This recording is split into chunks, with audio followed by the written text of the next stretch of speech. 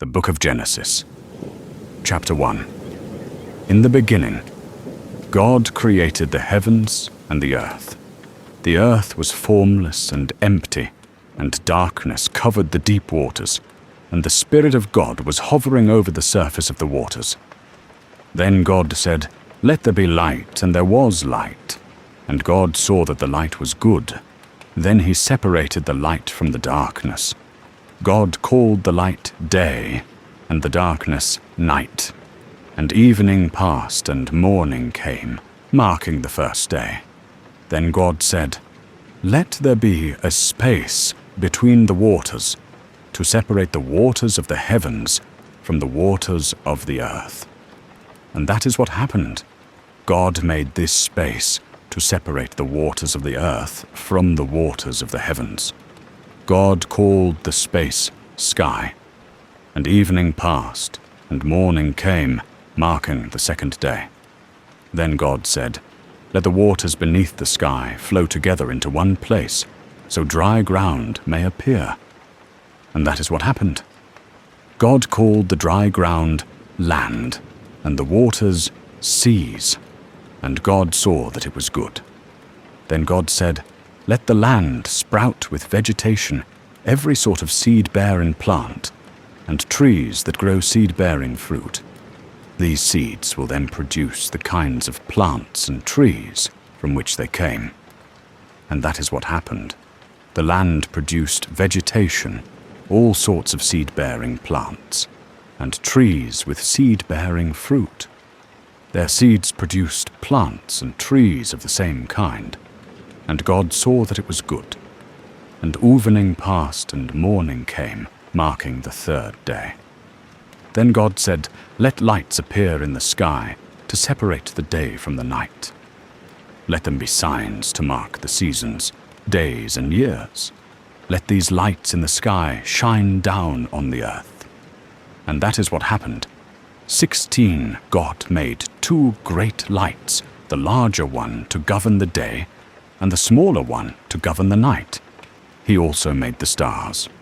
God set these lights in the sky to light the earth, to govern the day and night, and to separate the light from the darkness. And God saw that it was good. And evening passed, and morning came, marking the fourth day. Then God said, "Let the waters swarm with fish and other life. Let the skies be filled with birds of every kind." So God created great sea creatures, and every living thing that scurries and swarms in the water, and every sort of bird, each producing offspring of the same kind. And God saw that it was good. Then God blessed them, saying, "Be fruitful and multiply. Let the fish fill the seas, and let the birds multiply on the earth." And evening passed, and morning came, marking the fifth day. Then God said, "Let the earth produce every sort of animal, each producing offspring of the same kind livestock, small animals that scurry along the ground, and wild animals." And that is what happened. God made all sorts of wild animals, livestock and small animals, each able to produce offspring of the same kind. And God saw that it was good. Then God said, "Let us make human beings in our image, to be like us. They will reign over the fish in the sea, the birds in the sky, the livestock, all the wild animals on the earth, and the small animals that scurry along the ground." So God created human beings in his own image. In the image of God he created them. Male and female he created them. Then God blessed them and said, "Be fruitful and multiply. Fill the earth and govern it. Reign over the fish in the sea, the birds in the sky, and all the animals that scurry along the ground." Then God said, "Look, I have given you every seed-bearing plant throughout the earth, and all the fruit trees for your food. And I have given every green plant as food for all the wild animals, the birds in the sky, and the small animals that scurry along the ground, everything that has life." And that is what happened. Then God looked over all he had made, and he saw that it was very good. And evening passed and morning came, marking the sixth day. The book of Genesis, chapter 2. So the creation of the heavens and the earth and everything in them was completed. On the seventh day God had finished his work of creation, so he rested from all his work. And God blessed the seventh day and declared it holy, because it was the day when he rested from all his work of creation. Man in the Garden of Eden. This is the account of the creation of the heavens and the earth. The man and woman in Eden. When the Lord God made the earth and the heavens, neither wild plants nor grains were growing on the earth. For the Lord God hadn't yet sent rain to water the earth, and there were no people to cultivate the soil. Instead, springs came up from the ground and watered all the land. Then the Lord God formed the man from the dust of the ground. He breathed the breath of life into the man's nostrils, and the man became a living person. Then the Lord God planted a garden in Eden in the east, and there he placed the man he had made. The Lord God made all sorts of trees grow up from the ground, trees that were beautiful and that produced delicious fruit. In the middle of the garden, he placed the tree of life and the tree of the knowledge of good and evil. A river flowed from the land of Eden, watering the garden and then dividing into 4 branches. The first branch, called the Pishon, flowed around the entire land of Havilah, where gold is found. The gold of that land is exceptionally pure. Aromatic resin and onyx stone are also found there. The second branch, called the Gihon, flowed around the entire land of Cush. The third branch, called the Tigris, flowed east of the land of Ashur. The fourth branch is called the Euphrates. The Lord God placed the man in the Garden of Eden to tend and watch over it. But the Lord God warned him, "You may freely eat the fruit of every tree in the garden, except the tree of the knowledge of good and evil. If you eat its fruit, you are sure to die." Then the Lord God said, "It is not good for the man to be alone. I will make a helper who is just right for him." So the Lord God formed from the ground all the wild animals and all the birds of the sky. He brought them to the man to see what he would call them, and the man chose a name for each one. He gave names to all the livestock, all the birds of the sky, and all the wild animals. But still there was no helper just right for him. So the Lord God caused the man to fall into a deep sleep. While the man slept, the Lord God took out one of the man's ribs and closed up the opening. Then the Lord God made a woman from the rib, and he brought her to the man. "At last," the man exclaimed, "this one is bone from my bone, and flesh from my flesh. She will be called woman, because she was taken from man." This explains why a man leaves his father and mother and is joined to his wife, and the two are united into one. Now the man and his wife were both naked, but they felt no shame. The book of Genesis, chapter 3. Man's disobedience. The serpent was the shrewdest of all the wild animals the Lord God had made. One day he asked the woman, "Did God really say, 'You must not eat the fruit from any of the trees in the garden?'" "Of course we may eat fruit from the trees in the garden," the woman replied. "It's only the fruit from the tree in the middle of the garden that we are not allowed to eat. God said, 'You must not eat it or even touch it. If you do, you will die.'" "You won't die," the serpent replied to the woman. "God knows that your eyes will be opened as soon as you eat it, and you will be like God, knowing both good and evil." The woman was convinced. She saw that the tree was beautiful and its fruit looked delicious, and she wanted the wisdom it would give her.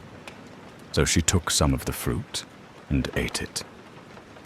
Then she gave some to her husband, who was with her, and he ate it too. At that moment, their eyes were opened, and they suddenly felt shame at their nakedness. So they sewed fig leaves together to cover themselves. When the cool evening breezes were blowing, the man and his wife heard the Lord God walking about in the garden. So they hid from the Lord God among the trees. Then the Lord God called to the man, "Where are you?" He replied, "I heard you walking in the garden, so I hid. I was afraid because I was naked." "Who told you that you were naked?" the Lord God asked. "Have you eaten from the tree whose fruit I commanded you not to eat?" The man replied, "It was the woman you gave me who gave me the fruit, and I ate it." Then the Lord God asked the woman, "What have you done?" "The serpent deceived me," she replied. "That's why I ate it." Then the Lord God said to the serpent, "Because you have done this, you are cursed more than all animals, domestic and wild. You will crawl on your belly, groveling in the dust, as long as you live. 15. And I will cause hostility between you and the woman, and between your offspring and her offspring. He will strike your head, and you will strike his heel." Then he said to the woman, "I will sharpen the pain of your pregnancy, and in pain you will give birth, and you will desire to control your husband, but he will rule over you." And to the man he said, "Since you listened to your wife and ate from the tree whose fruit I commanded you not to eat, the ground is cursed because of you. All your life you will struggle to scratch a living from it. It will grow thorns and thistles for you, though you will eat of its grains. By the sweat of your brow will you have food to eat until you return to the ground from which you were made. For you were made from dust, and to dust you will return." Then the man Adam named his wife Eve, because she would be the mother of all who live. And the Lord God made clothing from animal skins for Adam and his wife. Then the Lord God said, "Look, the human beings have become like us, knowing both good and evil. What if they reach out, take fruit from the tree of life, and eat it?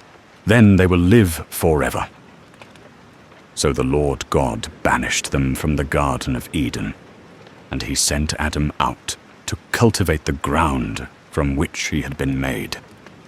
After sending them out, the Lord God stationed mighty cherubim to the east of the Garden of Eden, and he placed a flaming sword that flashed back and forth to guard the way to the tree of life.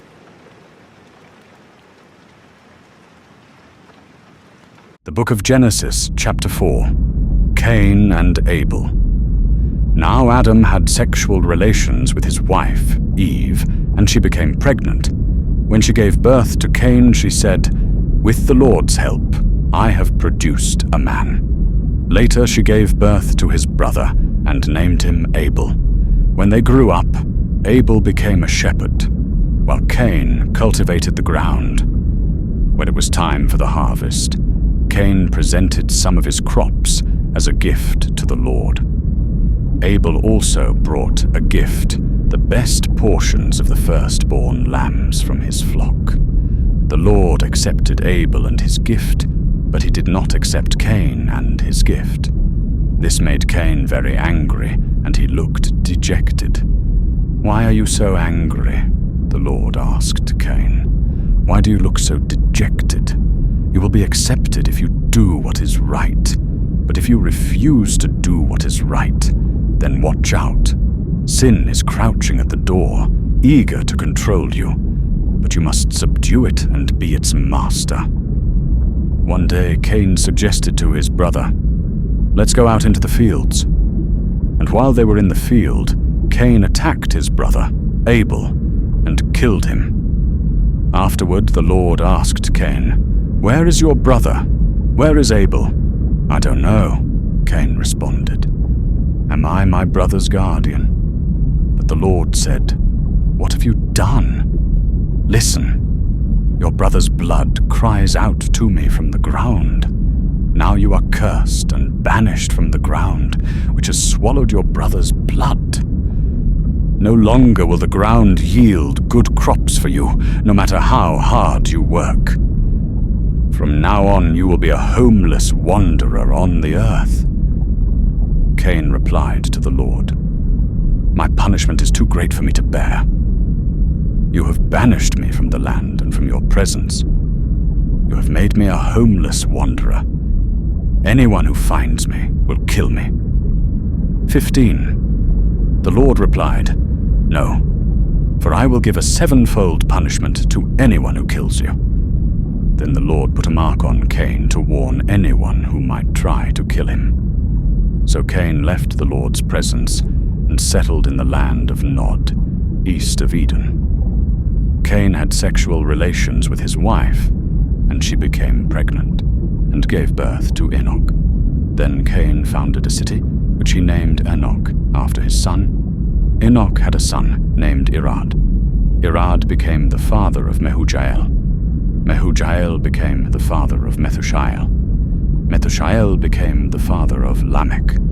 Lamech married 2 women. The first was named Ada, and the second was Zillah. Ada gave birth to Jabal, who was the first of those who raise livestock and live in tents. His brother's name was Jubal, the first of all who play the harp and flute. Lamech's other wife, Zillah, gave birth to a son named Tubal-Cain. He became an expert in forging tools of bronze and iron. Tubal-Cain had a sister named Naamah. One day, Lamech said to his wives, "Ada and Zillah, hear my voice. Listen to me, you wives of Lamech. I have killed a man who attacked me, a young man who wounded me. If someone who kills Cain is punished 7 times, then the one who kills me will be punished 77 times. Adam had sexual relations with his wife again, and she gave birth to another son. She named him Seth, for she said, "God has granted me another son in place of Abel, whom Cain killed." When Seth grew up, he had a son and named him Enosh. At that time, people first began to worship the Lord by name. The Book of Genesis, Chapter 5. The descendants of Adam. This is the written account of the descendants of Adam. When God created human beings, he made them to be like himself. He created them male and female, and he blessed them and called them human. When Adam was 130 years old, he became the father of a son who was just like him, in his very image. He named his son Seth. After the birth of Seth, Adam lived another 800 years, and he had other sons and daughters.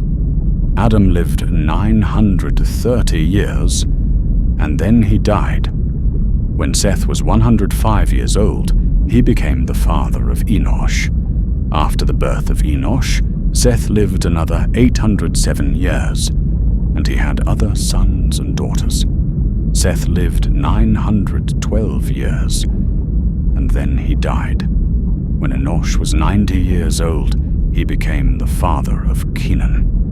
After the birth of Kenan, Enosh lived another 815 years, and he had other sons and daughters. One Enosh lived 905 years, and then he died. When Kenan was 70 years old, he became the father of Mahalalel.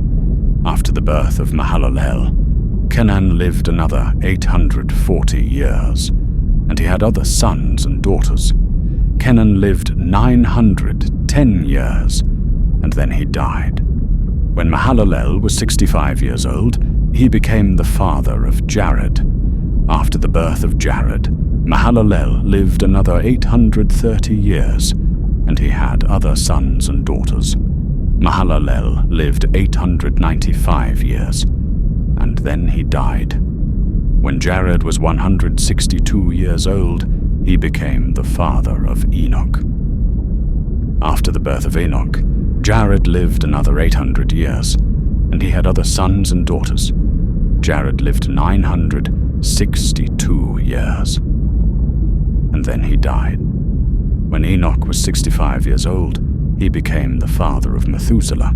After the birth of Methuselah, Enoch lived in close fellowship with God for another 300 years, and he had other sons and daughters. Enoch lived 365 years, walking in close fellowship with God. Then one day, he disappeared, because God took him. When Methuselah was 187 years old, he became the father of Lamech. After the birth of Lamech, Methuselah lived another 782 years, and he had other sons and daughters. Methuselah lived 969 years, and then he died. When Lamech was 182 years old, he became the father of a son. Lamech named his son Noah, for he said, "May he bring us relief from our work and the painful labor of farming this ground that the Lord has cursed." After the birth of Noah, Lamech lived another 595 years, and he had other sons and daughters. Lamech lived 777 years, and then he died. After Noah was 500 years old, he became the father of Shem, Ham, and Japheth. The Book of Genesis, chapter 6. The wickedness of mankind. Then the people began to multiply on the earth, and daughters were born to them. The sons of God saw the beautiful women, and took any they wanted as their wives. Then the Lord said, "My spirit will not put up with humans for such a long time, for they are only mortal flesh. In the future, their normal lifespan will be no more than 120 years.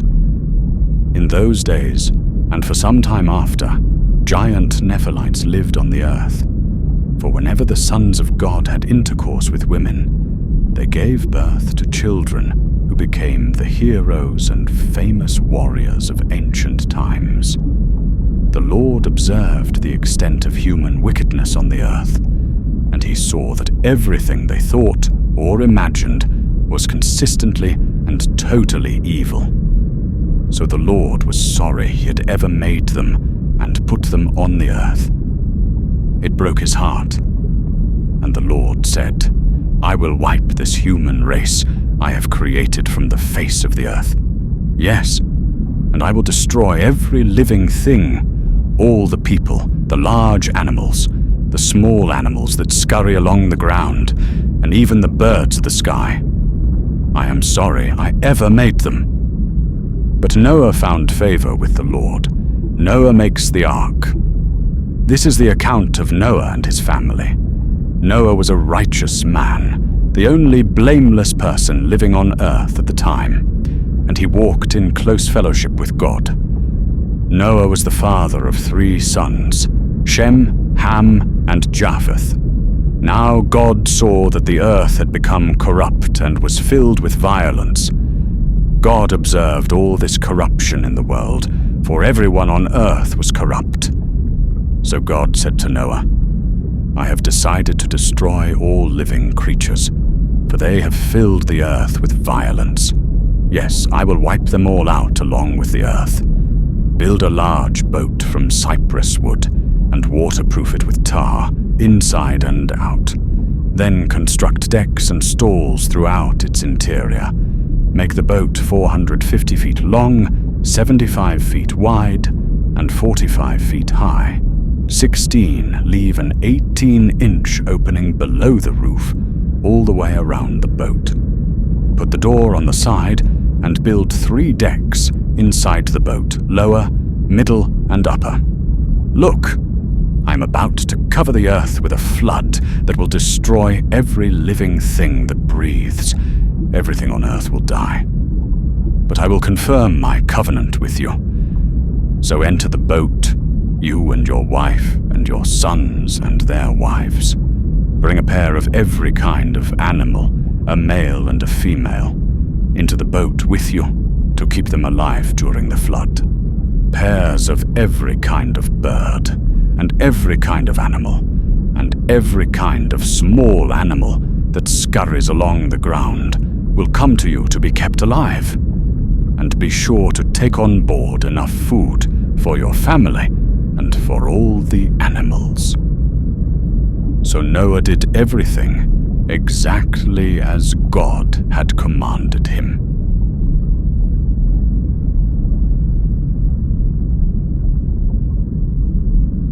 The Book of Genesis, Chapter 7. Thus toward when everything was ready, the Lord said to Noah, "Go into the boat with all your family, for among all the people of the earth, I can see that you alone are righteous.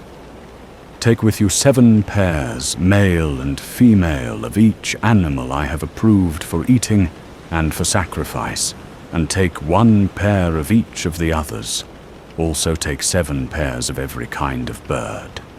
There must be a male and a female in each pair to ensure that all life will survive on the earth after the flood. 7 days from now, I will make the rains pour down on the earth, and it will rain for 40 days and 40 nights, until I have wiped from the earth all the living things I have created." So Noah did everything as the Lord commanded him. Noah was 600 years old when the flood covered the earth. He went on board the boat to escape the flood, he and his wife, and his sons and their wives. With them were all the various kinds of animals, those approved for eating and for sacrifice, and those that were not, along with all the birds and the small animals that scurry along the ground. They entered the boat in pairs, male and female, just as God had commanded Noah. After 7 days, the waters of the flood came and covered the earth. When Noah was 600 years old, on the 17th day of the 2nd month, all the underground waters erupted from the earth, and the rain fell in mighty torrents from the sky. The rain continued to fall for 40 days and 40 nights. That very day, Noah had gone into the boat with his wife and his sons, Shem, Ham, and Japheth and their wives. With them in the boat were pairs of every kind of animal, domestic and wild, large and small, along with birds of every kind. 2 by 2 they came into the boat, representing every living thing that breathes. A male and female of each kind entered, just as God had commanded Noah. Then the Lord closed the door behind them. For 40 days the flood waters grew deeper, covering the ground and lifting the boat high above the earth. As the waters rose higher and higher above the ground, the boat floated safely on the surface. Finally, the water covered even the highest mountains on the earth, rising more than 22 feet above the highest peaks. All the living things on earth died: birds, domestic animals, wild animals, small animals that scurry along the ground, and all the people. Everything that breathed and lived on dry land died. God wiped out every living thing on the earth. People, livestock, small animals that scurry along the ground, and the birds of the sky. All were destroyed. The only people who survived were Noah and those with him in the boat. And the floodwaters covered the earth for 150 days. The Book of Genesis, Chapter 8.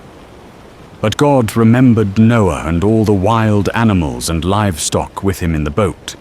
He sent a wind to blow across the earth, and the floodwaters began to recede. The underground waters stopped flowing, and the torrential rains from the sky were stopped. So the floodwaters gradually receded from the earth.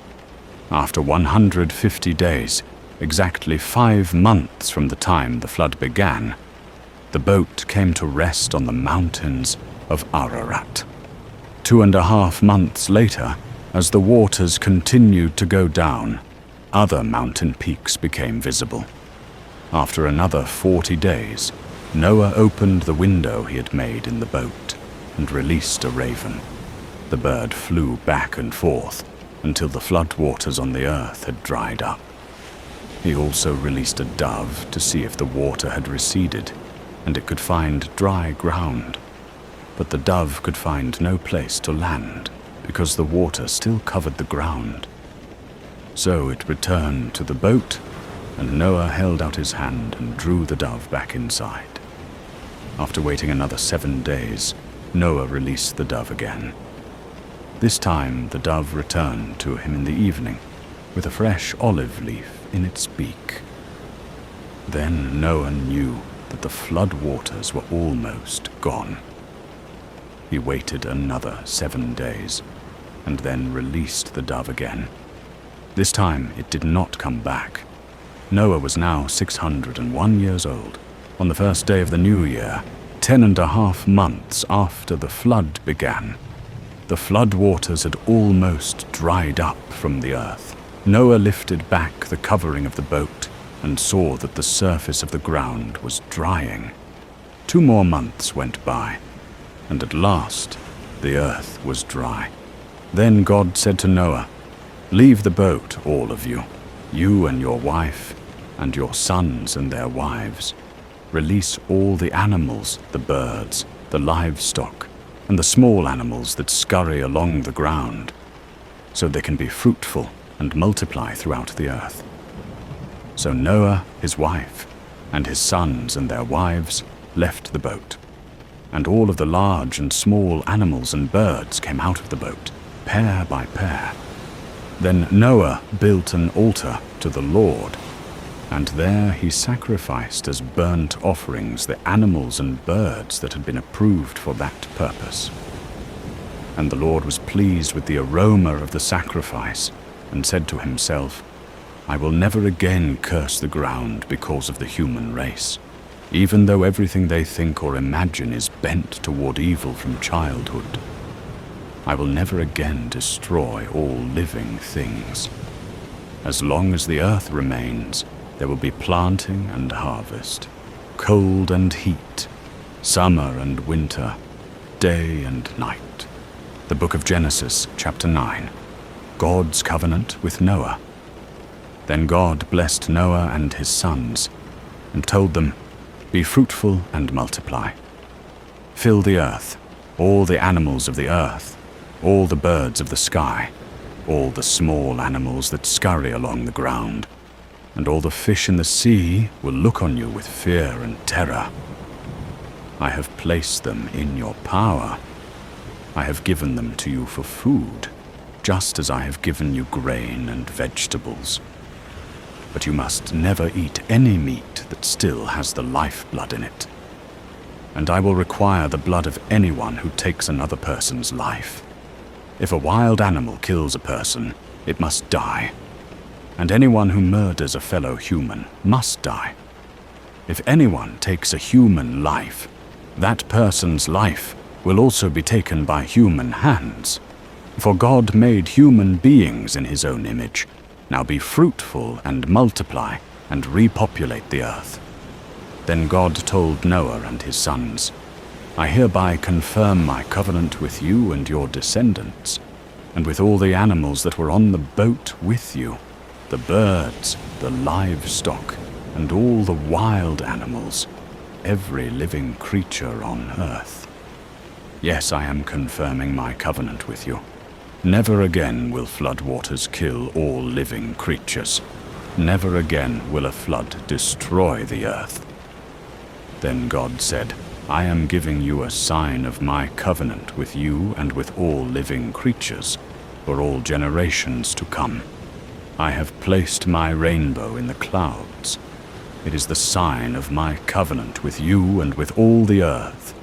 When I send clouds over the earth, the rainbow will appear in the clouds, and I will remember my covenant with you and with all living creatures. Never again will the flood waters destroy all life. When I see the rainbow in the clouds, I will remember the eternal covenant between God and every living creature on earth. Then God said to Noah, "Yes, this rainbow is the sign of the covenant I am confirming with all the creatures on earth." Noah's drunkenness. The sons of Noah who came out of the boat with their father were Shem, Ham, and Japheth. Ham is the father of Canaan. From these 3 sons of Noah came all the people who now populate the earth. After the flood, Noah began to cultivate the ground, and he planted a vineyard. One day he drank some wine he had made, and he became drunk and lay naked inside his tent. Ham, the father of Canaan, saw that his father was naked, and went outside and told his brothers. Then Shem and Japheth took a robe, held it over their shoulders, and backed into the tent to cover their father. As they did this, they looked the other way so they would not see him naked.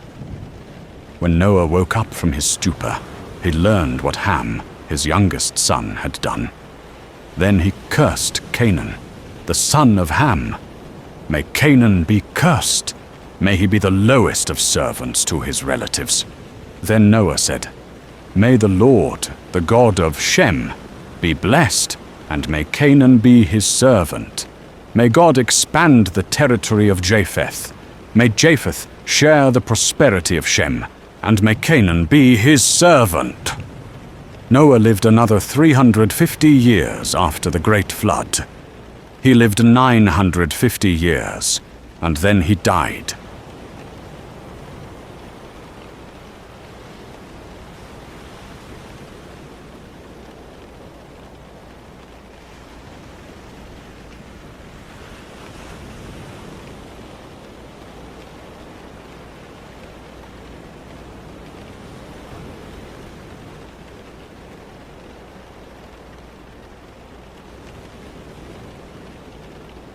The Book of Genesis, Chapter 10.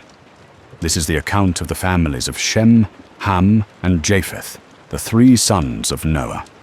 Many children were born to them after the great flood, descendants of Japheth.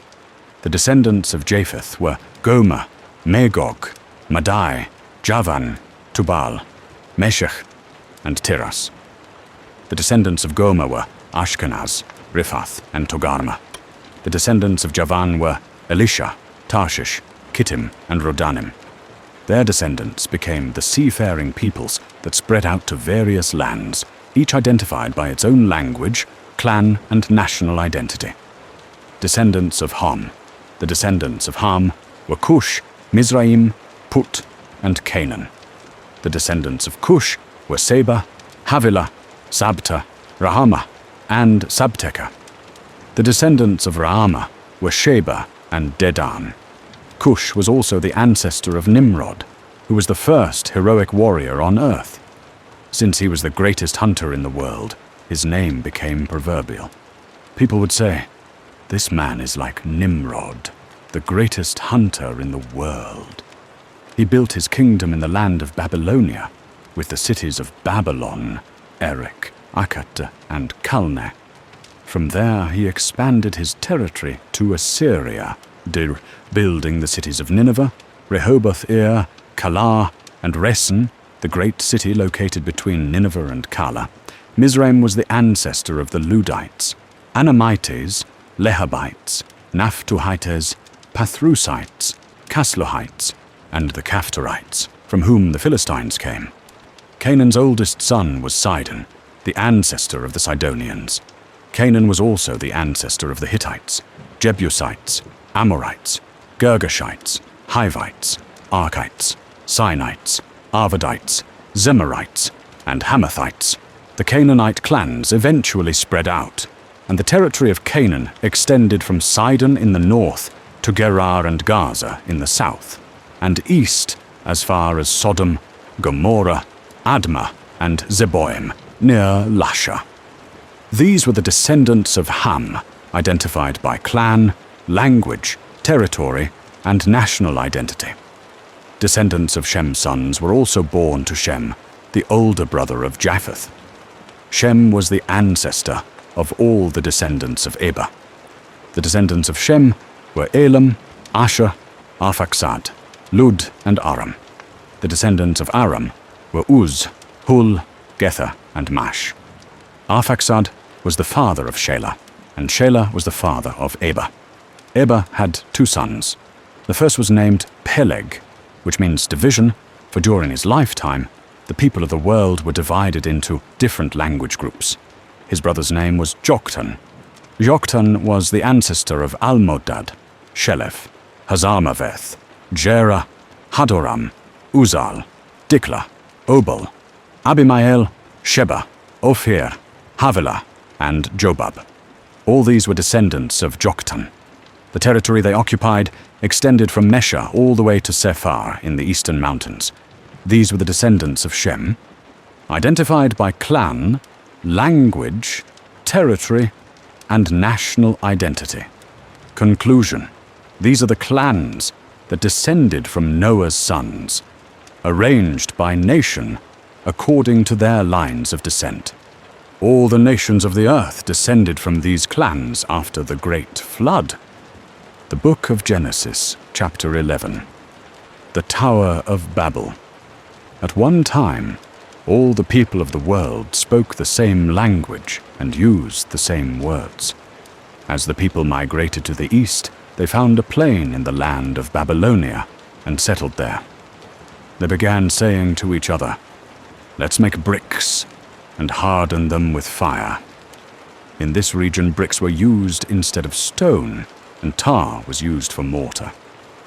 Then they said, "Come, let's build a great city for ourselves, with a tower that reaches into the sky. This will make us famous and keep us from being scattered all over the world."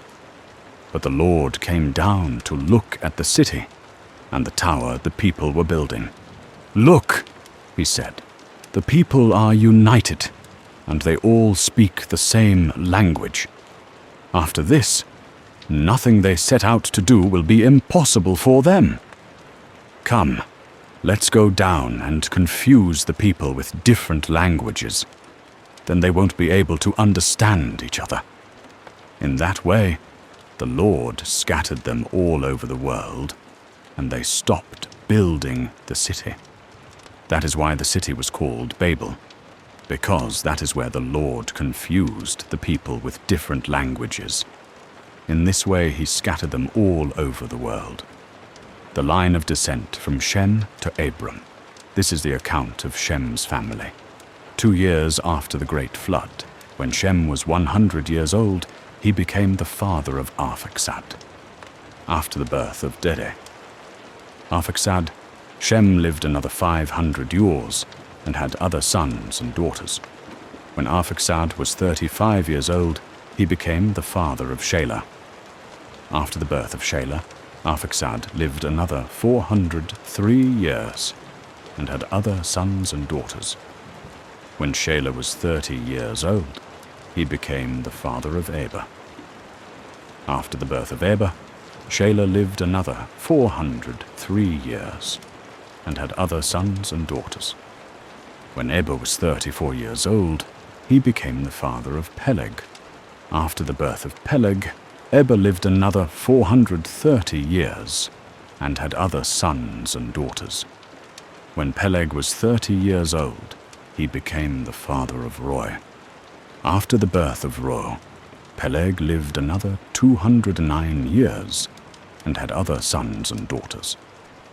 When Reu was 32 years old, he became the father of Serug.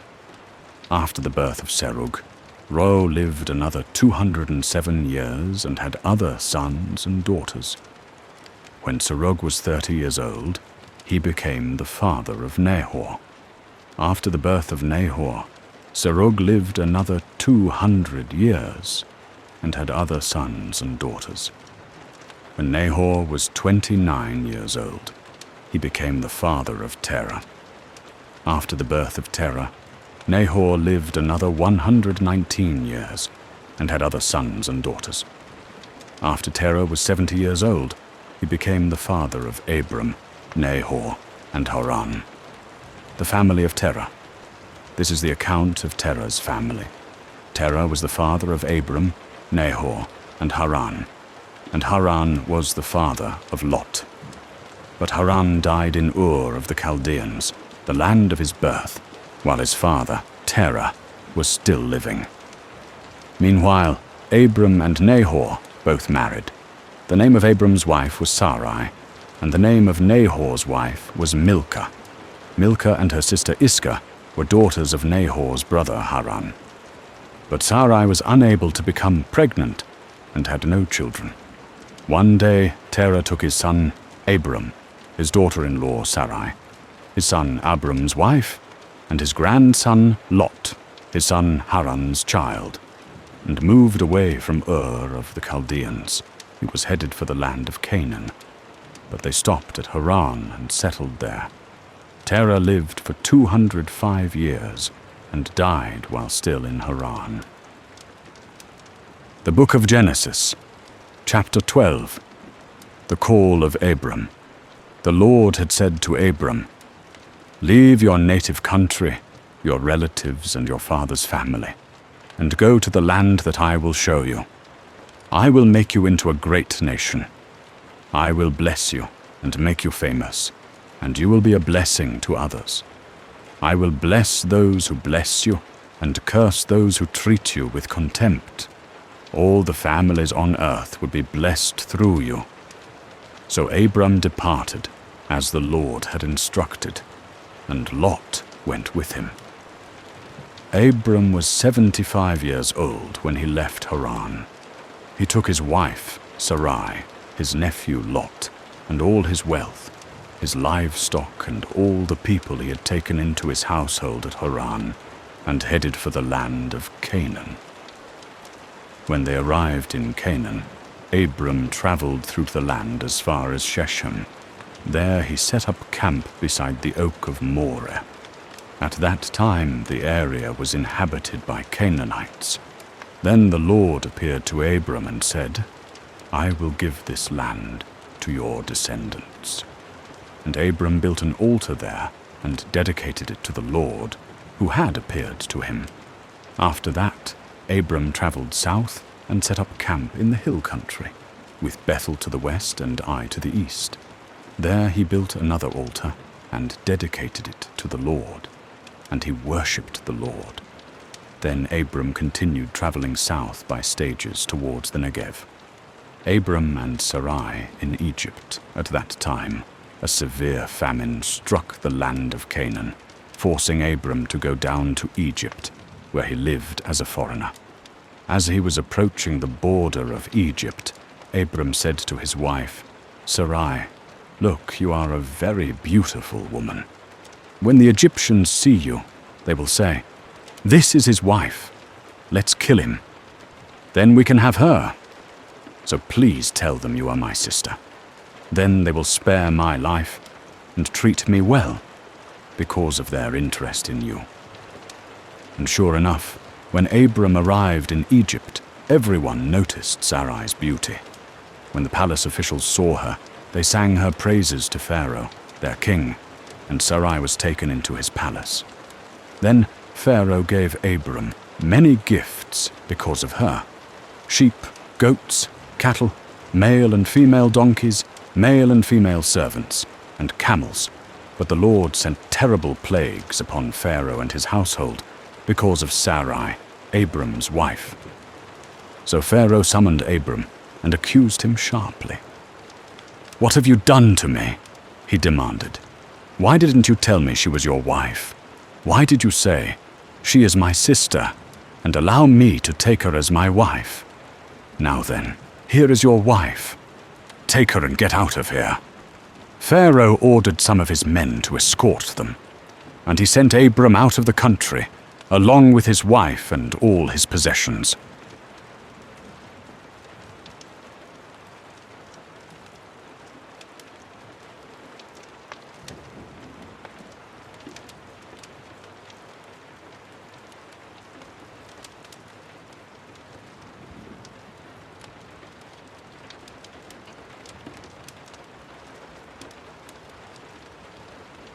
The book of Genesis, chapter 13. And Abram went up out of Egypt, he and his wife, and all that he had, and Lot with him, into the south. And Abram was very rich in cattle, in silver, and in gold. And he went on his journeys from the south, even to Beth-el, unto the place where his tent had been at the beginning, between Beth-el and Ai, unto the place of the altar, which he had made there at the first. And there Abram called on the name of Jehovah. And Lot also, who went with Abram, had flocks and herds and tents, and the land was not able to bear them, that they might dwell together, for their substance was great, so that they could not dwell together. And there was a strife between the herdsmen of Abram's cattle and the herdsmen of Lot's cattle, and the Canaanite and the Perizzite dwelt then in the land. And Abram said unto Lot, Let there be no strife, I pray thee, between me and thee, and between my herdsmen and thy herdsmen, for we are brethren. Is not the whole land before thee? Separate thyself, I pray thee, from me. If thou wilt take the left hand, then I will go to the right. Or if thou take the right hand, then I will go to the left. And Lot lifted up his eyes, and beheld all the plain of the Jordan, that it was well watered everywhere, before Jehovah destroyed Sodom and Gomorrah, like the garden of Jehovah, like the land of Egypt, as thou goest unto Zoar. So Lot chose him all the plain of the Jordan, and Lot journeyed east, and they separated themselves the one from the other. Abram dwelt in the land of Canaan, and Lot dwelt in the cities of the plain, and moved his tent as far as Sodom. Now the men of Sodom were wicked, and sinners against Jehovah exceedingly.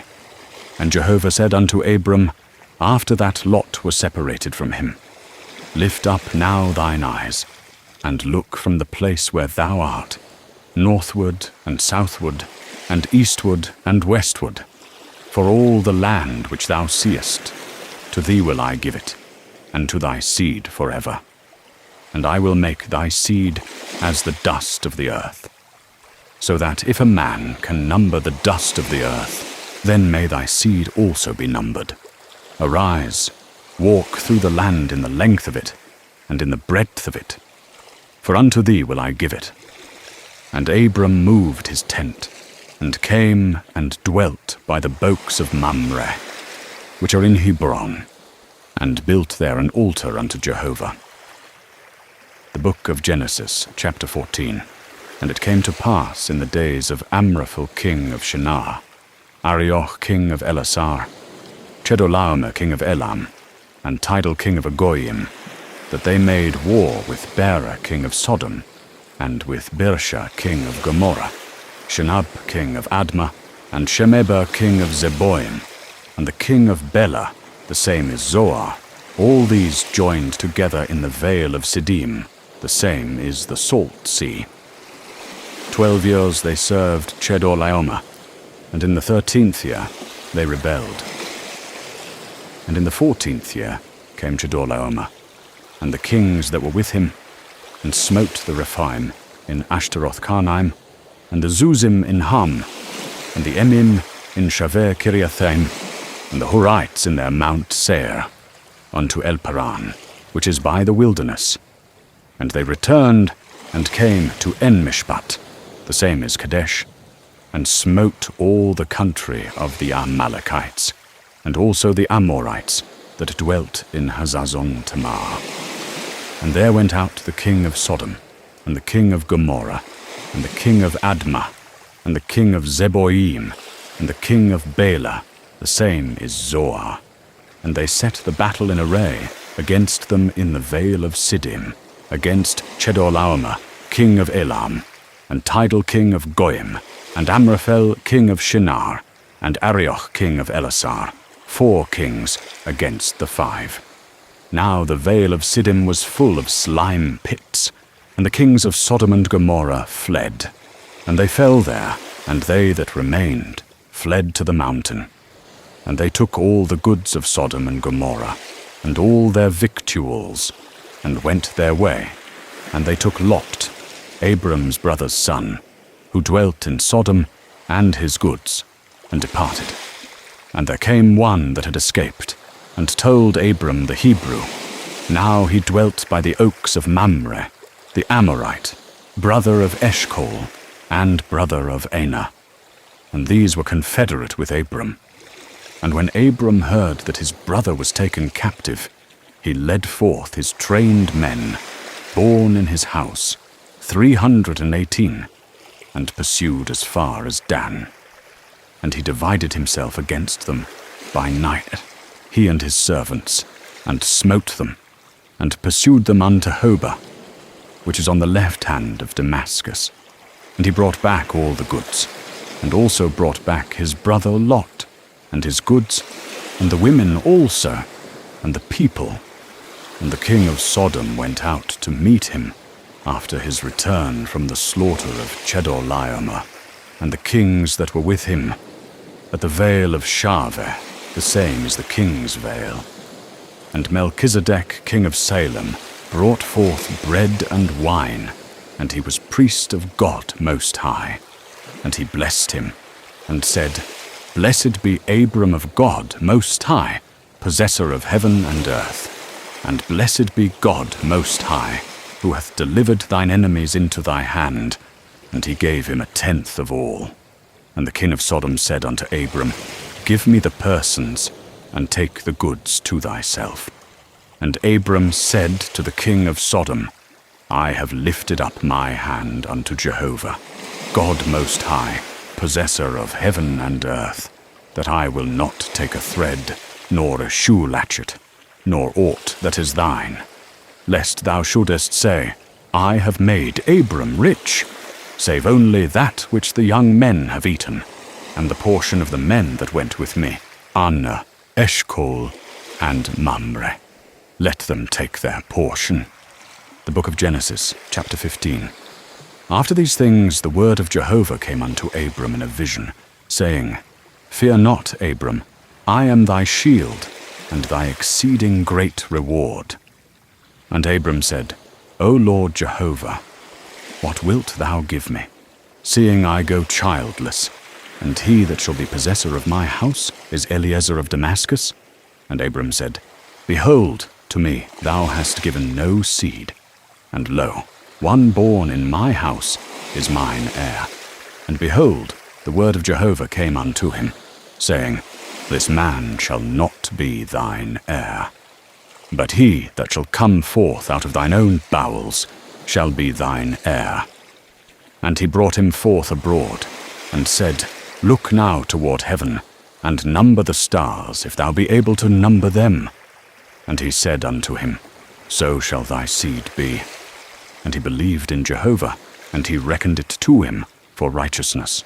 And he said unto him, I am Jehovah that brought thee out of Ur of the Chaldees, to give thee this land to inherit it. And he said, O Lord Jehovah, whereby shall I know that I shall inherit it? And he said unto him, Take me a heifer 3 years old, and a she-goat 3 years old, and a ram 3 years old, and a turtle-dove, and a young pigeon. And he took him all these, and divided them in the midst, and laid each half over against the other. But the birds divided he not. And the birds of prey came down upon the carcasses, and Abram drove them away. And when the sun was going down, a deep sleep fell upon Abram, and lo, a horror of great darkness fell upon him. And he said unto Abram, Know of a surety that thy seed shall be sojourners in a land that is not theirs, and shall serve them. And they shall afflict them 400 years, and also that nation whom they shall serve will I judge. And afterward shall they come out with great substance. But thou shalt go to thy fathers in peace. Thou shalt be buried in a good old age. And in the 4th generation they shall come hither again. For the iniquity of the Amorite is not yet full. And it came to pass that when the sun went down, and it was dark. Behold, a smoke-all furnace, and a flaming torch that passed between these pieces. In that day Jehovah made a covenant with Abram, saying, Unto thy seed have I given this land, from the river of Egypt unto the great river, the river Euphrates, the Kenite, and the Kenizzite, and the Cadmonite, and the Hittite, and the Perizzite, and the Rephaim, and the Amorite, and the Canaanite, and the Girgashite, and the Jebusite.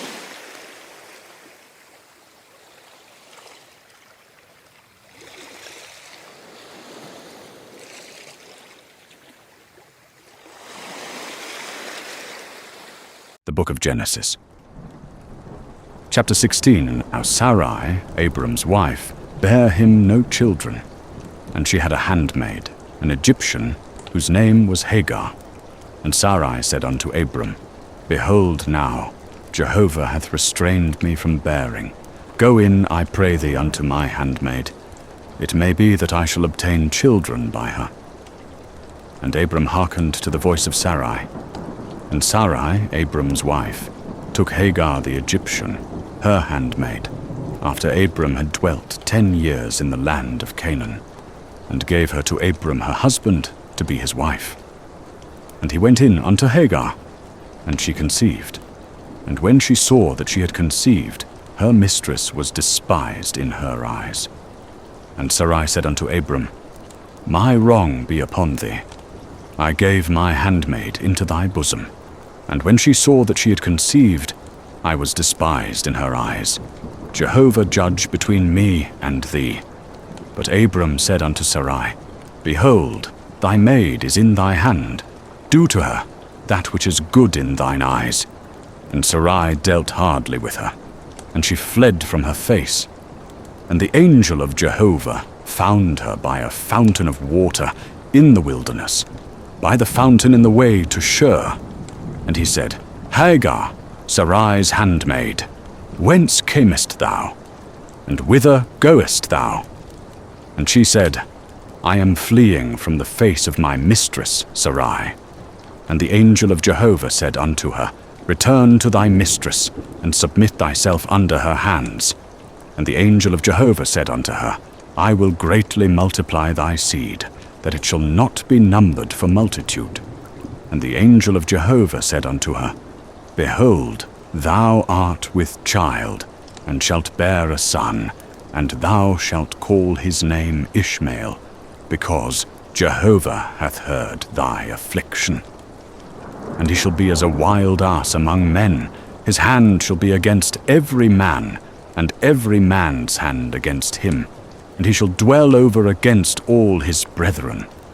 And she called the name of Jehovah that spake unto her, Thou art a God that seeth. For she said, Have I even here looked after him that seeth me?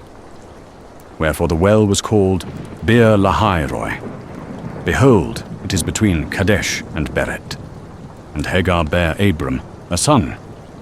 And Abram called the name of his son, whom Hagar bare, Ishmael. And Abram was 86 years old, when Hagar bare Ishmael to Abram. The Book of Genesis. Chapter 17. And when Abram was 90 years old and 9, Jehovah appeared to Abram, and said unto him, I am God Almighty. Walk before me, and be thou perfect. And I will make my covenant between me and thee, and will multiply thee exceedingly. And Abram fell on his face. And God talked with him, saying, As for me, behold, my covenant is with thee, and thou shalt be the father of a multitude of nations. Neither shall thy name any more be called Abram, but thy name shall be Abraham. For the father of a multitude of nations have I made thee. And I will make thee exceeding fruitful, and I will make nations of thee, and kings shall come out of thee. And I will establish my covenant between me and thee, and thy seed after thee, throughout their generations, for an everlasting covenant, to be a God unto thee, and to thy seed after thee. And I will give unto thee and to thy seed after thee, the land of thy sojournings, all the land of Canaan, for an everlasting possession, and I will be their God. And God said unto Abraham, And as for thee, thou shalt keep my covenant, thou and thy seed after thee, throughout their generations. This is my covenant, which ye shall keep, between me and you and thy seed after thee. Every male among you shall be circumcised, and ye shall be circumcised in the flesh of your foreskin, and it shall be a token of a covenant betwixt me and you. And he that is 8 days old shall be circumcised among you, every male throughout your generations. He that is born in the house, or bought with money of any foreigner that is not of thy seed. He that is born in thy house, and he that is bought with thy money, must needs be circumcised. And my covenant shall be in your flesh for an everlasting covenant. And the uncircumcised male, who is not circumcised in the flesh of his foreskin, that soul shall be cut off from his people. He hath broken my covenant. And God said unto Abraham, As for Sarai thy wife, thou shalt not call her name Sarai, but Sarah shall her name be. And I will bless her, and moreover I will give thee a son of her. Yea, I will bless her, and she shall be a mother of nations. Kings of peoples shall be of her. Then Abraham fell upon his face, and laughed, and said in his heart, Shall a child be born unto him that is 100 years old? And shall Sarah that is 90 years old bear? And Abraham said unto God, O that Ishmael might live before thee. And God said, Nay, but Sarah thy wife shall bear thee a son, and thou shalt call his name Isaac, and I will establish my covenant with him for an everlasting covenant for his seed after him. And as for Ishmael, I have heard thee. Behold, I have blessed him, and will make him fruitful, and will multiply him exceedingly. 12 princes shall he beget, and I will make him a great nation. But my covenant will I establish with Isaac, whom Sarah shall bear unto thee at this set time in the next year. And he left off talking with him, and God went up from Abraham. And Abraham took Ishmael his son, and all that were born in his house, and all that were bought with his money, every male among the men of Abraham's house, and circumcised the flesh of their foreskin in the selfsame day, as God had said unto him. And Abraham was 90 years old and 9, when he was circumcised in the flesh of his foreskin. And Ishmael his son was 13 years old, when he was circumcised in the flesh of his foreskin. In the selfsame day was Abraham circumcised, and Ishmael his son. And all the men of his house, those born in the house, and those bought with money of a foreigner, were circumcised with him. The book of Genesis, chapter 18. And Jehovah appeared unto him by the oaks of Mamre, as he sat in the tent door in the heat of the day. And he lifted up his eyes and looked, and, lo, 3 men stood over against him. And when he saw them, he ran to meet them from the tent door, and bowed himself to the earth, and said, My Lord, if now I have found favor in thy sight, pass not away, I pray thee, from thy servant. Let now a little water be fetched, and wash your feet, and rest yourselves under the tree, and I will fetch a morsel of bread, and strengthen ye your heart. After that ye shall pass on, forasmuch as ye are come to your servant. And they said, So do, as thou hast said. And Abraham hastened into the tent unto Sarah, and said, Make ready quickly 3 measures of fine meal, knead it, and make cakes. And Abraham ran unto the herd, and fetched a calf tender and good, and gave it unto the servant. And he hasted to dress it. And he took butter and milk, and the calf which he had dressed, and set it before them. And he stood by them under the tree, and they did eat. And they said unto him, Where is Sarah thy wife?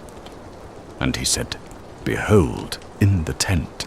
And he said, I will certainly return unto thee when the season cometh round. And lo, Sarah thy wife shall have a son. And Sarah heard in the tent door, which was behind him. Now Abraham and Sarah were old, and well stricken in age. It had ceased to be with Sarah after the manner of women. And Sarah laughed within herself, saying, After I am waxed old shall I have pleasure, my Lord being old also. And Jehovah said unto Abraham, Wherefore did Sarah laugh, saying, Shall I of a surety bear a child who am old? Is anything too hard for Jehovah?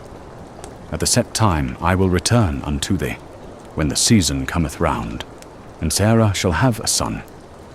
Then Sarah denied, saying, I laughed not, for she was afraid. And he said, Nay, but thou didst laugh. And the men rose up from thence, and looked toward Sodom. And Abraham went with them to bring them on the way. And Jehovah said, Shall I hide from Abraham that which I do, seeing that Abraham shall surely become a great and mighty nation, and all the nations of the earth shall be blessed in him? For I have known him, to the end that he may command his children and his household after him, that they may keep the way of Jehovah, to do righteousness and justice, to the end that Jehovah may bring upon Abraham that which he hath spoken of him. And Jehovah said, Because the cry of Sodom and Gomorrah is great, and because their sin is very grievous, I will go down now, and see whether they have done altogether according to the cry of it, which is come unto me. And if not, I will know. And the men turned from thence, and went toward Sodom, but Abraham stood yet before Jehovah. And Abraham drew near, and said, Wilt thou consume the righteous with the wicked? Peradventure there are 50 righteous within the city. Wilt thou consume, and not spare the place for the 50 righteous that are therein? That be far from thee to do after this manner, to slay the righteous with the wicked, that so the righteous should be as the wicked. That be far from thee. Shall not the judge of all the earth do right? And Jehovah said, If I find in Sodom 50 righteous within the city, then I will spare all the place for their sake. And Abraham answered and said, Behold now, I have taken upon me to speak unto the Lord, who am but dust and ashes. Peradventure there shall lack 5 of the 50 righteous. Wilt thou destroy all the city for lack of 5? And he said, I will not destroy it, if I find there 45. And he spake unto him yet again, and said, Peradventure there shall be 40 found there. And he said, I will not do it for the 40's sake. And he said, O let not the Lord be angry, and I will speak. Peradventure there shall 30 be found there. And he said, I will not do it, if I find 30 there. And he said, Behold now, I have taken upon me to speak unto the Lord. Peradventure there shall be 20 found there. And he said, I will not destroy it for the 20's sake. And he said, O let not the Lord be angry, and I will speak yet but this once. Peradventure 10 shall be found there. And he said, I will not destroy it for the 10's sake. And Jehovah went his way, as soon as he had left off, communing with Abraham. And Abraham returned unto his place.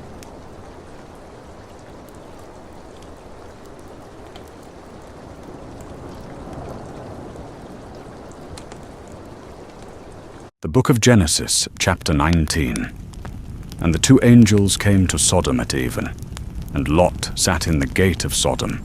And Lot saw them, and rose up to meet them. And he bowed himself with his face to the earth. And he said, Behold now, my lords, turn aside, I pray you, into your servant's house, and tarry all night, and wash your feet, and ye shall rise up early, and go on your way. And they said, Nay, but we will abide in the street all night. And he urged them greatly, and they turned in unto him, and entered into his house. And he made them a feast, and did bake unleavened bread, and they did eat.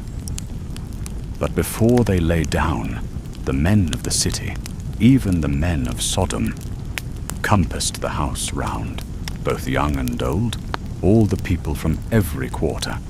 And they called unto Lot, and said unto him, Where are the men that came in to thee this night? Bring them out unto us, that we may know them. And Lot went out unto them to the door, and shut the door after him. And he said, I pray you, my brethren, do not so wickedly. Behold now, I have 2 daughters that have not known man. Let me, I pray you, bring them out unto you, and do ye to them as is good in your eyes. Only unto these men do nothing, forasmuch as they are come under the shadow of my roof.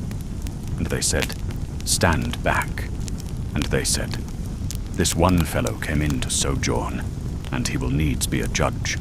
Now will we deal worse with thee than with them. And they pressed sore upon the man, even Lot, and drew near to break the door. But the men put forth their hand, and brought Lot into the house to them, and shut to the door. And they smote the men that were at the door of the house with blindness, both small and great, so that they wearied themselves to find the door. And the men said unto Lot, Hast thou here any besides, son-in-law, and thy sons and thy daughters, and whomsoever thou hast in the city, bring them out of the place. For we will destroy this place, because the cry of them is waxed great before Jehovah, and Jehovah hath sent us to destroy it. And Lot went out, and spake unto his sons-in-law, who married his daughters, and said, Up, get you out of this place, for Jehovah will destroy the city. But he seemed unto his sons-in-law as one that mocked.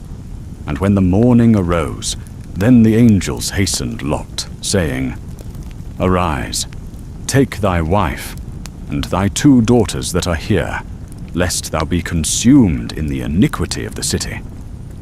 But he lingered, and the men laid hold upon his hand, and upon the hand of his wife, and upon the hand of his 2 daughters, Jehovah being merciful unto him.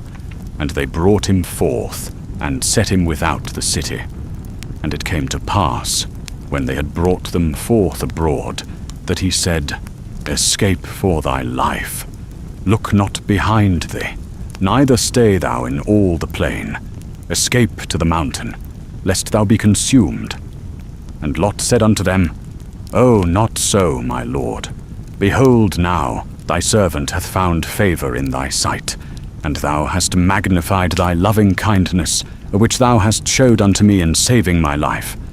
And I cannot escape to the mountain, lest evil overtake me, and I die. Behold now, this city is near to flee unto, and it is a little one. O let me escape thither. Is it not a little one? And my soul shall live. And he said unto him, See, I have accepted thee concerning this thing also, that I will not overthrow the city of which thou hast spoken. Haste thee, escape thither, for I cannot do anything till thou be come thither. Therefore the name of the city was called Zoar. The sun was risen upon the earth, when Lot came unto Zoar. Then Jehovah rained upon Sodom, and upon Gomorrah brimstone, and fire from Jehovah out of heaven. And he overthrew those cities, and all the plain, and all the inhabitants of the cities, and that which grew upon the ground. But his wife looked back from behind him, and she became a pillar of salt. And Abraham gat up early in the morning, to the place where he had stood before Jehovah. And he looked toward Sodom and Gomorrah, and toward all the land of the plain, and beheld, And lo, the smoke of the land went up as the smoke of a furnace. And it came to pass, when God destroyed the cities of the plain, that God remembered Abraham, and sent Lot out of the midst of the overthrow, when he overthrew the cities in which Lot dwelt. And Lot went up out of Zoar, and dwelt in the mountain, and his 2 daughters with him, for he feared to dwell in Zoar, and he dwelt in a cave, he and his 2 daughters. And the firstborn said unto the younger, Our father is old, and there is not a man in the earth to come in unto us, after the manner of all the earth. Come, let us make our father drink wine, and we will lie with him, that we may preserve seed of our father. And they made their father drink wine that night. And the firstborn went in, and lay with her father, and he knew not when she lay down, nor when she arose. And it came to pass on the morrow, that the firstborn said unto the younger, Behold, I lay yesternight with my father. Let us make him drink wines this night also, and go thou in, and lie with him, that we may preserve seed of our father. 30 or 35. And they made their father drink wine that night also. And the younger arose, and lay with him, and he knew not when she lay down, nor when she arose. Thus were both the daughters of Lot with child by their father. 37. And the firstborn bare a son, and called his name Moab. The same is the father of the Moabites unto this day. 38. And the younger, she also bare a son, and called his name Ben-Ammi. The same is the father of the children of Ammon unto this day. The book of Genesis, chapter 20. And Abraham journeyed from thence toward the land of the south, and dwelt between Kadesh and Shur, and he sojourned in Gerar. And Abraham said of Sarah his wife, She is my sister. And Abimelech king of Gerar sent, and took Sarah. But God came to Abimelech in a dream of the night, and said to him, Behold, thou art but a dead man, because of the woman whom thou hast taken, for she is a man's wife. Now Abimelech had not come near her, and he said, Lord, wilt thou slay even a righteous nation? Said he not himself unto me, She is my sister? And she, even she herself said, He is my brother. In the integrity of my heart, and the innocency of my hands, have I done this. And God said unto him in the dream, Yea, I know that in the integrity of thy heart thou hast done this, and I also withheld thee from sinning against me. Therefore suffered I thee not to touch her. Now therefore restore the man's wife, for he is a prophet, and he shall pray for thee, and thou shalt live. And if thou restore her not, know thou that thou shalt surely die, thou, and all that are thine. And Abimelech rose early in the morning, and called all his servants, and told all these things in their ears, and the men were sore afraid. Then Abimelech called Abraham, and said unto him, What hast thou done unto us? And wherein have I sinned against thee, that thou hast brought on me and on my kingdom a great sin? Thou hast done deeds unto me that ought not to be done. And Abimelech said unto Abraham, What sawest thou, that thou hast done this thing? And Abraham said, Because I thought, Surely the fear of God is not in this place, and they will slay me for my wife's sake. And moreover, she is indeed my sister, the daughter of my father, but not the daughter of my mother, and she became my wife. And it came to pass, when God caused me to wander from my father's house, that I said unto her, This is thy kindness which thou shalt show unto me. At every place whither we shall come, say of me, He is my brother. And Abimelech took sheep and oxen, and men servants and women servants, and gave them unto Abraham, and restored him Sarah his wife. And Abimelech said, Behold, my land is before thee. Dwell where it pleaseth thee.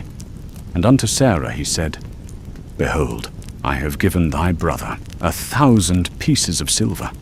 Behold, it is for thee a covering of the eyes to all that are with thee, and in respect of all thou art righted.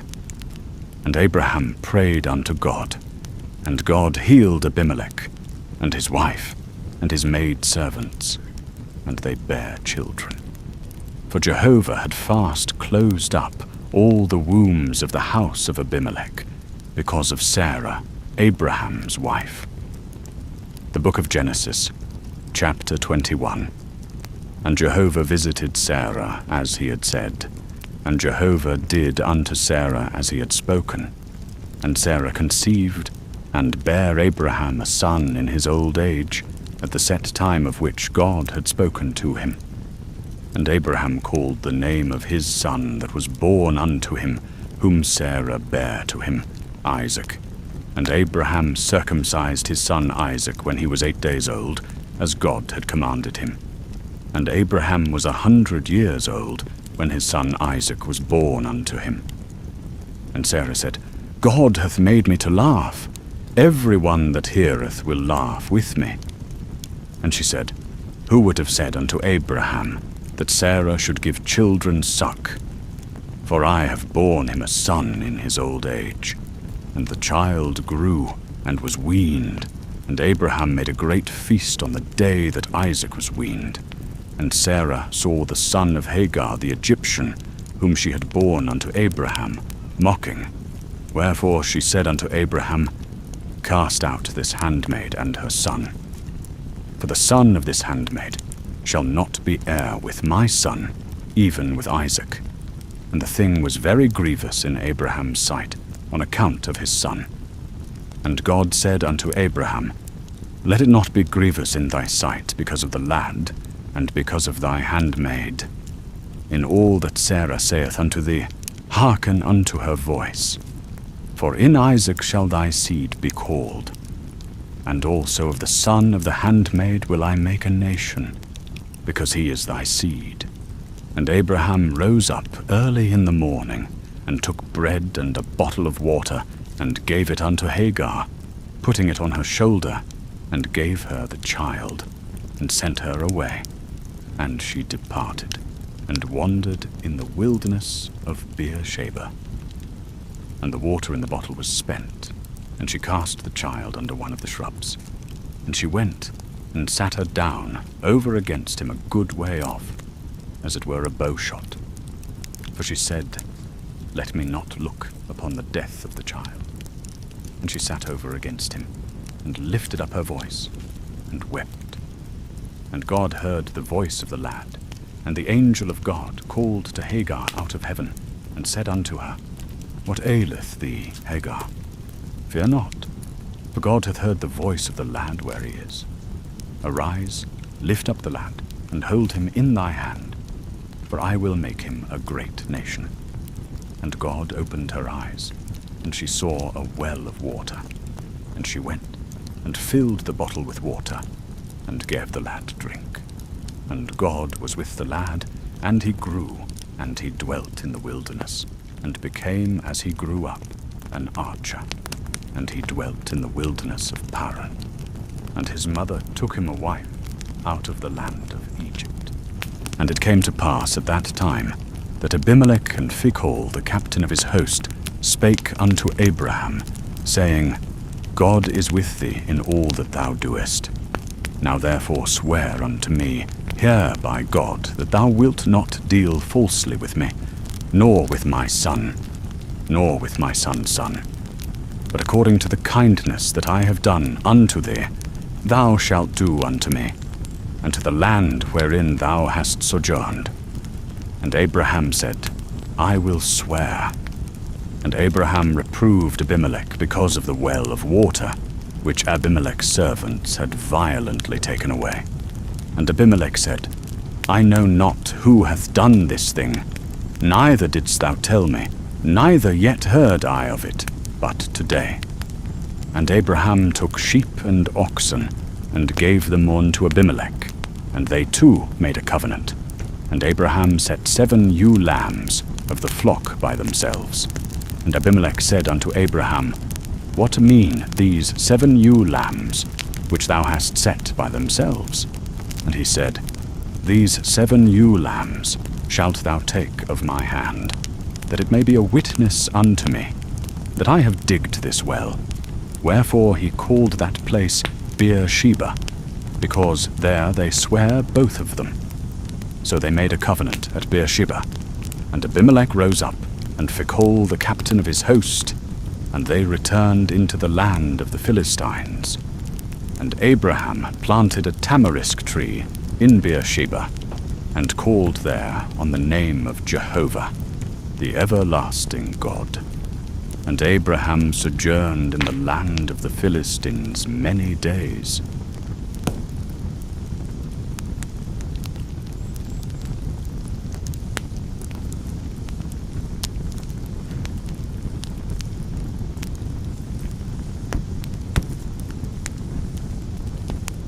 The book of Genesis, chapter 22. And it came to pass after these things, that God did prove Abraham, and said unto him, Abraham. And he said, Here am I. And he said, Take now thy son, thine only son, whom thou lovest, even Isaac, and get thee into the land of Moriah, and offer him there for a burnt offering upon one of the mountains which I will tell thee of. And Abraham rose early in the morning, and saddled his ass, and took 2 of his young men with him, and Isaac his son. And he clave the wood for the burnt offering, and rose up, and went into the place of which God had told him. On the 3rd day Abraham lifted up his eyes, and saw the place afar off. And Abraham said unto his young men, Abide ye here with the ass, and I and the lad will go yonder, and we will worship, and come again to you. And Abraham took the wood of the burnt offering, and laid it upon Isaac his son, and he took in his hand the fire and the knife, and they went both of them together. And Isaac spake unto Abraham his father, and said, My father. And he said, Here am I, my son. And he said, Behold the fire and the wood, but where is the lamb for a burnt offering? And Abraham said, God will provide himself the lamb for a burnt offering, my son. So they went both of them together, and they came to the place which God had told him of. And Abraham built the altar there, and laid the wood in order, and bound Isaac his son, and laid him on the altar upon the wood. And Abraham stretched forth his hand, and took the knife to slay his son. And the angel of Jehovah called unto him out of heaven, and said, Abraham, Abraham. And he said, Here am I. And he said, Lay not thy hand upon the lad, neither do thou anything unto him. For now I know that thou fearest God, seeing thou hast not withheld thy son, thine only son, from me. And Abraham lifted up his eyes, and looked, and behold, behind him a ram caught in the thicket by his horns. And Abraham went and took the ram, and offered him up for a burnt offering in the stead of his son. And Abraham called the name of that place Jehovah-Jireh. As it is said to this day, In the mount of Jehovah it shall be provided. And the angel of Jehovah called unto Abraham a second time out of heaven, and said, By myself have I sworn, saith Jehovah, because thou hast done this thing, and hast not withheld thy son, thine only son, that in blessing I will bless thee, and in multiplying I will multiply thy seed as the stars of the heavens, and as the sand which is upon the seashore. And thy seed shall possess the gate of his enemies, and in thy seed shall all the nations of the earth be blessed, because thou hast obeyed my voice. So Abraham returned unto his young men, and they rose up and went together to Beersheba. And Abraham dwelt at Beersheba. And it came to pass after these things, that it was told Abraham, saying, Behold, Milcah, she also hath borne children unto thy brother Nahor, Uz his firstborn, and Buz his brother, and Kemuel the father of Aram, and Chesed, and Hazo, and Pildash, and Jidlaph, and Bethuel. And Bethuel begat Rebekah. These 8 did Milcah bear to Nahor, Abraham's brother. And his concubine, whose name was Reumah, she also bare Tebah, and Gaham, and Tahash, and Maachah. The Book of Genesis, chapter 23. And the life of Sarah was 127 years. These were the years of the life of Sarah. And Sarah died in Kiriath Arba, the same as Hebron, in the land of Canaan. And Abraham came to mourn for Sarah, and to weep for her. And Abraham rose up from before his dead, and spake unto the children of Heth, saying, I am a stranger and a sojourner with you. Give me a possession of a burying place with you, that I may bury my dead out of my sight. And the children of Heth answered Abraham, saying unto him, Hear us, my lord. Thou art a prince of God among us. In the choice of our sepulchres bury thy dead. None of us shall withhold from thee his sepulchre, but that thou mayest bury thy dead. And Abraham rose up, and bowed himself to the people of the land, even to the children of Heth. And he communed with them, saying, If it be your mind that I should bury my dead out of my sight, hear me, and entreat for me to Ephron the son of Zohar, that he may give me the cave of Machpelah, which he hath, which is in the end of his field. For the full price let him give it to me in the midst of you for a possession of a burying place. Now Ephron was sitting in the midst of the children of Heth, and Ephron the Hittite answered Abraham in the audience of the children of Heth, even of all that went in at the gate of his city, saying, Nay, my lord, hear me. The field give I thee, and the cave that is therein I give it thee. In the presence of the children of my people give I it thee. Bury thy dead. And Abraham bowed himself down before the people of the land. And he spake unto Ephron in the audience of the people of the land, saying, But if thou wilt, I pray thee, hear me. I will give the price of the field. Take it of me, and I will bury my dead there. And Ephron answered Abraham, saying unto him, My lord, hearken unto me. A piece of land worth 400 shekels of silver. What is that betwixt me and thee? Bury therefore thy dead. And Abraham hearkened unto Ephron. And Abraham weighed to Ephron the silver which he had named in the audience of the children of Heth, 400 shekels of silver, current money with the merchant. So the field of Ephron, which was in Machpelah, which was before Mamre, the field and the cave which was therein, and all the trees that were in the field, that were in all the border thereof round about, were made sure unto Abraham for a possession in the presence of the children of Heth, before all that went in at the gate of his city. And after this, Abraham buried Sarah his wife in the cave of the field of Machpelah, before Mamre, the same is Hebron, in the land of Canaan. And the field and the cave that is therein were made sure unto Abraham for a possession of a burying place by the children of Heth. The Book of Genesis, chapter 24. And Abraham was old, and well stricken in age, and Jehovah had blessed Abraham in all things.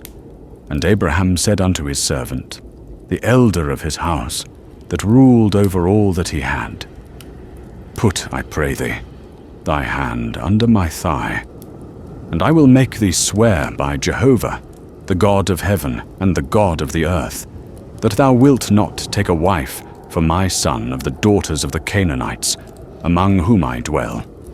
But thou shalt go unto my country, unto my kindred, and take a wife for my son Isaac. And the servant said unto him, Peradventure the woman will not be willing to follow me unto this land. Must I needs bring thy son again unto the land from whence thou camest? And Abraham said unto him, Beware thou that thou bring not my son thither again.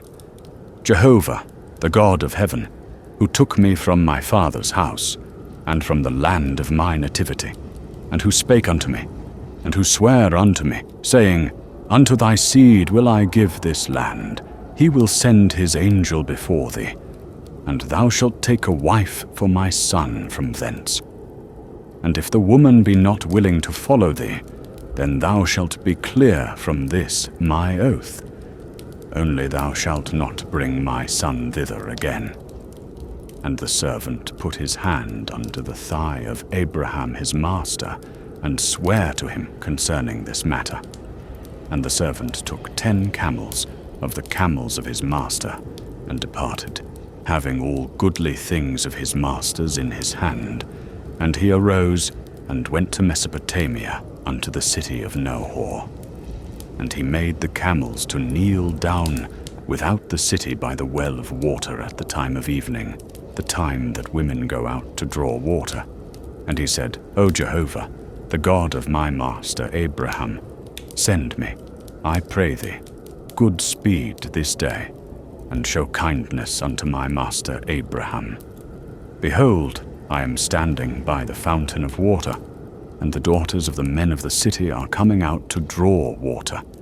And let it come to pass that the damsel to whom I shall say, Let down thy pitcher, I pray thee, that I may drink. And she shall say, Drink, and I will give thy camels drink also.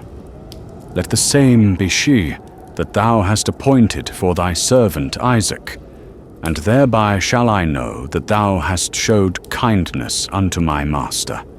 And it came to pass, before he had done speaking, that behold, Rebekah came out, who was born to Bethuel the son of Milcah, the wife of Nahor, Abraham's brother, with her pitcher upon her shoulder. And the damsel was very fair to look upon, a virgin, neither had any man known her. And she went down to the fountain, and filled her pitcher, and came up. And the servant ran to meet her, and said, Give me to drink, I pray thee, a little water from thy pitcher. And she said, Drink, my lord.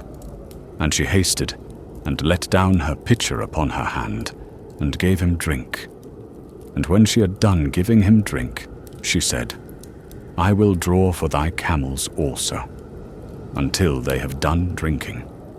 And she hasted, and emptied her pitcher into the trough, and ran again unto the well to draw, and drew for all his camels. And the man looked steadfastly on her, holding his peace, to know whether Jehovah had made his journey prosperous or not. And it came to pass, as the camels had done drinking, that the man took a golden ring of 1/2 shekel weight, and 2 bracelets for her hands of 10 shekels weight of gold, and said, Whose daughter art thou? Tell me, I pray thee. Is there room in thy father's house for us to lodge in? And she said unto him, I am the daughter of Bethuel the son of Milcah, whom she bare unto Nahor. She said moreover unto him, We have both straw and provender enough, and room to lodge in. And the man bowed his head, and worshipped Jehovah. And he said, Blessed be Jehovah, the God of my master Abraham, who hath not forsaken his loving kindness and his truth toward my master. As for me, Jehovah hath led me in the way to the house of my master's brethren. And the damsel ran, and told her mother's house according to these words. And Rebekah had a brother, and his name was Laban. And Laban ran out unto the man, unto the fountain. And it came to pass, when he saw the ring, and the bracelets upon his sister's hands, and when he heard the words of Rebekah his sister, saying, Thus spake the man unto me, that he came unto the man, and behold, he was standing by the camels at the fountain. And he said, Come in, thou blessed of Jehovah. Wherefore standest thou without? For I have prepared the house and room for the camels. And the man came into the house, and he ungirded the camels, and he gave straw and provender for the camels, and water to wash his feet and the feet of the men that were with him. And there was set food before him to eat. But he said, I will not eat until I have told mine errand. And he said, Speak on.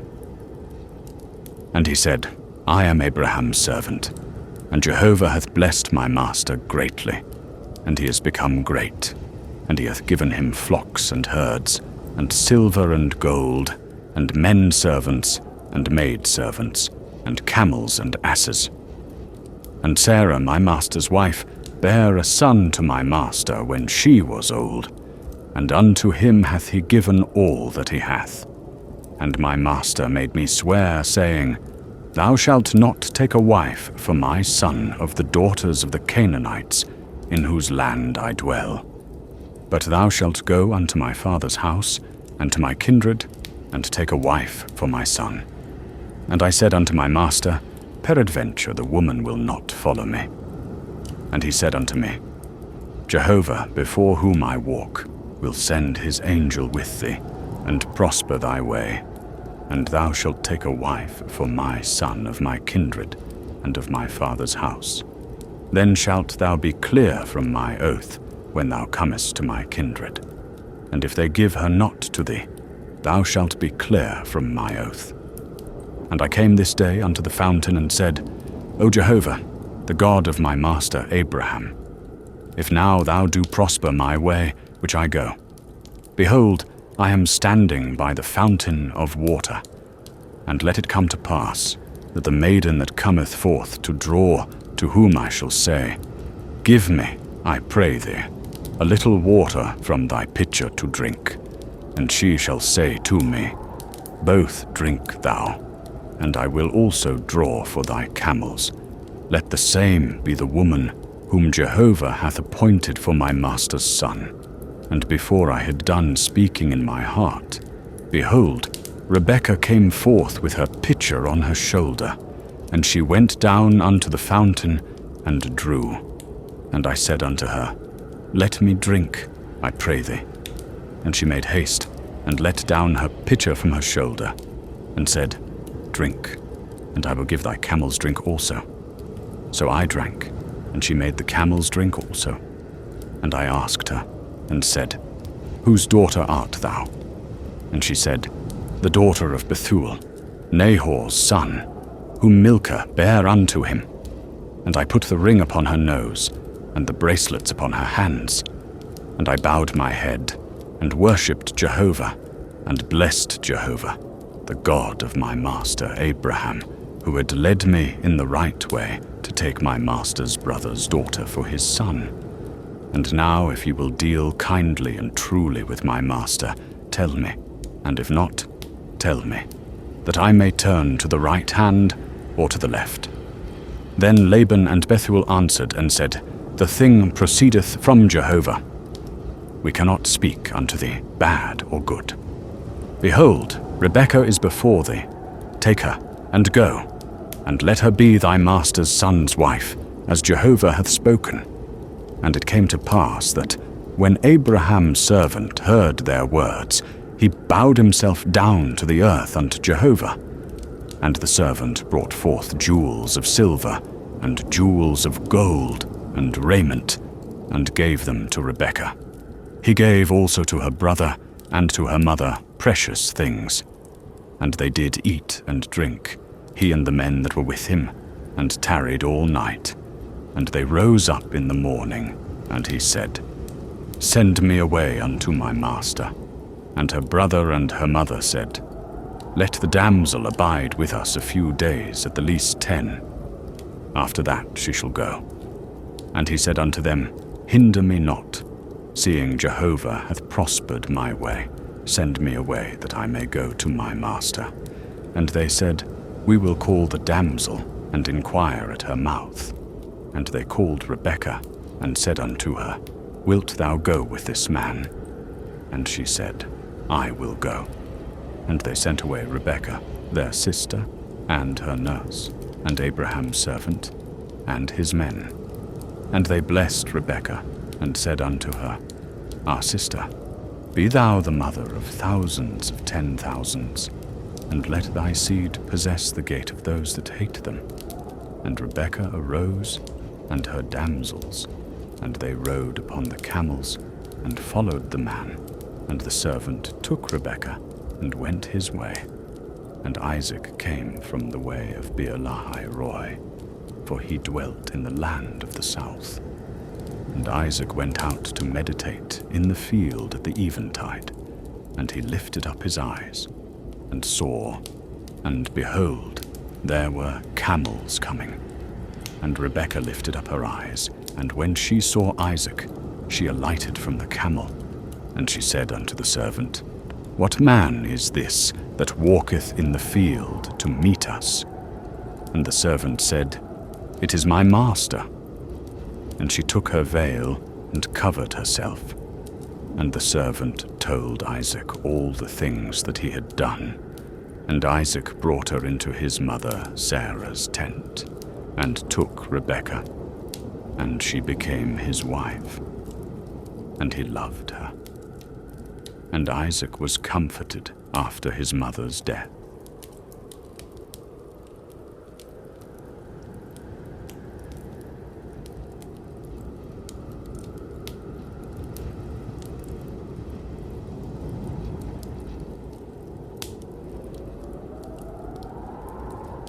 The book of Genesis, chapter 25.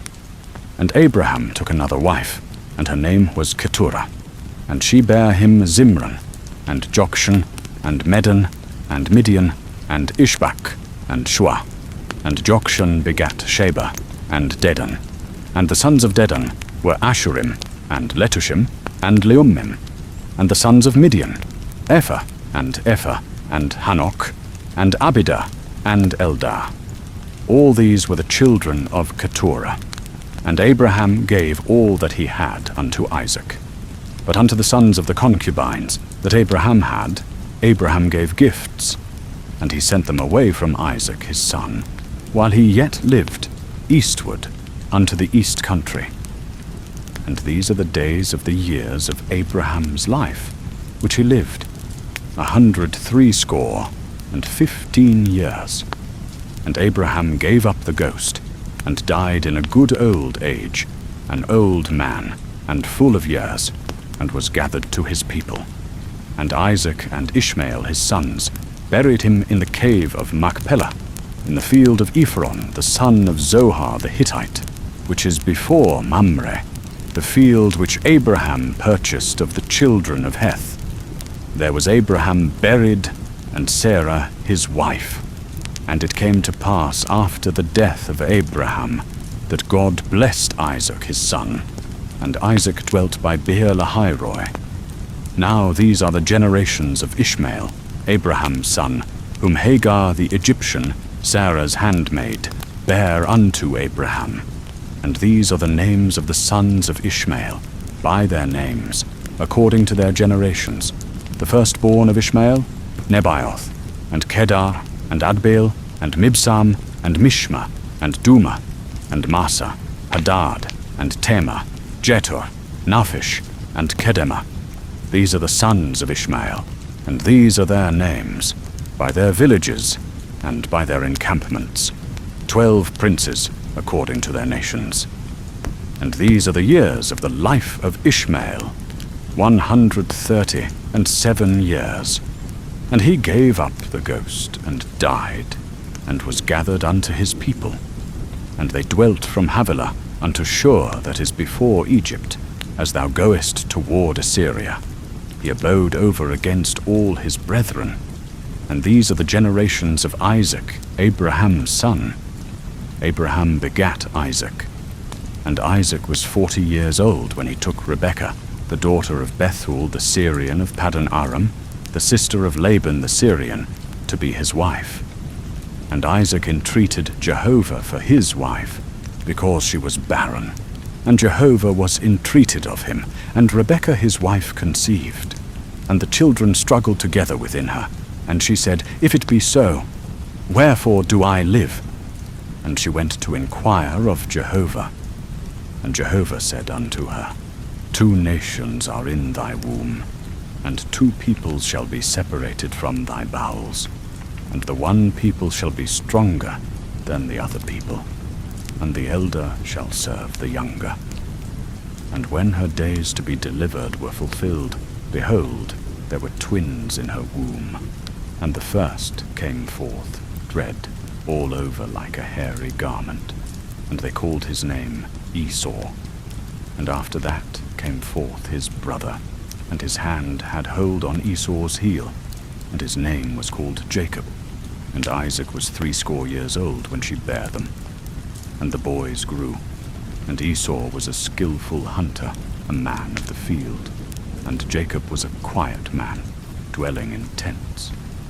Now Isaac loved Esau, because he did eat of his venison, and Rebekah loved Jacob. And Jacob boiled pottage, and Esau came in from the field, and he was faint. And Esau said to Jacob, Feed me, I pray thee, with that same red pottage, for I am faint. Therefore was his name called Edom. And Jacob said, Sell me first thy birthright. And Esau said, Behold, I am about to die, and what profit shall the birthright do to me? And Jacob said, Swear to me first. And he sware unto him, and he sold his birthright unto Jacob. And Jacob gave Esau bread and pottage of lentils, and he did eat and drink, and rose up, and went his way. So Esau despised his birthright. The book of Genesis, chapter 26. And there was a famine in the land, besides the first famine that was in the days of Abraham. And Isaac went unto Abimelech, king of the Philistines, unto Gerar. And Jehovah appeared unto him, and said, Go not down into Egypt. Dwell in the land which I shall tell thee of. Sojourn in this land, and I will be with thee, and will bless thee. For unto thee, and unto thy seed, I will give all these lands, and I will establish the oath which I sware unto Abraham thy father. And I will multiply thy seed as the stars of heaven, and will give unto thy seed all these lands, and in thy seed shall all the nations of the earth be blessed. Because that Abraham obeyed my voice, and kept my charge, my commandments, my statutes, and my laws. And Isaac dwelt in Gerar, and the men of the place asked him of his wife, and he said, She is my sister. For he feared to say, My wife, lest, said he, the men of the place should kill me for Rebekah, because she was fair to look upon. And it came to pass, when he had been there a long time, that Abimelech king of the Philistines looked out at a window, and saw, and behold, Isaac was sporting with Rebekah his wife. And Abimelech called Isaac and said, Behold, of a surety she is thy wife. And how saidst thou, She is my sister? And Isaac said unto him, Because I said, Lest I die because of her. And Abimelech said, What is this thou hast done unto us? One of the people might easily have lain with thy wife, and thou wouldest have brought guiltiness upon us. And Abimelech charged all the people, saying, He that toucheth this man or his wife shall surely be put to death. And Isaac sowed in that land, and found in the same year 100-fold. And Jehovah blessed him, and the man waxed great, and grew more and more, until he became very great. And he had possessions of flocks, and possessions of herds, and a great household. And the Philistines envied him. Now all the wells which his father's servants had digged in the days of Abraham his father, the Philistines had stopped, and filled with earth. And Abimelech said unto Isaac, Go from us, for thou art much mightier than we. And Isaac departed thence, and encamped in the valley of Gerar, and dwelt there. And Isaac digged again the wells of water, which they had digged in the days of Abraham his father. For the Philistines had stopped them after the death of Abraham, and he called their names after the names by which his father had called them. And Isaac's servants digged in the valley, and found there a well of springing water. And the herdsmen of Gerar strove with Isaac's herdsmen, saying, The water is ours. And he called the name of the well Esek, because they contended with him. And they digged another well, and they strove for that also. And he called the name of it Sitnah. And he removed from thence, and digged another well, and for that they strove not. And he called the name of it Rehoboth. And he said, For now Jehovah hath made room for us, and we shall be fruitful in the land. And he went up from thence to Beersheba. And Jehovah appeared unto him the same night, and said, I am the God of Abraham thy father. Fear not, for I am with thee, and will bless thee, and multiply thy seed for my servant Abraham's sake. And he builded an altar there, and called upon the name of Jehovah, and pitched his tent there. And there Isaac's servants digged a well. Then Abimelech went to him from Gerar, and Ahuzath his friend, and Phicol, the captain of his host. And Isaac said unto them, Wherefore are ye come unto me, seeing ye hate me, and have sent me away from you? And they said, We saw plainly that Jehovah was with thee. And we said, Let there now be an oath betwixt us, even betwixt us and thee, and let us make a covenant with thee, that thou wilt do us no hurt, as we haven't touched thee, and as we have done unto thee nothing but good, and have sent thee away in peace. Thou art now the blessed of Jehovah. And he made them a feast, and they did eat and drink. And they rose up betimes in the morning, and sware one to another. And Isaac sent them away, and they departed from him in peace. And it came to pass the same day that Isaac's servants came, and told him concerning the well which they had digged, and said unto him, We have found water. And he called it Sheba. Therefore the name of the city is Beersheba unto this day. And when Esau was 40 years old, he took to wife Judith, the daughter of Beeri the Hittite, and Basemath the daughter of Elon the Hittite. And they were a grief of mind unto Isaac and to Rebekah. The book of Genesis, chapter 27. And it came to pass that when Isaac was old, and his eyes were dim, so that he could not see, he called Esau his elder son, and said unto him, My son. And he said unto him, Here am I. And he said, Behold now, I am old, I know not the day of my death. Now therefore take, I pray thee, thy weapons, thy quiver and thy bow, and go out to the field, and take me venison, and make me savory food, such as I love, and bring it to me, that I may eat, that my soul may bless thee before I die. And Rebekah heard when Isaac spake to Esau his son. And Esau went to the field to hunt for venison, and to bring it. And Rebekah spake unto Jacob her son, saying, Behold, I heard thy father speak unto Esau thy brother, saying, Bring me venison, and make me savory food, that I may eat, and bless thee before Jehovah before my death.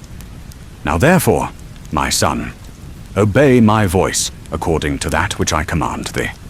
Go now to the flock, and fetch me from thence 2 good kids of the goats, and I will make them savory food for thy father, such as he loveth, and thou shalt bring it to thy father, that he may eat, so that he may bless thee before his death. And Jacob said to Rebekah his mother, Behold, Esau my brother is a hairy man, and I am a smooth man. My father peradventure will feel me, and I shall seem to him as a deceiver, and I shall bring a curse upon me, and not a blessing. And his mother said unto him, Upon me be thy curse, my son. Only obey my voice, and go fetch me them. And he went, and fetched, and brought them to his mother. And his mother made savory food, such as his father loved. And Rebekah took the goodly garments of Esau, her elder son, which were with her in the house, and put them upon Jacob her younger son. And she put the skins of the kids of the goats upon his hands, and upon the smooth of his neck. And she gave the savory food and the bread, which she had prepared, into the hand of her son Jacob. And he came unto his father, and said, My father. And he said, Here am I. Who art thou, my son? And Jacob said unto his father, I am Esau thy firstborn. I have done according as thou badest me. Arise, I pray thee, sit and eat of my venison, that thy soul may bless me. And Isaac said unto his son, How is it that thou hast found it so quickly, my son? And he said, Because Jehovah thy God sent me good speed. And Isaac said unto Jacob, Come near, I pray thee, that I may feel thee, my son, whether thou be my very son Esau or not. And Jacob went near unto Isaac his father, and he felt him, and said, The voice is Jacob's voice, but the hands are the hands of Esau. And he discerned him not, because his hands were hairy, as his brother Esau's hands. So he blessed him. And he said, Art thou my very son Esau? And he said, I am. And he said, Bring it near to me, and I will eat of my son's venison, that my soul may bless thee. And he brought it near to him, and he did eat. And he brought him wine, and he drank.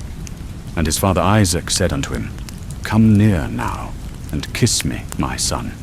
And he came near, and kissed him, and he smelled the smell of his raiment, and blessed him, and said, See, the smell of my son is as the smell of a field which Jehovah hath blessed. And God give thee of the dew of heaven, and of the fatness of the earth, and plenty of grain and new wine. Let peoples serve thee, and nations bow down to thee.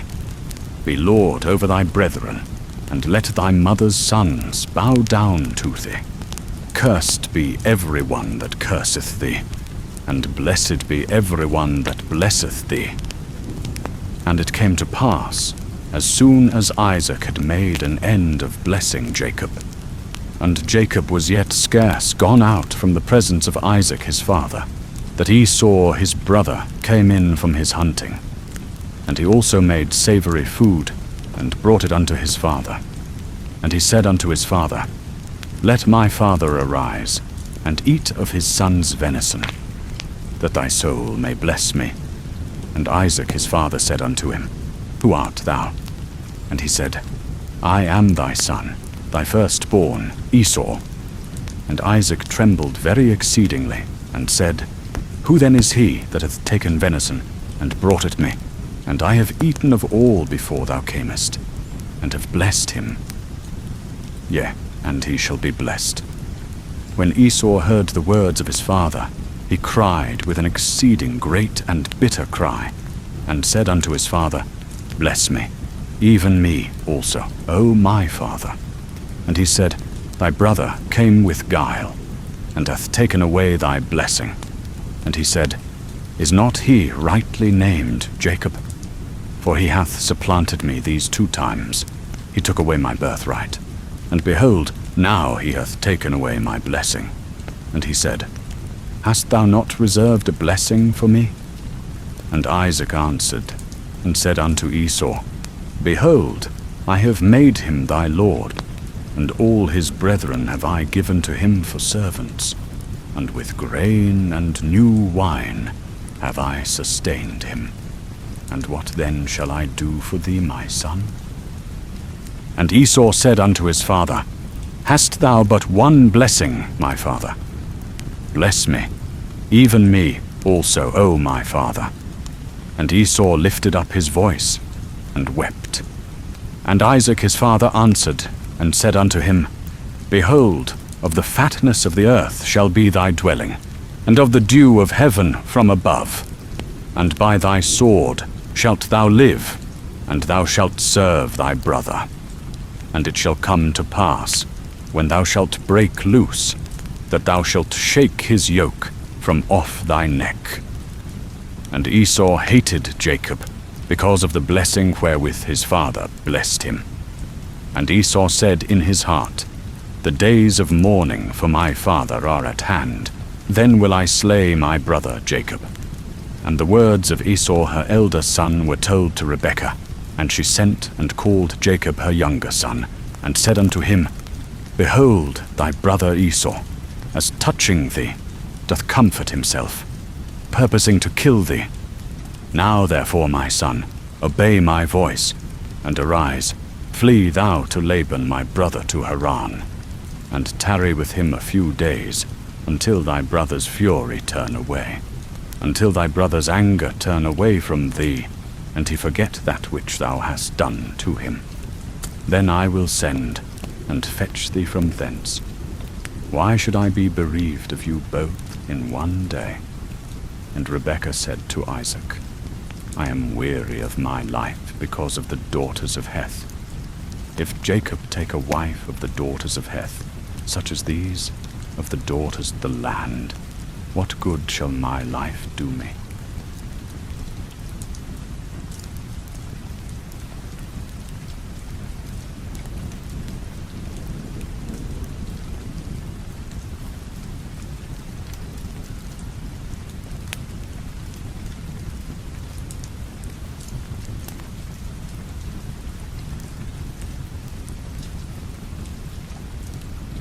The book of Genesis, chapter 28.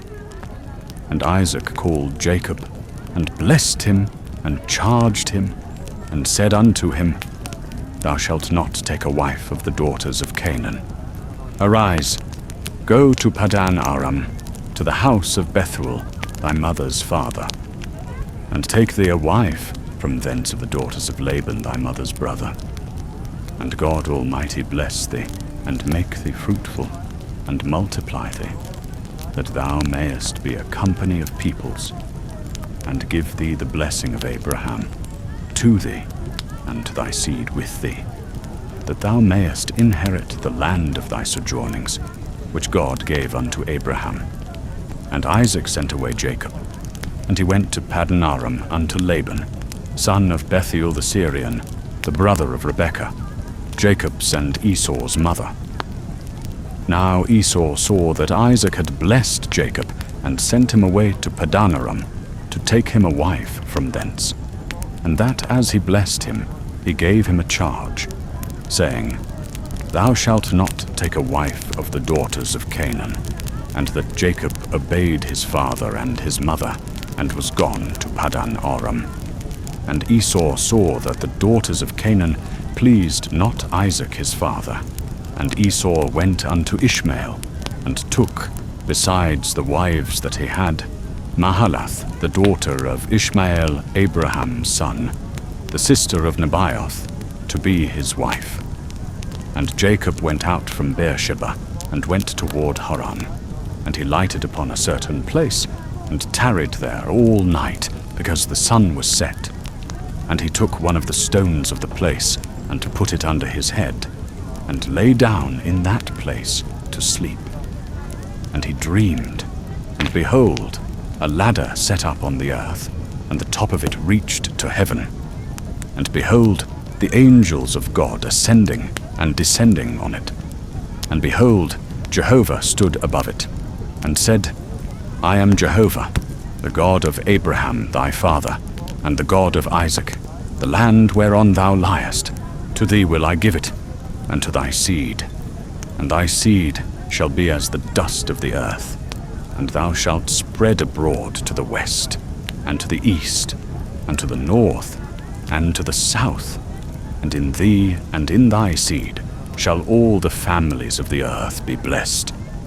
And behold, I am with thee, and will keep thee whithersoever thou goest, and will bring thee again into this land, for I will not leave thee until I have done that which I have spoken to thee of. And Jacob awaked out of his sleep, and he said, Surely Jehovah is in this place, and I knew it not. And he was afraid, and said, How dreadful is this place! This is none other than the house of God, and this is the gate of heaven. And Jacob rose up early in the morning, and took the stone that he had put under his head, and set it up for a pillar, and poured oil upon the top of it. And he called the name of that place Beth-el. But the name of the city was Luz at the first. And Jacob vowed a vow, saying, If God will be with me, and will keep me in this way that I go, and will give me bread to eat, and raiment to put on, so that I come again to my father's house in peace, and Jehovah will be my God, then this stone, which I have set up for a pillar, shall be God's house. And of all that thou shalt give me, I will surely give the 10th unto thee. The book of Genesis, chapter 29. Then Jacob went on his journey, and came to the land of the children of the east. And he looked, and behold, a well in the field, and, lo, 3 flocks of sheep lying there by it. For out of that well they watered the flocks, and the stone upon the well's mouth was great, and thither were all the flocks gathered. And they rolled the stone from the well's mouth, and watered the sheep, and put the stone again upon the well's mouth in its place. And Jacob said unto them, My brethren, whence are ye? And they said, Of Haran are we. And he said unto them, Know ye Laban the son of Nahor? And they said, We know him. And he said unto them, Is it well with him? And they said, It is well. And behold, Rachel his daughter cometh with the sheep. And he said, Lo, it is yet high day, neither is it time that the cattle should be gathered together. Water ye the sheep, and go and feed them. And they said, We cannot, until all the flocks be gathered together.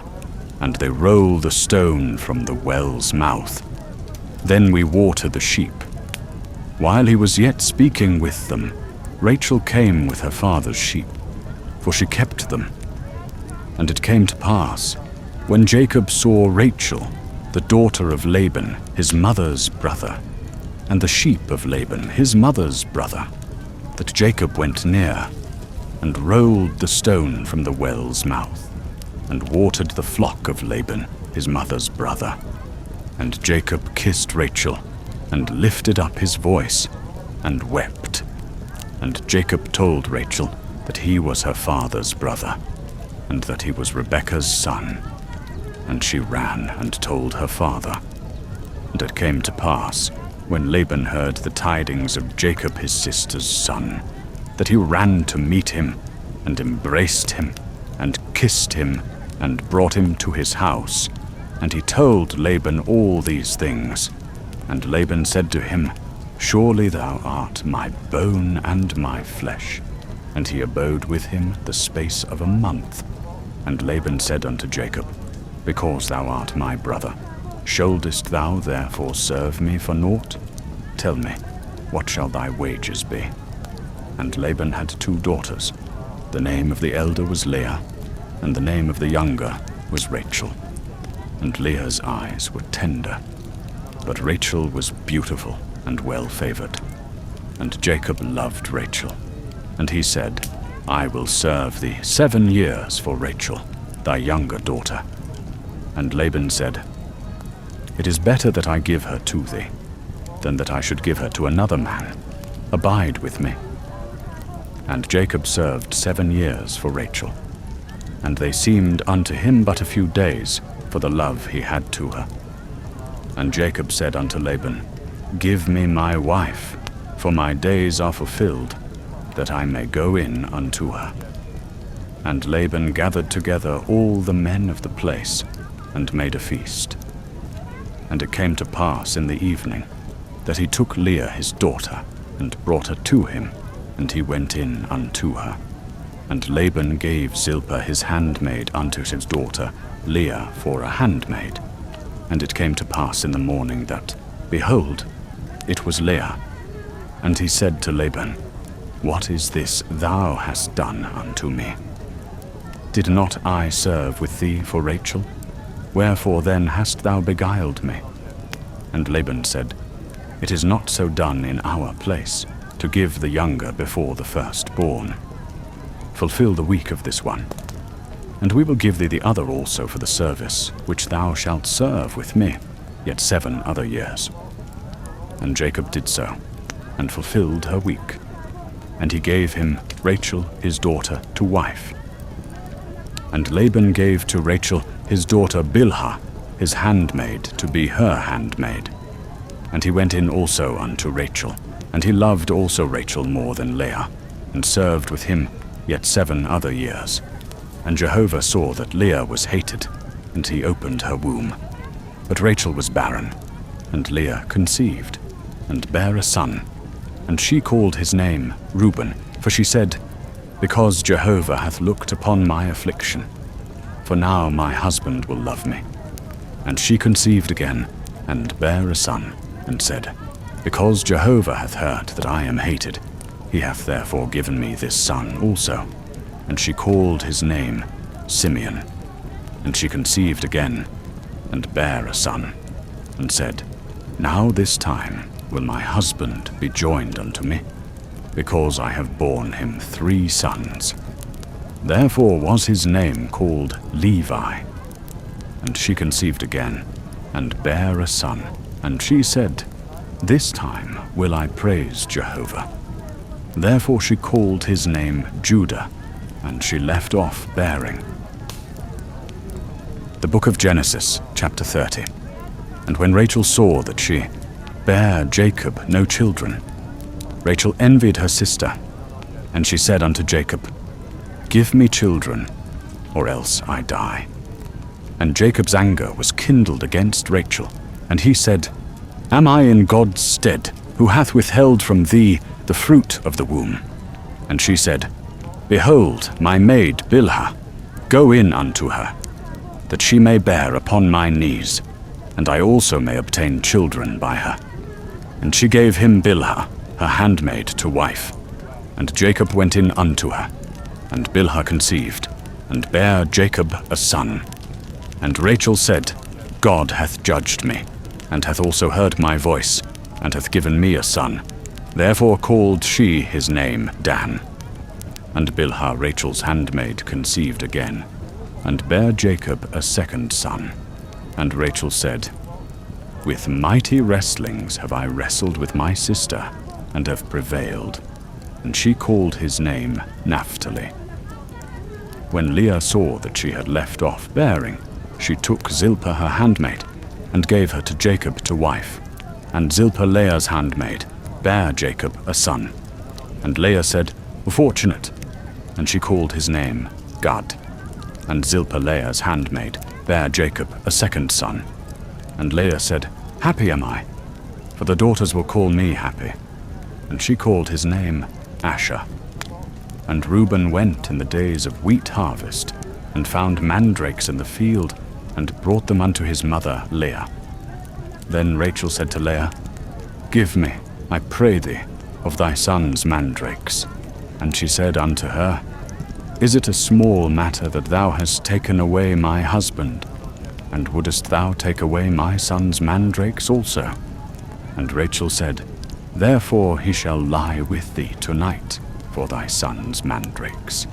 And Jacob came from the field in the evening, and Leah went out to meet him, and said, Thou must come in unto me, for I have surely hired thee with my son's mandrakes. And he lay with her that night. And God hearkened unto Leah, and she conceived, and bare Jacob a 5th son. And Leah said, God hath given me my hire, because I gave my handmaid to my husband. And she called his name Issachar. And Leah conceived again, and bare a 6th son to Jacob. And Leah said, God hath endowed me with a good dowry. Now will my husband dwell with me, because I have borne him 6 sons. And she called his name Zebulun. And afterwards she bare a daughter, and called her name Dinah. And God remembered Rachel, and God hearkened to her, and opened her womb. And she conceived, and bare a son, and said, God hath taken away my reproach. And she called his name Joseph, saying, Jehovah add to me another son. And it came to pass, when Rachel had borne Joseph, that Jacob said unto Laban, Send me away, that I may go unto mine own place, and to my country. Give me my wives and my children, for whom I have served thee, and let me go. For thou knowest my service, wherewith I have served thee. And Laban said unto him, If now I have found favor in thine eyes, tarry. For I have divined that Jehovah hath blessed me for thy sake. And he said, Appoint me thy wages, and I will give it. And he said unto him, Thou knowest how I have served thee, and how thy cattle have fared with me. For it was little which thou hadst before I came, and it hath increased unto a multitude. And Jehovah hath blessed thee whithersoever I turned. And now when shall I provide for mine own house also? And he said, What shall I give thee? And Jacob said, Thou shalt not give me aught. If thou wilt do this thing for me, I will again feed thy flock and keep it. I will pass through all thy flock today, removing from thence every speckled and spotted one, and every black one among the sheep, and the spotted and speckled among the goats. And of such shall be my hire. So shall my righteousness answer for me hereafter, when thou shalt come concerning my hire that is before thee. Every one that is not speckled and spotted among the goats, and black among the sheep, that, if found with me, shall be counted stolen.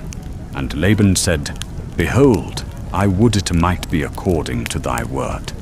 And he removed that day the he-goats that were ring-streaked and spotted, and all the she-goats that were speckled and spotted, every one that had white in it, and all the black ones among the sheep, and gave them into the hand of his sons. And he set 3 days' journey betwixt himself and Jacob. And Jacob fed the rest of Laban's flocks. And Jacob took him rods of fresh poplar, and of the almond, and of the plane tree, and peeled white streaks in them, and made the white appear which was in the rods. And he set the rods which he had peeled over against the flocks in the gutters in the watering troughs, where the flocks came to drink. And they conceived when they came to drink. And the flocks conceived before the rods, and the flocks brought forth ring-streaked, speckled, and spotted. And Jacob separated the lambs, and set the faces of the flocks toward the ring-streaked, and all the black in the flock of Laban. And he put his own droves apart, and put them not unto Laban's flock. And it came to pass, whensoever the stronger of the flock did conceive, that Jacob laid the rods before the eyes of the flock in the gutters, that they might conceive among the rods. But when the flock were feeble, he put them not in. So the feebler were Laban's, and the stronger Jacob's.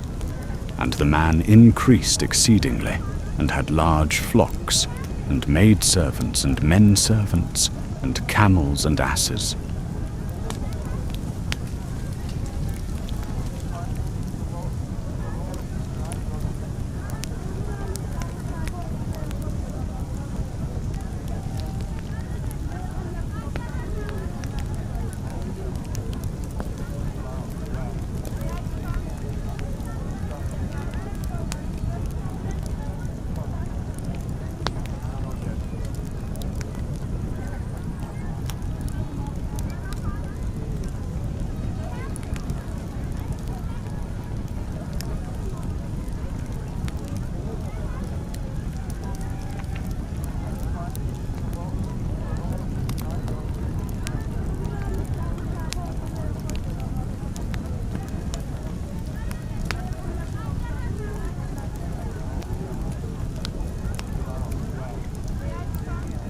The Book of Genesis, chapter 31. And he heard the words of Laban's sons, saying, Jacob hath taken away all that was our father's, and of that which was our father's hath he gotten all this glory. And Jacob beheld the countenance of Laban, and behold, it was not toward him as before time. And Jehovah said unto Jacob, Return unto the land of thy fathers, and to thy kindred, and I will be with thee. And Jacob sent and called Rachel and Leah to the field unto his flock, and said unto them, I see your father's countenance, that it is not toward me as before time, but the God of my father hath been with me. And ye know that with all my power I have served your father. And your father hath deceived me, and changed my wages 10 times. But God suffered him not to hurt me. If he said thus, The speckled shall be thy wages, then all the flock bare speckled. And if he said thus, The ring-streaked shall be thy wages, then bear all the flock ring-streaked. Thus God hath taken away the cattle of your father, and given them to me. And it came to pass at the time that the flock conceived, that I lifted up mine eyes, and saw in a dream. And behold, the he-goats which leaped upon the flock were ring-streaked, speckled, and grizzled. And the angel of God said unto me in the dream, Jacob. And I said, Here am I. And he said, Lift up now thine eyes, and see. All the he-goats which leap upon the flock are ring-streaked, speckled, and grizzled. For I have seen all that Laban doeth unto thee. I am the God of Bethel, where thou anointedst a pillar, where thou vowedst a vow unto me. Now arise, get thee out from this land, and return unto the land of thy nativity. And Rachel and Leah answered and said unto him, Is there yet any portion or inheritance for us in our father's house? Are we not accounted by him as foreigners? For he hath sold us, and hath also quite devoured our money. For all the riches which God hath taken away from our father, that is ours and our children's. Now then, whatsoever God hath said unto thee, do. Then Jacob rose up, and set his sons and his wives upon the camels. And he carried away all his cattle, and all his substance which he had gathered, the cattle of his getting, which he had gathered in Paddan Aram, to go to Isaac his father unto the land of Canaan. Now Laban was gone to shear his sheep, and Rachel stole the teraphim that were her father's. And Jacob stole away unawares to Laban the Syrian, in that he told him not that he fled. So he fled with all that he had. And he rose up, and passed over the river, and set his face toward the mountain of Gilead. And it was told Laban on the 3rd day that Jacob was fled. And he took his brethren with him, and pursued after him 7 days' journey. And he overtook him in the mountain of Gilead. And God came to Laban the Syrian in a dream of the night, and said unto him, Take heed to thyself that thou speak not to Jacob either good or bad. And Laban came up with Jacob. Now Jacob had pitched his tent in the mountain, and Laban with his brethren encamped in the mountain of Gilead.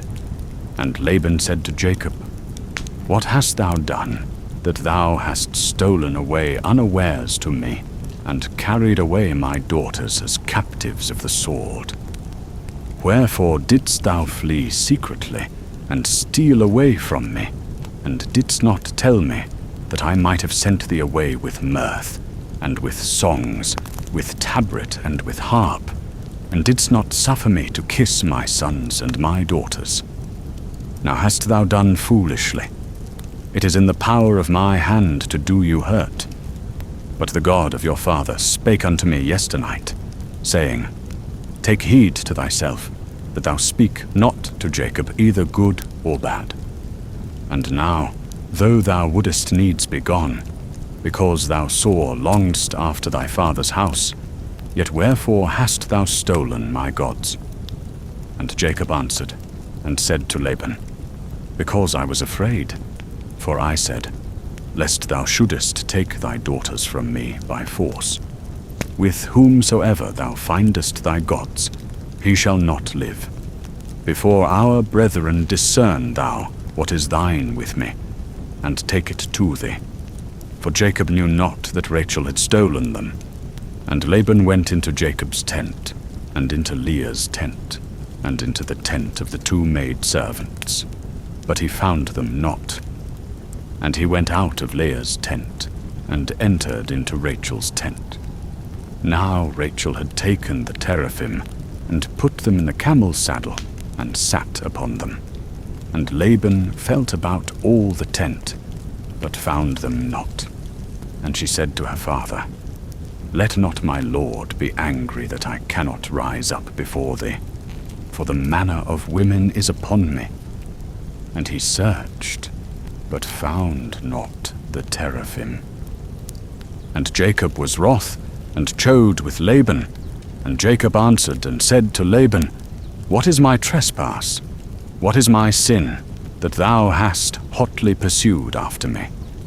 Whereas thou hast felt about all my stuff, what hast thou found of all thy household stuff? Set it here before my brethren and thy brethren, that they may judge betwixt us 2. These 20 years have I been with thee. Thy ewes and thy she-goats haven't cast their young, and the rams of thy flocks have I not eaten. That which was torn of beasts I brought not unto thee. I bear the loss of it. Of my hand didst thou require it, whether stolen by day or stolen by night. Thus I was. In the day the drought consumed me, and the frost by night, and my sleep fled from mine eyes. These 20 years have I been in thy house. I served thee 14 years for thy 2 daughters, and 6 years for thy flock, and thou hast changed my wages 10 times. Except the God of my father, the God of Abraham, and the fear of Isaac, had been with me, surely now hadst thou sent me away empty. God hath seen mine affliction, and the labor of my hands, and rebuked thee yesternight. And Laban answered and said unto Jacob, The daughters are my daughters, and the children are my children, and the flocks are my flocks, and all that thou seest is mine. And what can I do this day unto these my daughters, or unto their children, whom they have borne? And now come, let us make a covenant, I and thou, and let it be for a witness between me and thee. And Jacob took a stone, and set it up for a pillar. And Jacob said unto his brethren, Gather stones. And they took stones, and made a heap, and they did eat there by the heap. And Laban called it Jegar Sahadutha, but Jacob called it Galid. And Laban said, This heap is witness between me and thee this day. Therefore was the name of it called Galid. And Mizpah, for he said, Jehovah watch between me and thee, when we are absent one from another. If thou shalt afflict my daughters, and if thou shalt take wives besides my daughters, no man is with us. See, God is witness betwixt me and thee. And Laban said to Jacob, Behold this heap, and behold the pillar, which I have set betwixt me and thee. This heap be witness, and the pillar be witness, that I will not pass over this heap to thee, and that thou shalt not pass over this heap and this pillar unto me, for harm. The God of Abraham, and the God of Nahor, the God of their father, judge betwixt us. And Jacob sware by the fear of his father Isaac. And Jacob offered a sacrifice in the mountain, and called his brethren to eat bread. And they did eat bread, and tarried all night in the mountain. And early in the morning Laban rose up, and kissed his sons and his daughters, and blessed them. And Laban departed, and returned unto his place. The book of Genesis, chapter 32, And Jacob went on his way, and the angels of God met him. And Jacob said when he saw them, "This is God's host." And he called the name of that place Mahanaim. And Jacob sent messengers before him to Esau his brother unto the land of Seir, the field of Edom. And he commanded them, saying, Thus shall ye say unto my lord Esau, Thus saith thy servant Jacob, I have sojourned with Laban, and stayed until now. And I have oxen, and asses, and flocks, and men servants, and maid servants. And I have sent to tell my lord, that I may find favor in thy sight. And the messengers returned to Jacob, saying, We came to thy brother Esau, and moreover he cometh to meet thee, and 400 men with him. Then Jacob was greatly afraid and was distressed, and he divided the people that were with him, and the flocks, and the herds, and the camels into 2 companies. And he said, If Esau come to the one company, and smite it, then the company which is left shall escape. And Jacob said, O God of my father Abraham, and God of my father Isaac, O Jehovah, who saidst unto me, Return unto thy country and to thy kindred, and I will do thee good. I am not worthy of the least of all the loving kindnesses, and of all the truth which thou hast showed unto thy servant. For with my staff I passed over this Jordan, and now I am become 2 companies. Deliver me, I pray thee, from the hand of my brother, from the hand of Esau, for I fear him, lest he come and smite me, the mother with the children. And thou saidst, I will surely do thee good, and make thy seed as the sand of the sea, which cannot be numbered for multitude. And he lodged there that night, and took of that which he had with him a present for Esau his brother, 200 she-goats, and 20 he-goats, 200 ewes, and 20 rams, 30 milch camels and their colts, 40 cows and 10 bulls, 20 she-asses and 10 foals. And he delivered them into the hand of his servants, every drove by itself, and said unto his servants, Pass over before me, and put a space betwixt drove and drove. And he commanded the foremost, saying, When Esau my brother meeteth thee, and asketh thee, saying, Whose art thou? And whither goest thou? And whose are these before thee? Then thou shalt say, They are thy servant Jacob's. It is a present sent unto my lord Esau. And behold, he also is behind us. And he commanded also the second and the third, and all that followed the droves, saying, On this manner shall ye speak unto Esau when ye find him. And ye shall say, Moreover, behold, thy servant Jacob is behind us. For he said, I will appease him with the present that goeth before me, and afterward I will see his face. Peradventure he will accept me. So the present passed over before him, and he himself lodged that night in the company. And he rose up that night, and took his 2 wives, and his 2 handmaids, and his 11 children, and passed over the ford of the Jabbok. And he took them, and sent them over the stream, and sent over that which he had. And Jacob was left alone, and there wrestled a man with him until the breaking of the day.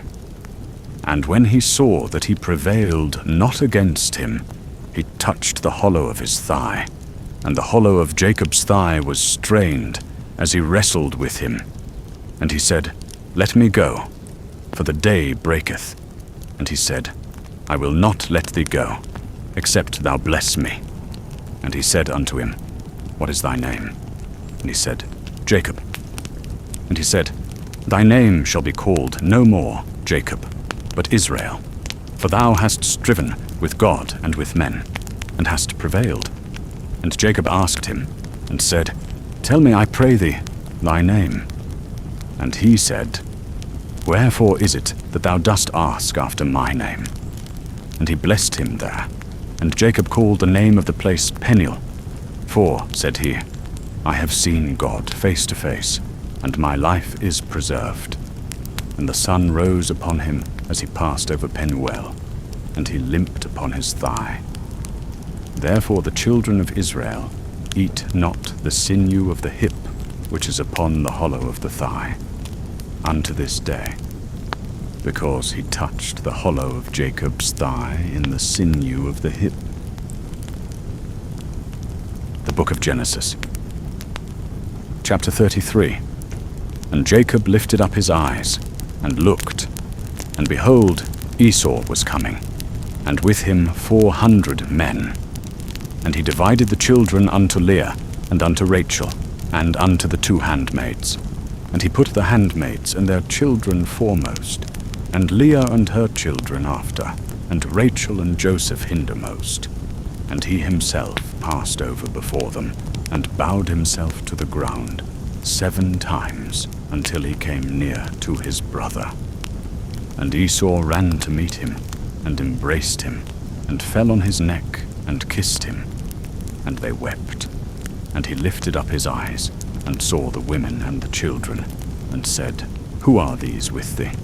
And he said, The children whom God hath graciously given thy servant. Then the handmaids came near, they and their children, and they bowed themselves. And Leah also and her children came near, and bowed themselves. And after came Joseph near, and Rachel, and they bowed themselves. And he said, What meanest thou by all this company which I met? And he said, To find favor in the sight of my Lord. And Esau said, I have enough, my brother. Let that which thou hast be thine. And Jacob said, Nay, I pray thee, if now I have found favor in thy sight, then receive my present at my hand. For as much as I have seen thy face, as one seeth the face of God, and thou wast pleased with me. Take, I pray thee, my gift that is brought to thee, because God hath dealt graciously with me, and because I have enough. And he urged him, and he took it. And he said, Let us take our journey, and let us go, and I will go before thee. And he said unto him, My Lord knoweth that the children are tender, and that the flocks and herds with me have their young. And if they overdrive them one day, all the flocks will die. Let my Lord, I pray thee, pass over before his servant, and I will lead on gently, according to the pace of the cattle that are before me, and according to the pace of the children, until I come unto my Lord unto Seir. And Esau said, Let me now leave with thee some of the folk that are with me. And he said, What needeth it? Let me find favor in the sight of my Lord. So Esau returned that day, on his way unto Seir. And Jacob journeyed to Succoth, and built him a house, and made booths for his cattle. Therefore the name of the place is called Succoth. And Jacob came in peace to the city of Shechem, which is in the land of Canaan, when he came from Paddan Aram, and encamped before the city. And he bought the parcel of ground, where he had spread his tent, at the hand of the children of Hamor, Shechem's father, for 100 pieces of money. And he erected there an altar, and called it El Elohe Israel.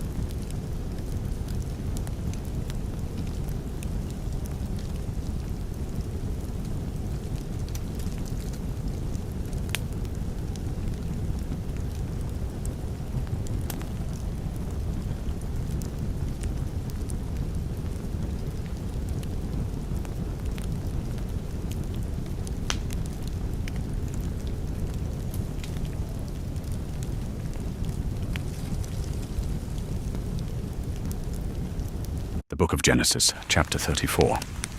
And Dinah, the daughter of Leah, whom she bare unto Jacob, went out to see the daughters of the land. And Shechem the son of Hamor, the Hivite, the prince of the land, saw her. And he took her, and lay with her, and humbled her. And his soul clave unto Dinah the daughter of Jacob. And he loved the damsel, and spake kindly unto the damsel. And Shechem spake unto his father, Hamor, saying, Get me this damsel to wife. Now Jacob heard that he had defiled Dinah his daughter, and his sons were with his cattle in the field. And Jacob held his peace until they came. And Hamor the father of Shechem went out unto Jacob to commune with him. And the sons of Jacob came in from the field when they heard it. And the men were grieved, and they were very wroth, because he had wrought folly in Israel in lying with Jacob's daughter, which thing ought not to be done. And Hamor communed with them, saying, The soul of my son Shechem longeth for your daughter. I pray you, give her unto him to wife, and make ye marriages with us. Give your daughters unto us, and take our daughters unto you, and ye shall dwell with us, and the land shall be before you. Dwell and trade ye therein, and get you possessions therein. And Shechem said unto her father, and unto her brethren, Let me find favor in your eyes, and what ye shall say unto me I will give.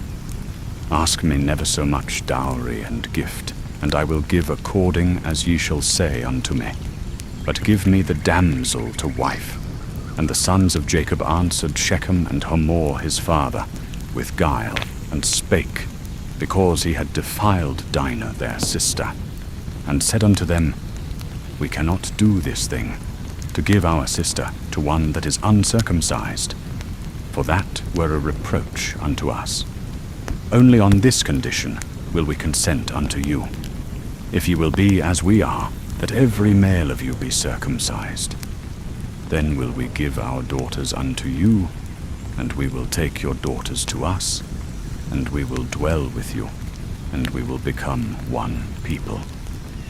But if ye will not hearken unto us, to be circumcised, then will we take our daughter, and we will be gone. And their words pleased Hamor, and Shechem Hamor's son. And the young man deferred not to do the thing, because he had delight in Jacob's daughter, and he was honored above all the house of his father. And Hamor and Shechem his son came unto the gate of their city, and communed with the men of their city, saying, These men are peaceable with us, therefore let them dwell in the land, and trade therein. For behold, the land is large enough for them. Let us take their daughters to us for wives, and let us give them our daughters. Only on this condition will the men consent unto us to dwell with us, to become one people, if every male among us be circumcised, as they are circumcised. Shall not their cattle and their substance, and all their beasts be ours? Only let us consent unto them, and they will dwell with us. And unto Hamor, and unto Shechem, his son hearkened all that went out of the gate of his city, and every male was circumcised, all that went out of the gate of his city. And it came to pass on the third day, when they were sore, that two of the sons of Jacob, Simeon and Levi, Dinah's brethren, took each man his sword, and came upon the city unawares, and slew all the males. And they slew Hamor and Shechem his son with the edge of the sword, and took Dinah out of Shechem's house, and went forth. The sons of Jacob came upon the slain, and plundered the city, because they had defiled their sister. They took their flocks, and their herds, and their asses, and that which was in the city, and that which was in the field, and all their wealth, and all their little ones and their wives, took they captive, and made a prey, even all that was in the house. And Jacob said to Simeon and Levi, Ye have troubled me, to make me odious to the inhabitants of the land among the Canaanites and the Perizzites. And I being few in number, they will gather themselves together against me and smite me. And I shall be destroyed, I and my house. And they said, Should he deal with our sister as with a harlot? The book of Genesis, chapter 35.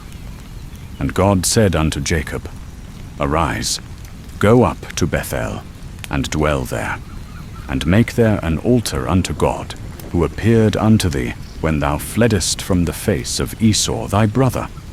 Then Jacob said unto his household, and to all that were with him, Put away the foreign gods that are among you, and purify yourselves, and change your garments.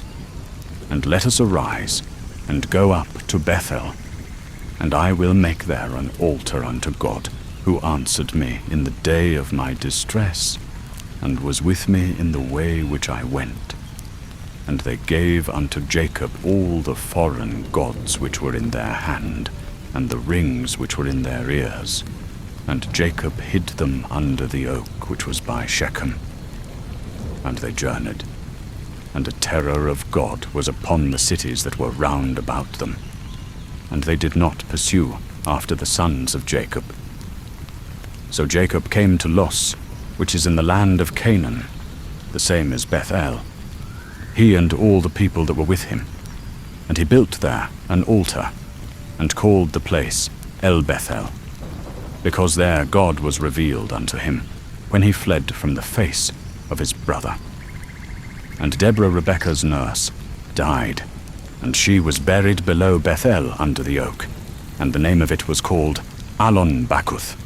And God appeared unto Jacob again, when he came from Paddan Aram, and blessed him. And God said unto him, Thy name is Jacob.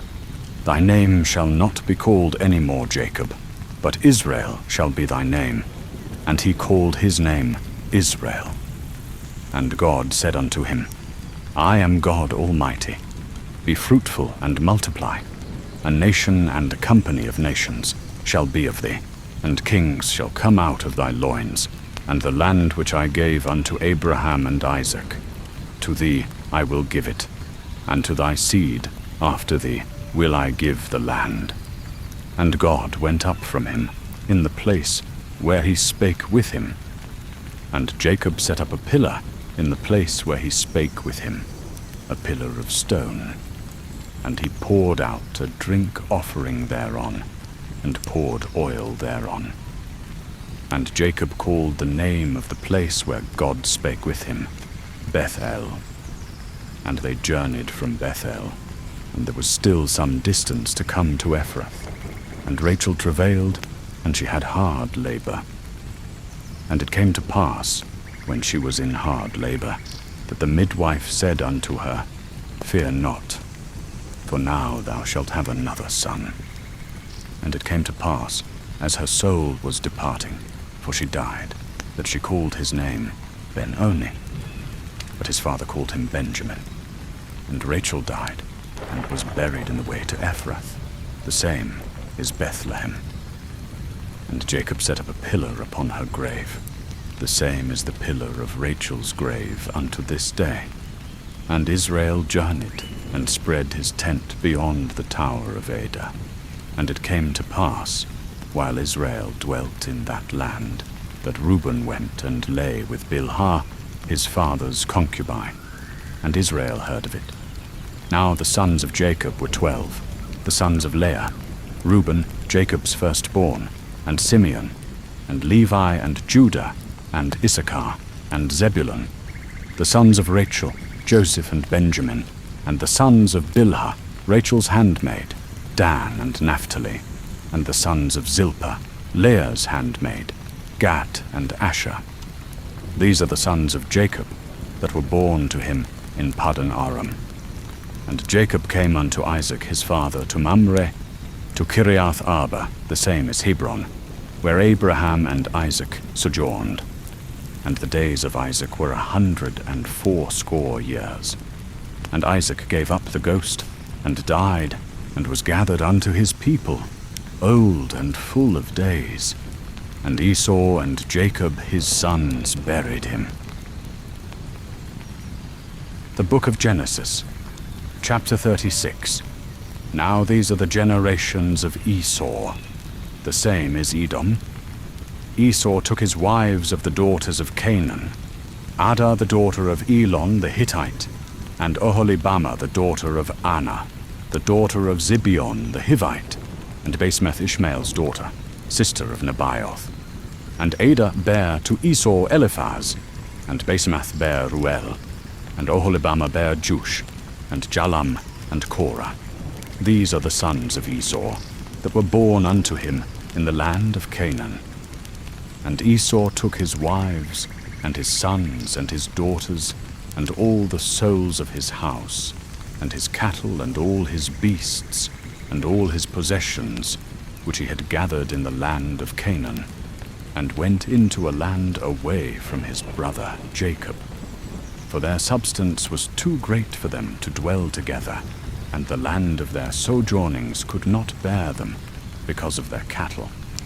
And Esau dwelt in Mount Seir. Esau is Edom.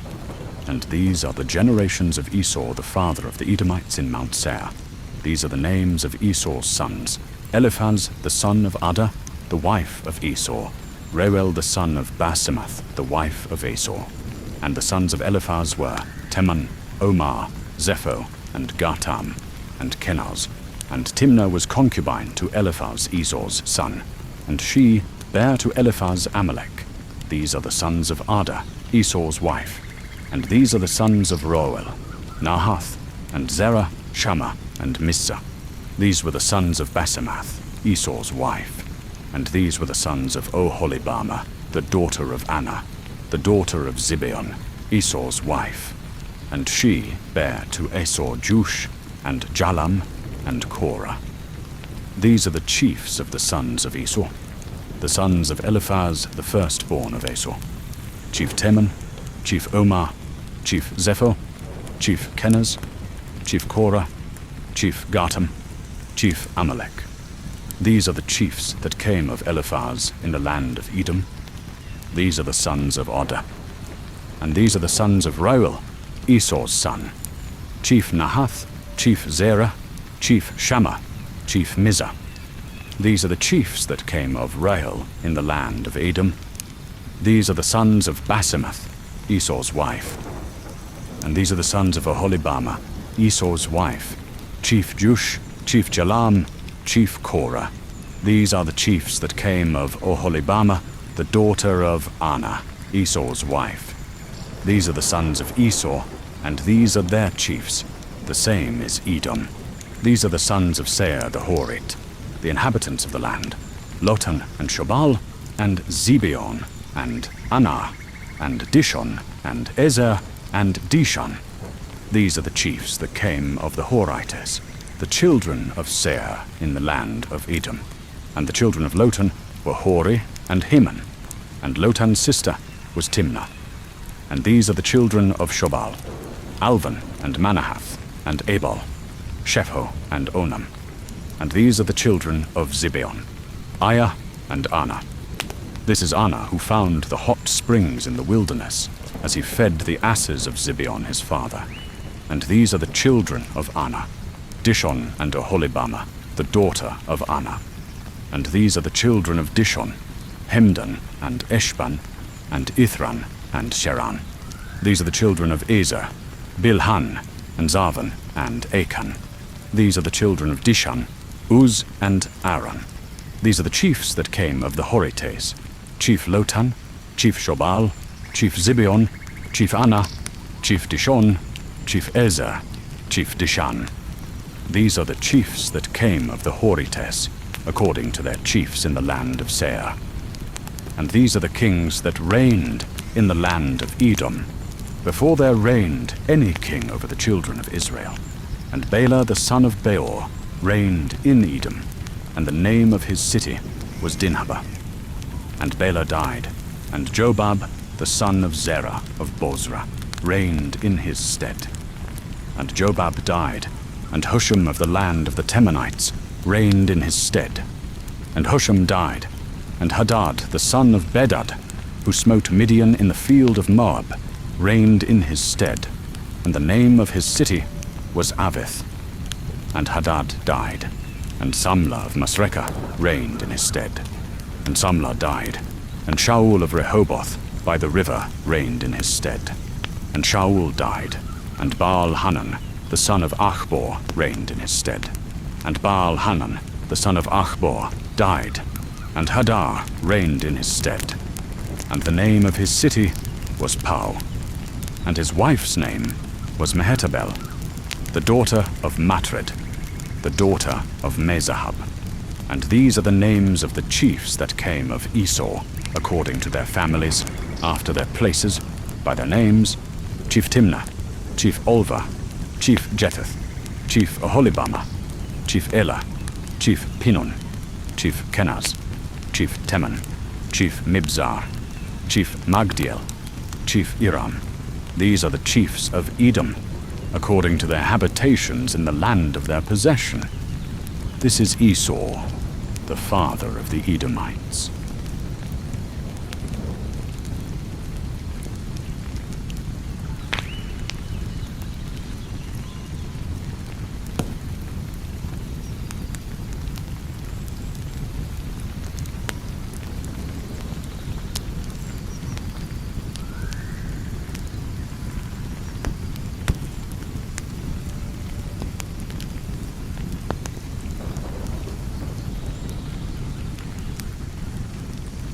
The Book of Genesis, chapter 37.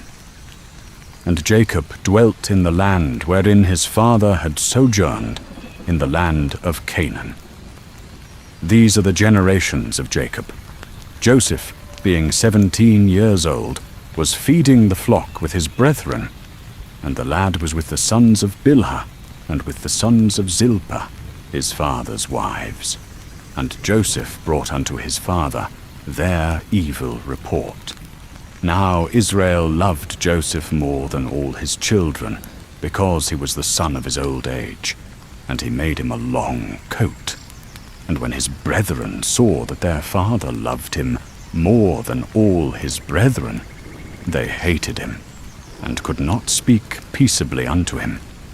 And Joseph dreamed a dream, and he told it to his brethren, wherefore they hated him yet the more. And he said unto them, Hear now this dream which I have dreamed. Behold, we were binding sheaves in the field, and lo, my sheaf arose, and also stood upright. And behold, your sheaves stood round about, and made obeisance to my sheaf. And his brethren said unto him, Shalt thou indeed reign over us? Or shalt thou indeed have dominion over us? And they hated him yet the more for his dreams and for his words. And he dreamed yet another dream, and told it to his brethren, and said, Behold, I have dreamed yet a dream, and behold, the sun and the moon and 11 stars made obeisance to me. And he told it to his father, and to his brethren. And his father rebuked him, and said unto him, What is this dream that thou hast dreamed? Shall I and thy mother and thy brethren indeed come to bow ourselves to the earth before thee? And his brethren envied him, but his father kept the saying in mind. And his brethren went to feed their father's flock in Shechem. And Israel said unto Joseph, Are not thy brethren feeding the flock at Shechem? Come, and I will send thee unto them. And he said unto him, Here am I. And he said to him, Go now, see whether it be well with thy brethren, and well with the flock, and bring me word again. So he sent him out of the vale of Hebron, and he came to Shechem. And a certain man found him wandering in the field. And the man said unto him, What seekest thou? And he said, I seek my brethren. Tell me, I pray thee, where they are feeding the flock. And the man said, They are gone from hence. For I heard them say, Let us go to Dothan. And Joseph went after his brethren, and found them in Dothan. and they saw him from afar, and before he came near unto them, they conspired against him to put him to death. And they said one to another, Behold, this dreamer cometh. Come now, therefore, and let us slay him, and cast him into some pit, and say, A vile beast hath devoured him, and we shall see what will become of his dreams. But Reuben heard it, and delivered him out of their hands, and said, Let us not take his life. And Reuben said unto them, Shed no blood, but cast him into this pit that is in the wilderness, and lay no hand upon him, that he might deliver him out of their hands, to restore him to his father. And it came to pass, when Joseph was come unto his brethren, that they stripped Joseph of his coat, the long coat that was on him, and they took him, and cast him into a pit. And the pit was empty, there was no water in it.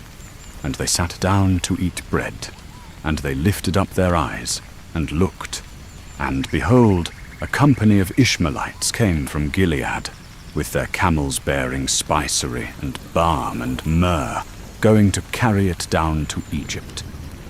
And Judah said unto his brethren, What profit is it if we slay our brother, and conceal his blood?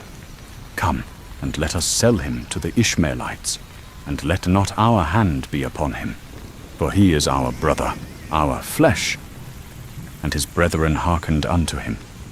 Then there passed by Midianite merchants, and they drew and lifted up Joseph out of the pit, and sold Joseph to the Ishmaelites for 20 pieces of silver. And they brought Joseph into Egypt. But Reuben returned unto the pit, and behold, Joseph was not in the pit, and he rent his clothes. And he returned unto his brethren, and said, The child is not, and I, whither shall I go? And they took Joseph's coat, and killed a kid, and dipped the long coat in the blood. And they sent the coat of many colors, and they brought it to their father, and said, This have we found. Know now whether it be thy son's coat or no. And he knew it, and said, It is my son's coat. An evil beast hath devoured him. Joseph is without doubt torn in pieces. And Jacob rent his garments, and put sackcloth upon his loins, and mourned for his son many days. And all his sons and all his daughters rose up to comfort him. But he refused to be comforted, and said, For I will go down into Sheol unto my son, mourning. Thus his father wept for him. And the Midianites sold him into Egypt unto Potiphar, an officer of Pharaoh's, the captain of the guard. The book of Genesis, chapter 38. And it came to pass at that time that Judah went down from his brethren, and turned aside to a certain Adullamite, whose name was Hira. And Judah saw there a daughter of a certain Canaanite, whose name was Shua. And he took her, and went in unto her. And she conceived, and bare a son. And he called his name And she conceived again, and bare a son. And she called his name Onan. And she again conceived, and bare a son. And she called his name Shelah. And he was at Chezib when she bare him. And Judah took a wife for his firstborn, whose name was Tamar. And Judah's firstborn, was evil in the sight of the Lord, and the Lord slew him. And Judah said unto Onan, Go in unto thy brother's wife, and marry her, and raise up seed to thy brother. And Onan knew that the seed should not be his. And it came to pass, when he went in unto his brother's wife, that he spilled it on the ground, lest he should give seed to his brother.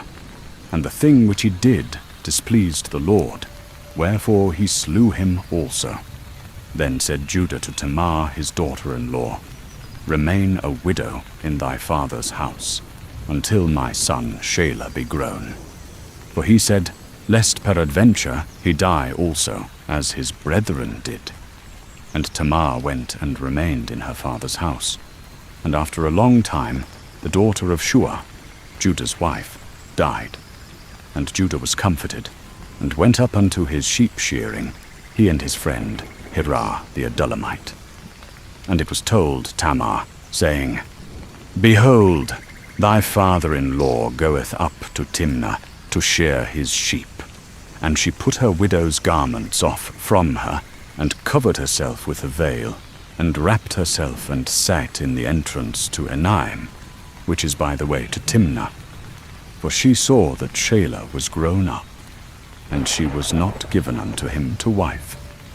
When Judah saw her, he thought her to be a harlot, because she had covered her face. And he turned unto her by the way, and said, Come now, I pray thee, let me come in unto thee. For he knew not that she was his daughter-in-law. And she said, What wilt thou give me, that thou mayest come in unto me? And he said, I will send thee a kid from the flock. And she said, Wilt thou give a pledge till thou send it? And he said, What pledge shall I give thee?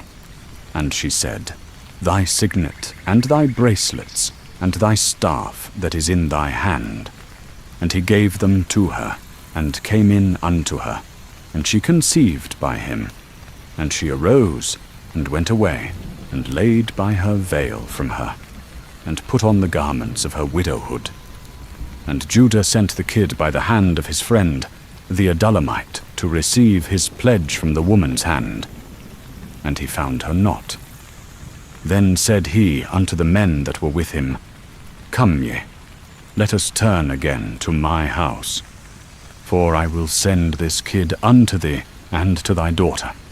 And she was not to be found.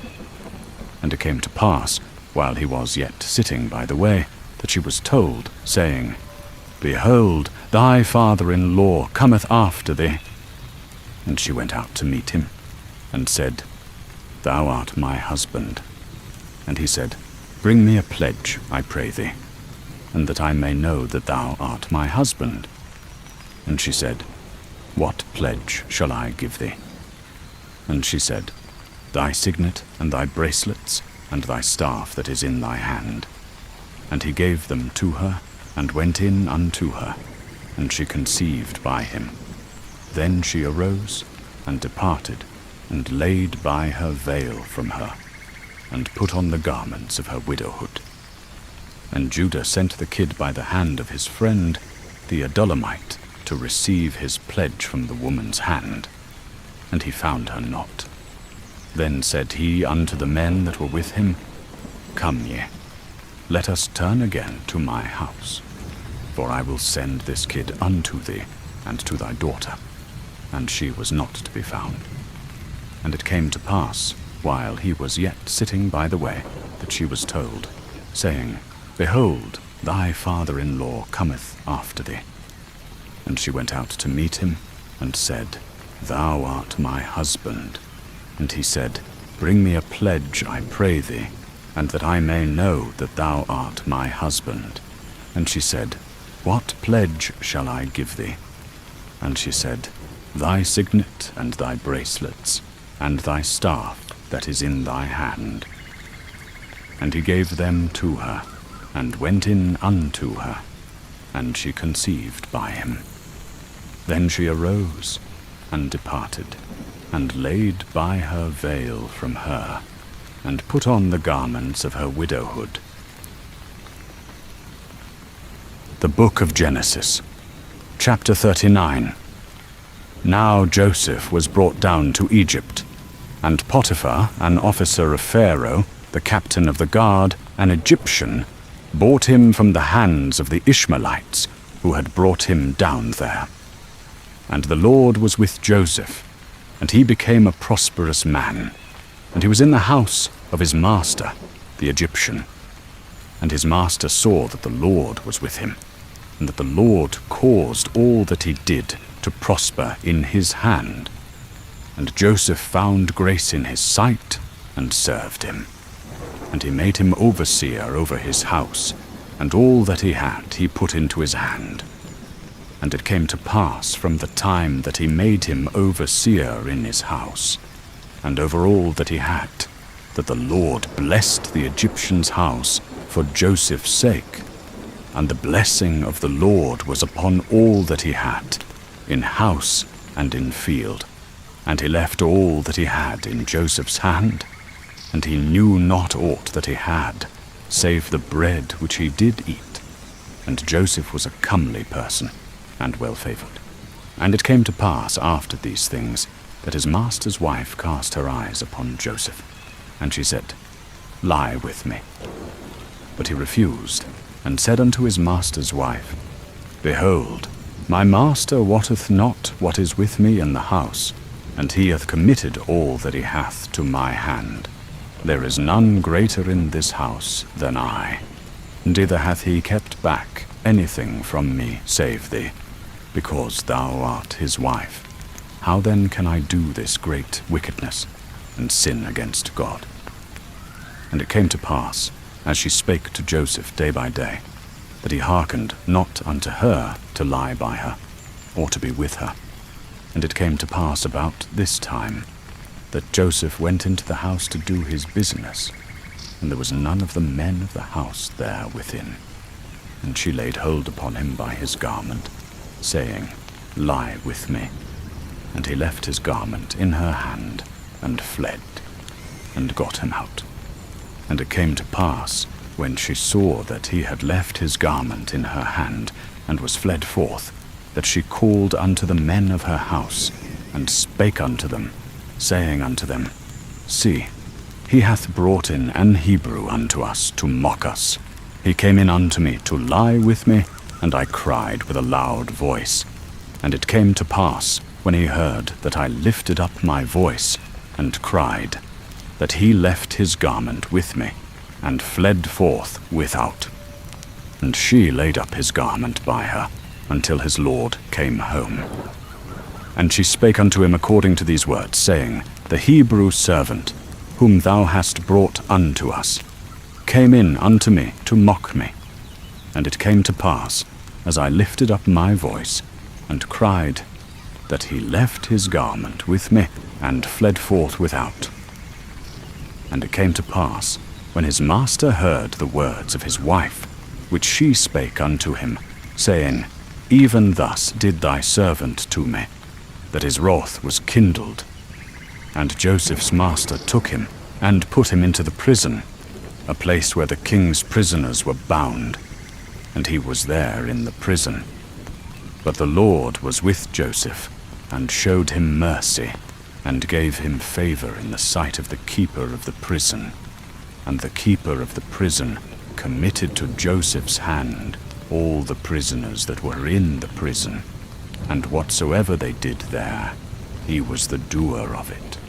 The keeper of the prison looked not to anything that was under his hand, because the Lord was with him.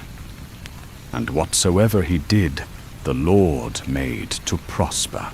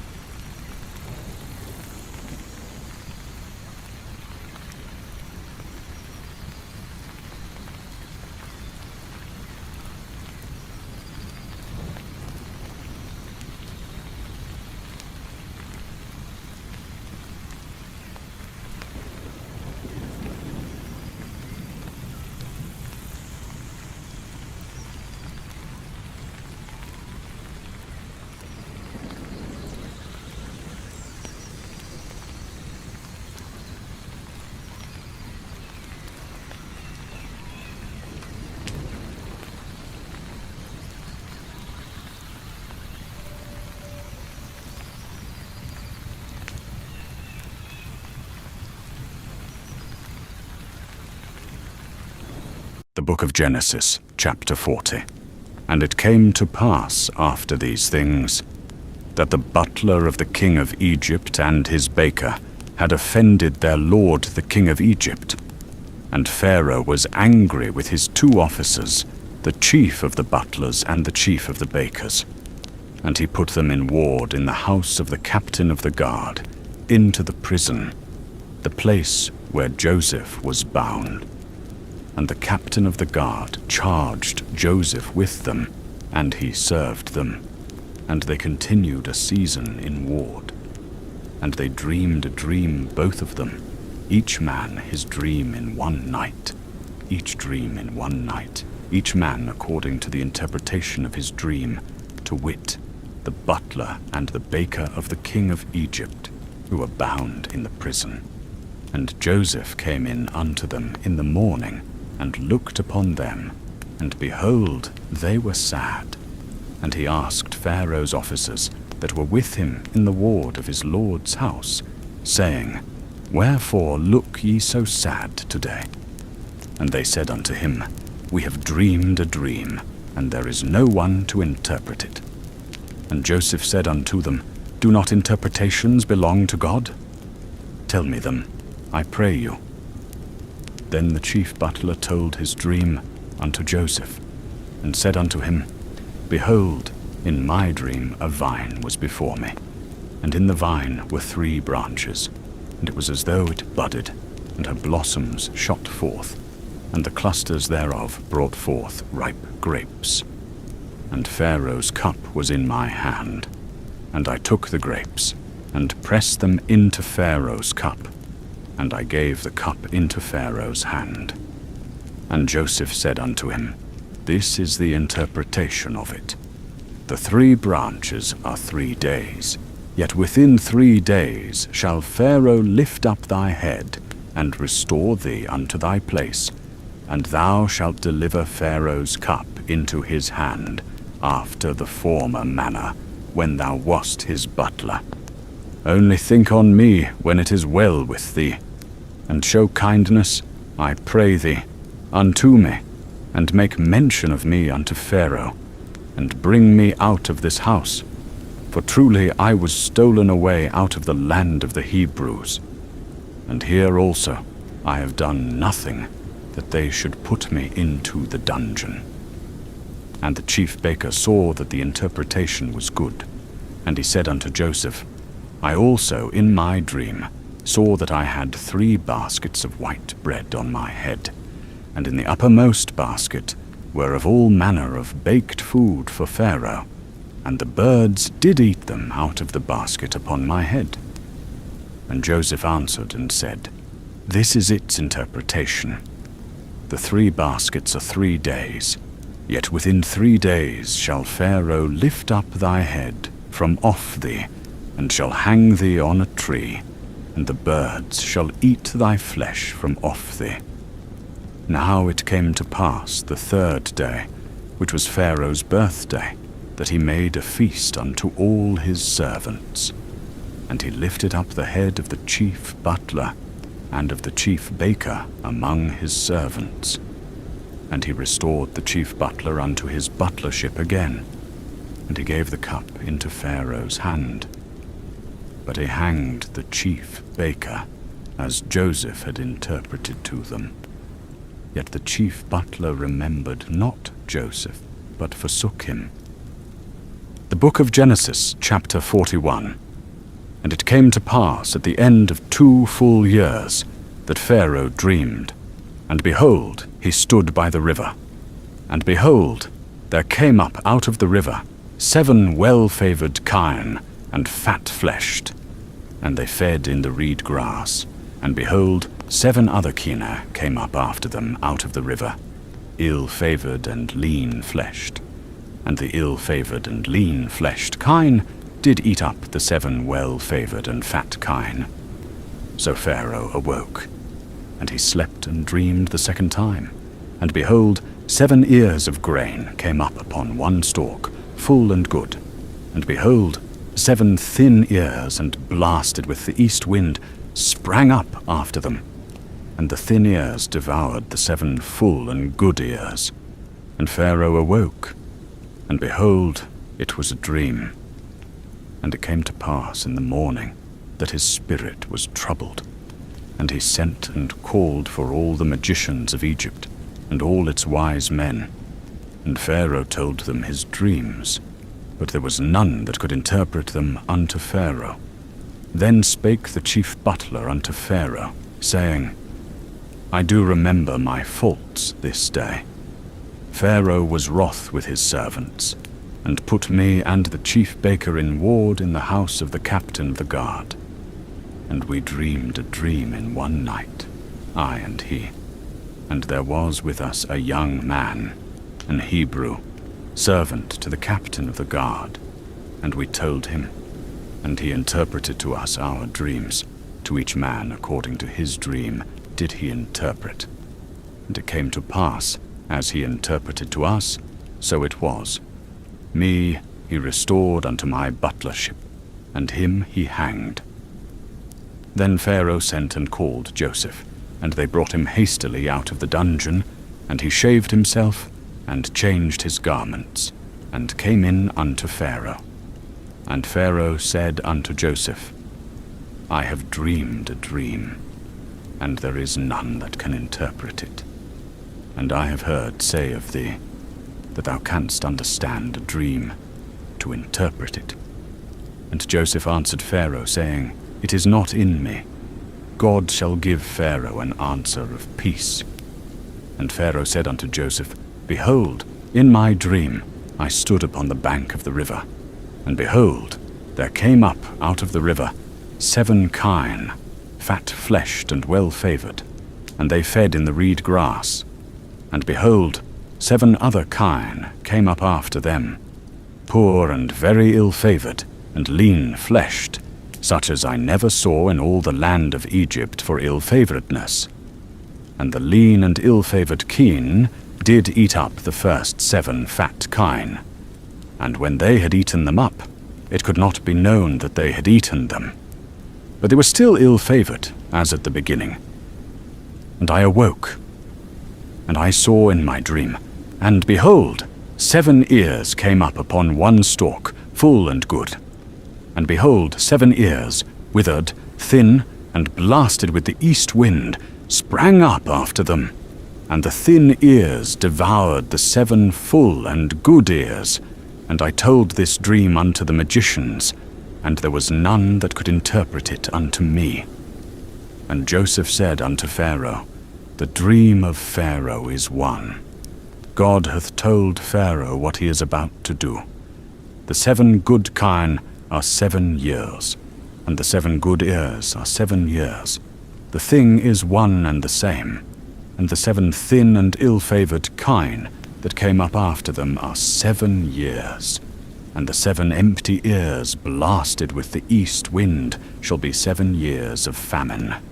Now therefore let Pharaoh look out a man discreet and wise, and set him over the land of Egypt.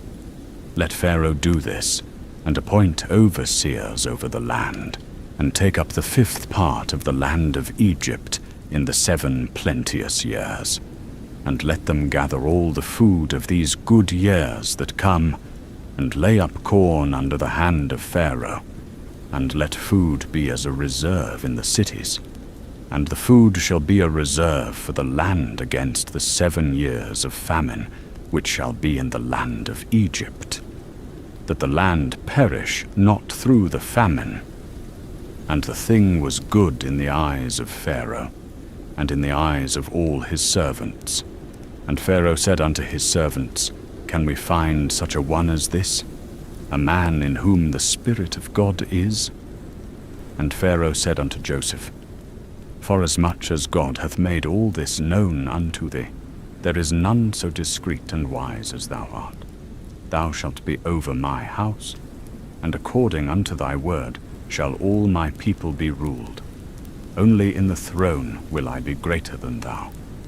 And Pharaoh said unto Joseph, See, I have set thee over all the land of Egypt.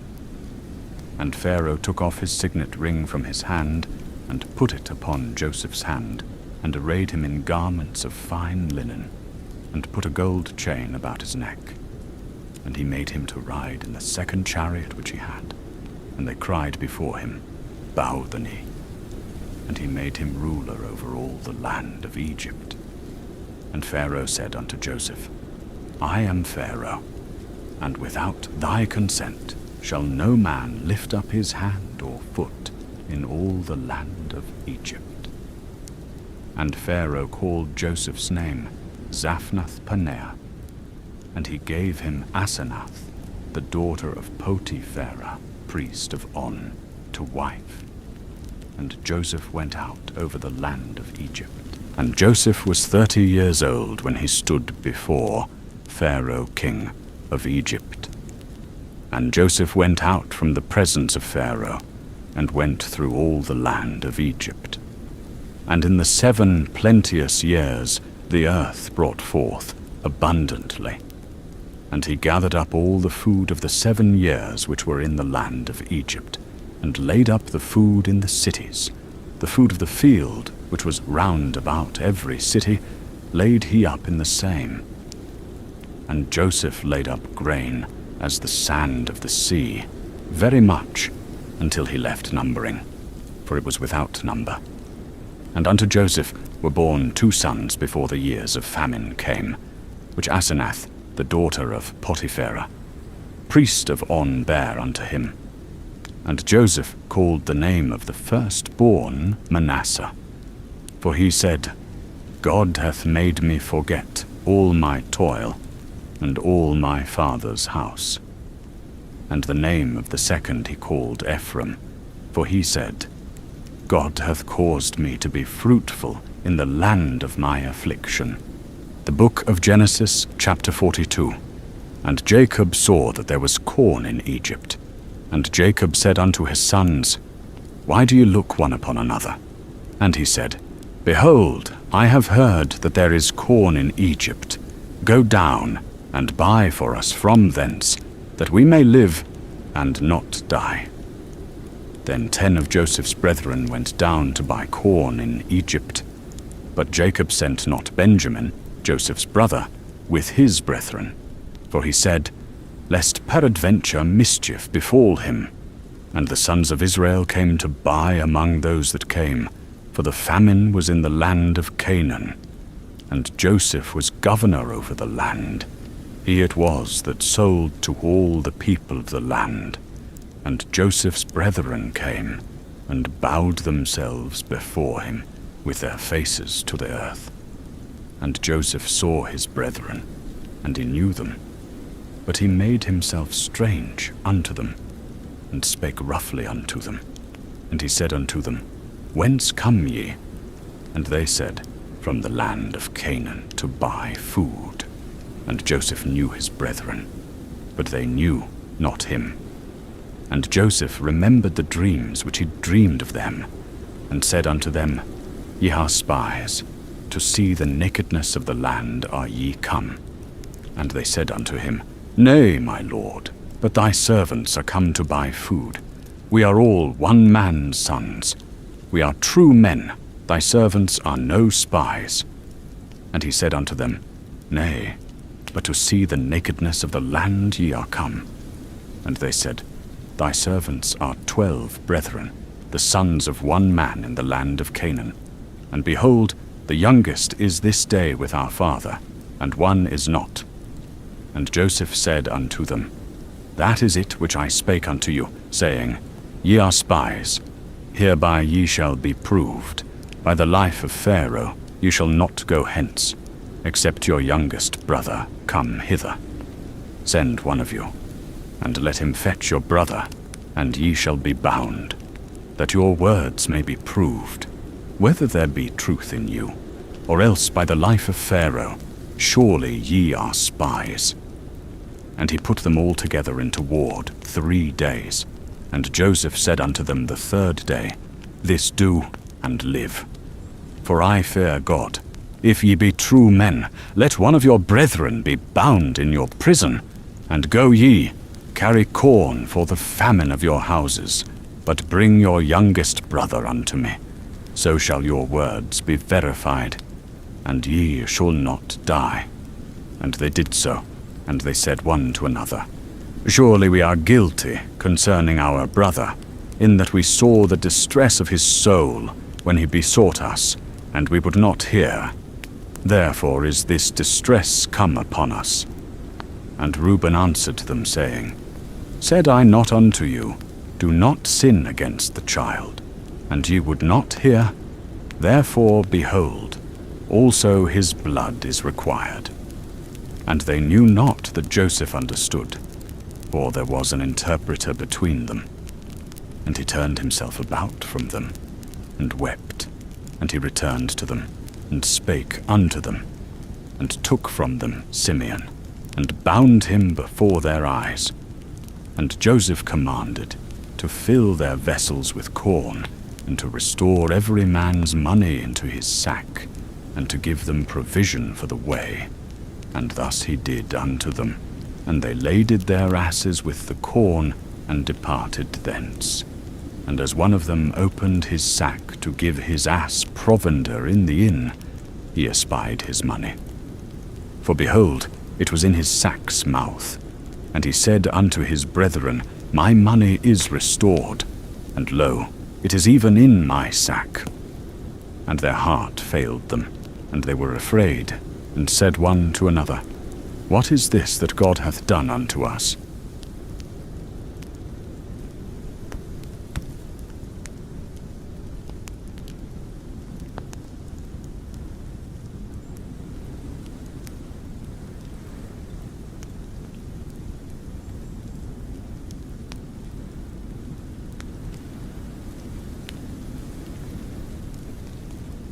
The book of Genesis, chapter 43.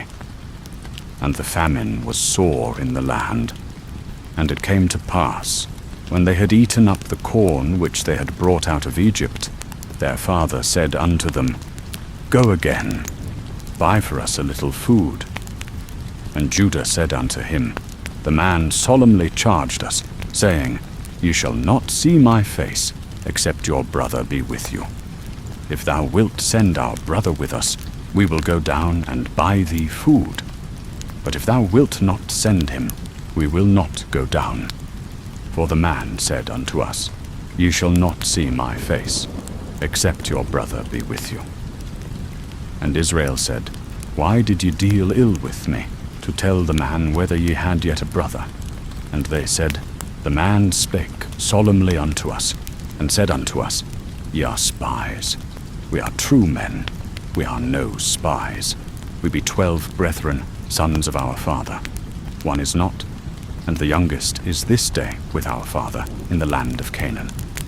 And the man, the ruler of the land, said unto us, By the life of Pharaoh ye shall not go hence, except your youngest brother be with you. Send the lad with you, and ye shall live, and bring your brother unto me. But as for you, what a measure of transgression ye have done against your brother. Behold, the sin is upon us. We will be my Lord's servants, both we and he, also with whom the transgression was found.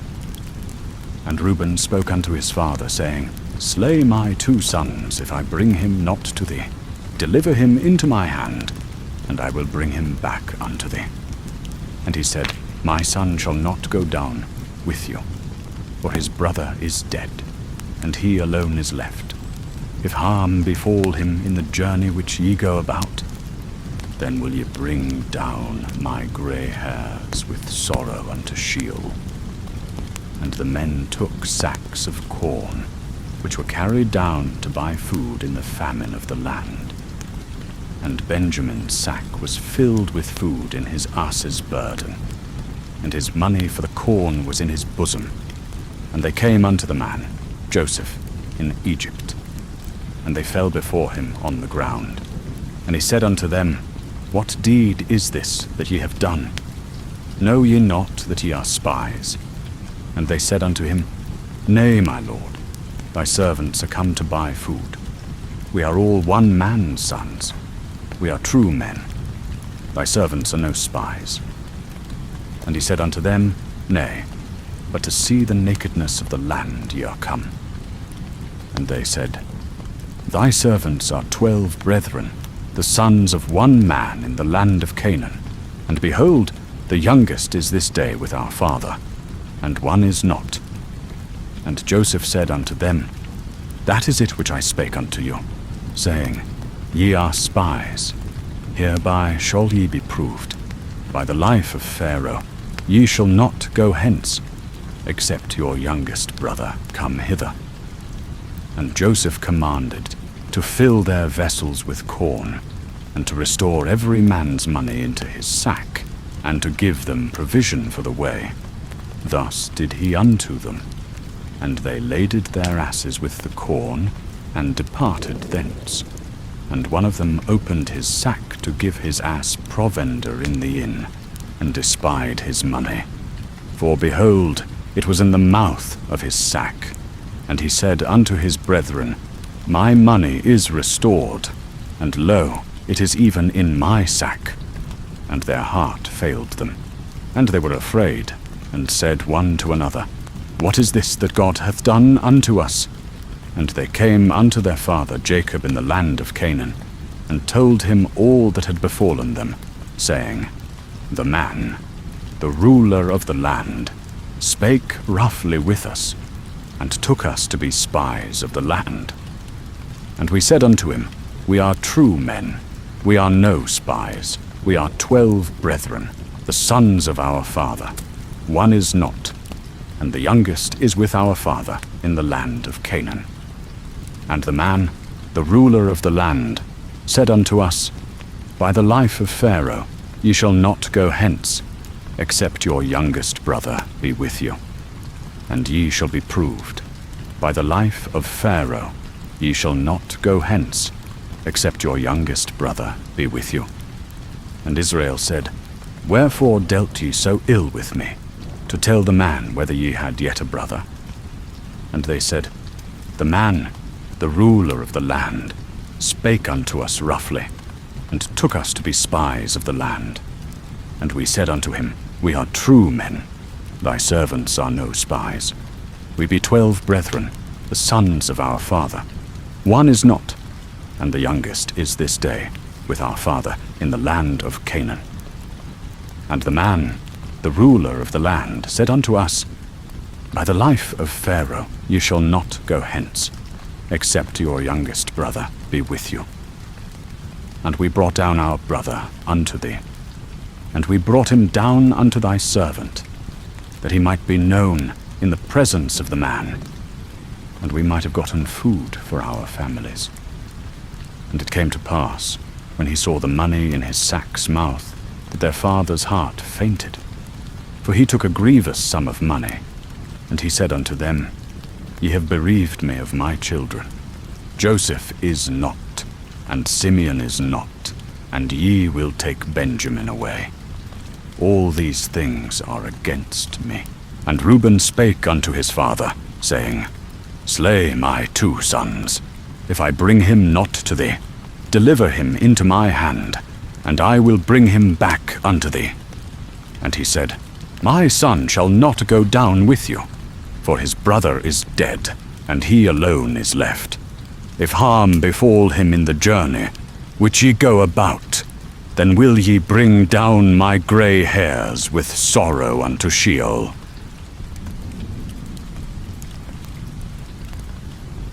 The book of Genesis, chapter 44. And he commanded the steward of his house, saying, Fill the men's sacks with food, as much as they can carry, and put every man's money in the mouth of his sack, and put my cup, the silver cup, in the mouth of the youngest, and his grain money. And he did according to the word that Joseph had spoken. As soon as the morning was light, the men were sent away, they and their asses. And when they were gone out of the city, and were not yet far off, Joseph said unto his steward, Up, follow after the men. And when ye overtake them, say unto them, Wherefore have ye rewarded evil for good? Is not this that from which my Lord drinketh, and whereby he divineth? Ye have done evil in so doing. And he overtook them, and he spake unto them these same words. And they said unto him, Wherefore speaketh my Lord these words?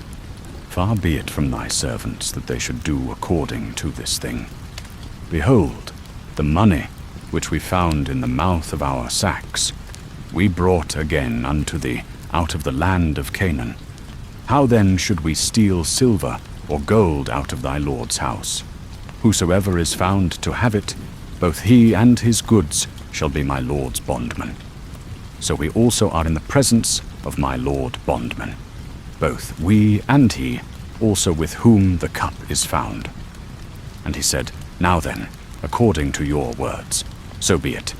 He with whom it is found shall be my bondman, and ye shall be blameless. And every man speedily let go his sack upon the ground, and opened every man his sack. And he searched, beginning at the eldest, and leaving at the youngest. And the cup was found in Benjamin's sack.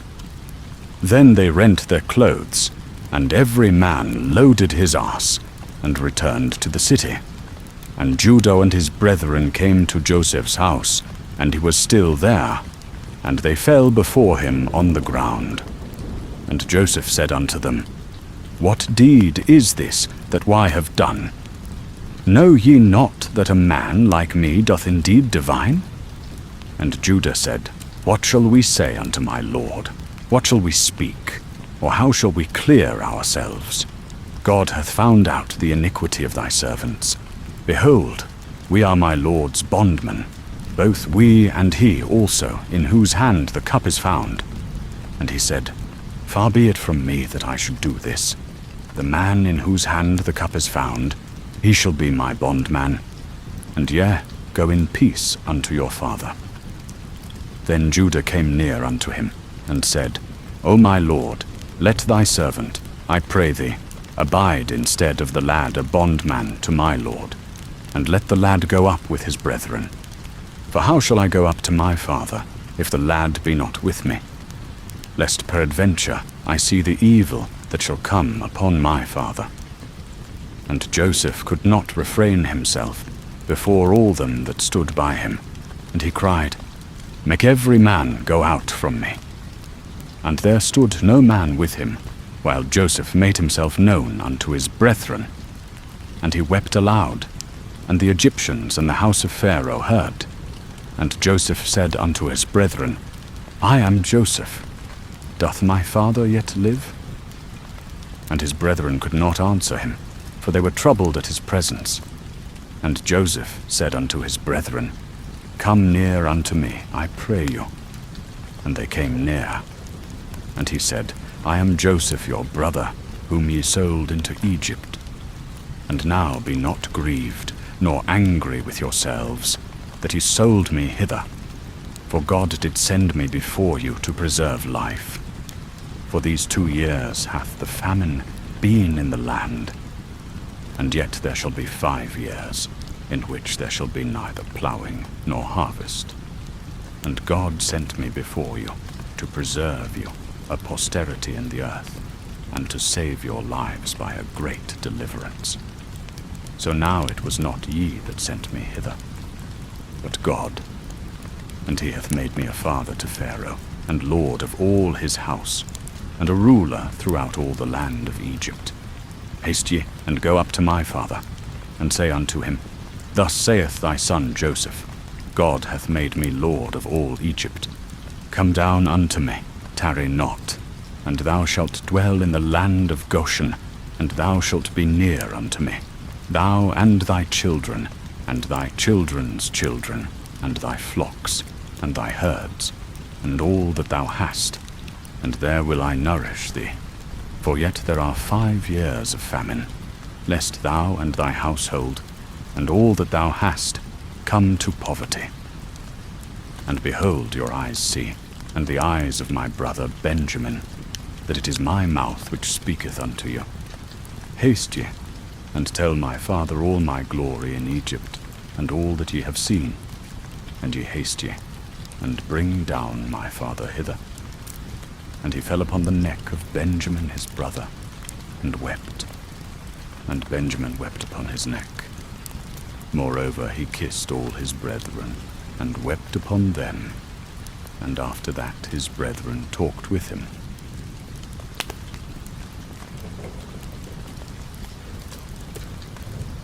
The book of Genesis, chapter 45. Then Joseph could not refrain himself before all them that stood by him, and he cried out, Make every man go out from me. And there stood no man with him, while Joseph made himself known unto his brethren. And he wept aloud, and the Egyptians and the house of Pharaoh heard. And Joseph said unto his brethren, I am Joseph. Doth my father yet live? And his brethren couldn't answer him, for they were troubled at his presence. And Joseph said unto his brethren, Come near unto me, I pray you. And they came near. And he said, I am Joseph your brother, whom ye sold into Egypt. And now be not grieved, nor angry with yourselves, that ye sold me hither. For God did send me before you to preserve life. For these 2 years hath the famine been in the land, and yet there shall be 5 years, in which there shall be neither plowing nor harvest. And God sent me before you to preserve you, a posterity in the earth, and to save your lives by a great deliverance. So now it was not ye that sent me hither, but God. And he hath made me a father to Pharaoh, and lord of all his house, and a ruler throughout all the land of Egypt. Haste ye and go up to my father, and say unto him, Thus saith thy son Joseph, God hath made me lord of all Egypt. Come down unto me, tarry not. And thou shalt dwell in the land of Goshen, and thou shalt be near unto me, thou and thy children, and thy children's children, and thy flocks, and thy herds, and all that thou hast, and there will I nourish thee. For yet there are 5 years of famine, lest thou and thy household, and all that thou hast, come to poverty. And behold, your eyes see, and the eyes of my brother Benjamin, that it is my mouth which speaketh unto you. Haste ye, and tell my father all my glory in Egypt, and all that ye have seen. And ye haste ye, and bring down my father hither. And he fell upon the neck of Benjamin his brother, and wept. And Benjamin wept upon his neck. Moreover, he kissed all his brethren, and wept upon them. And after that, his brethren talked with him. And Pharaoh said unto Joseph, Say unto thy brethren, Do this, load your beasts and go, get you into the land of Canaan, and take your father and your households, and come unto me. And I will give you the good of the land of Egypt, and ye shall eat the fat of the land.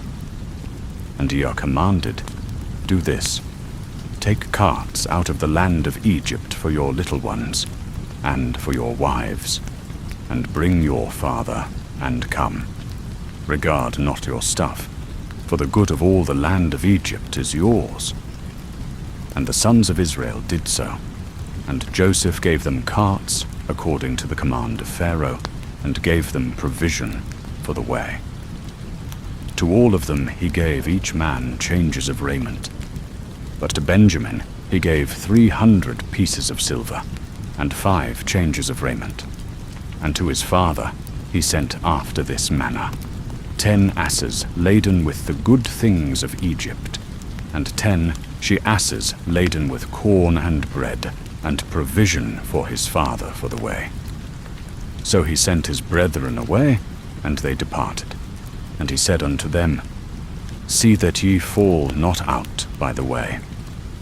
And they went up out of Egypt, and came into the land of Canaan unto Jacob their father.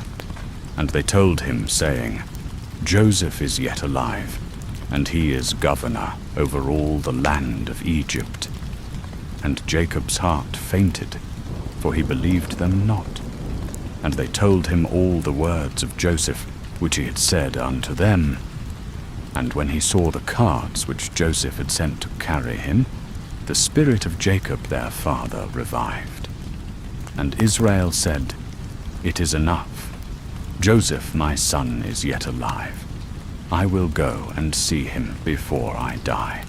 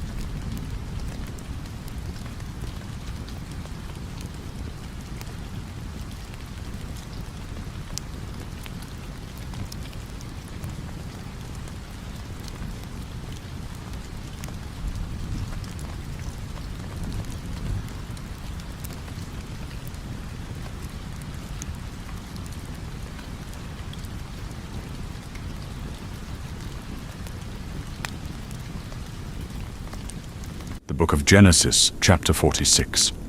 And Israel took his journey with all that he had, and came to Beersheba, and offered sacrifices unto the God of his father Isaac. And God spake unto Israel in visions of the night, and said, Jacob, Jacob. And he said, Here am I.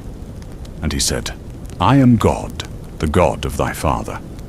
Fear not to go down into Egypt, for I will make of thee a great nation there. I will go down with thee into Egypt, and I will also surely bring thee up again. And Joseph shall put his hand upon thine eyes.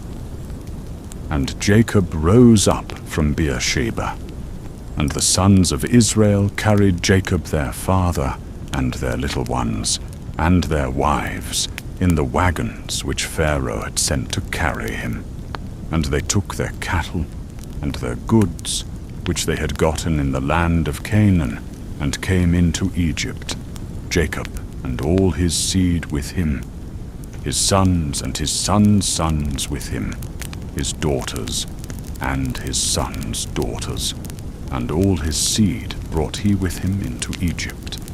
And these are the names of the children of Israel, who came into Egypt, Jacob and his sons, Reuben, Jacob's firstborn, and the sons of Reuben, Hanok, and Phalu, and Hezron, and Carmi, and the sons of Simeon, Jemuel, and Jemin, and Ohad, and Jachin, and Zohar, and Shaul, the son of a Canaanitess, and the sons of Levi, Gershon, and Kohath, and Merari, and the sons of Judah, and Onan, and Shelah, and Perez, and Zerah.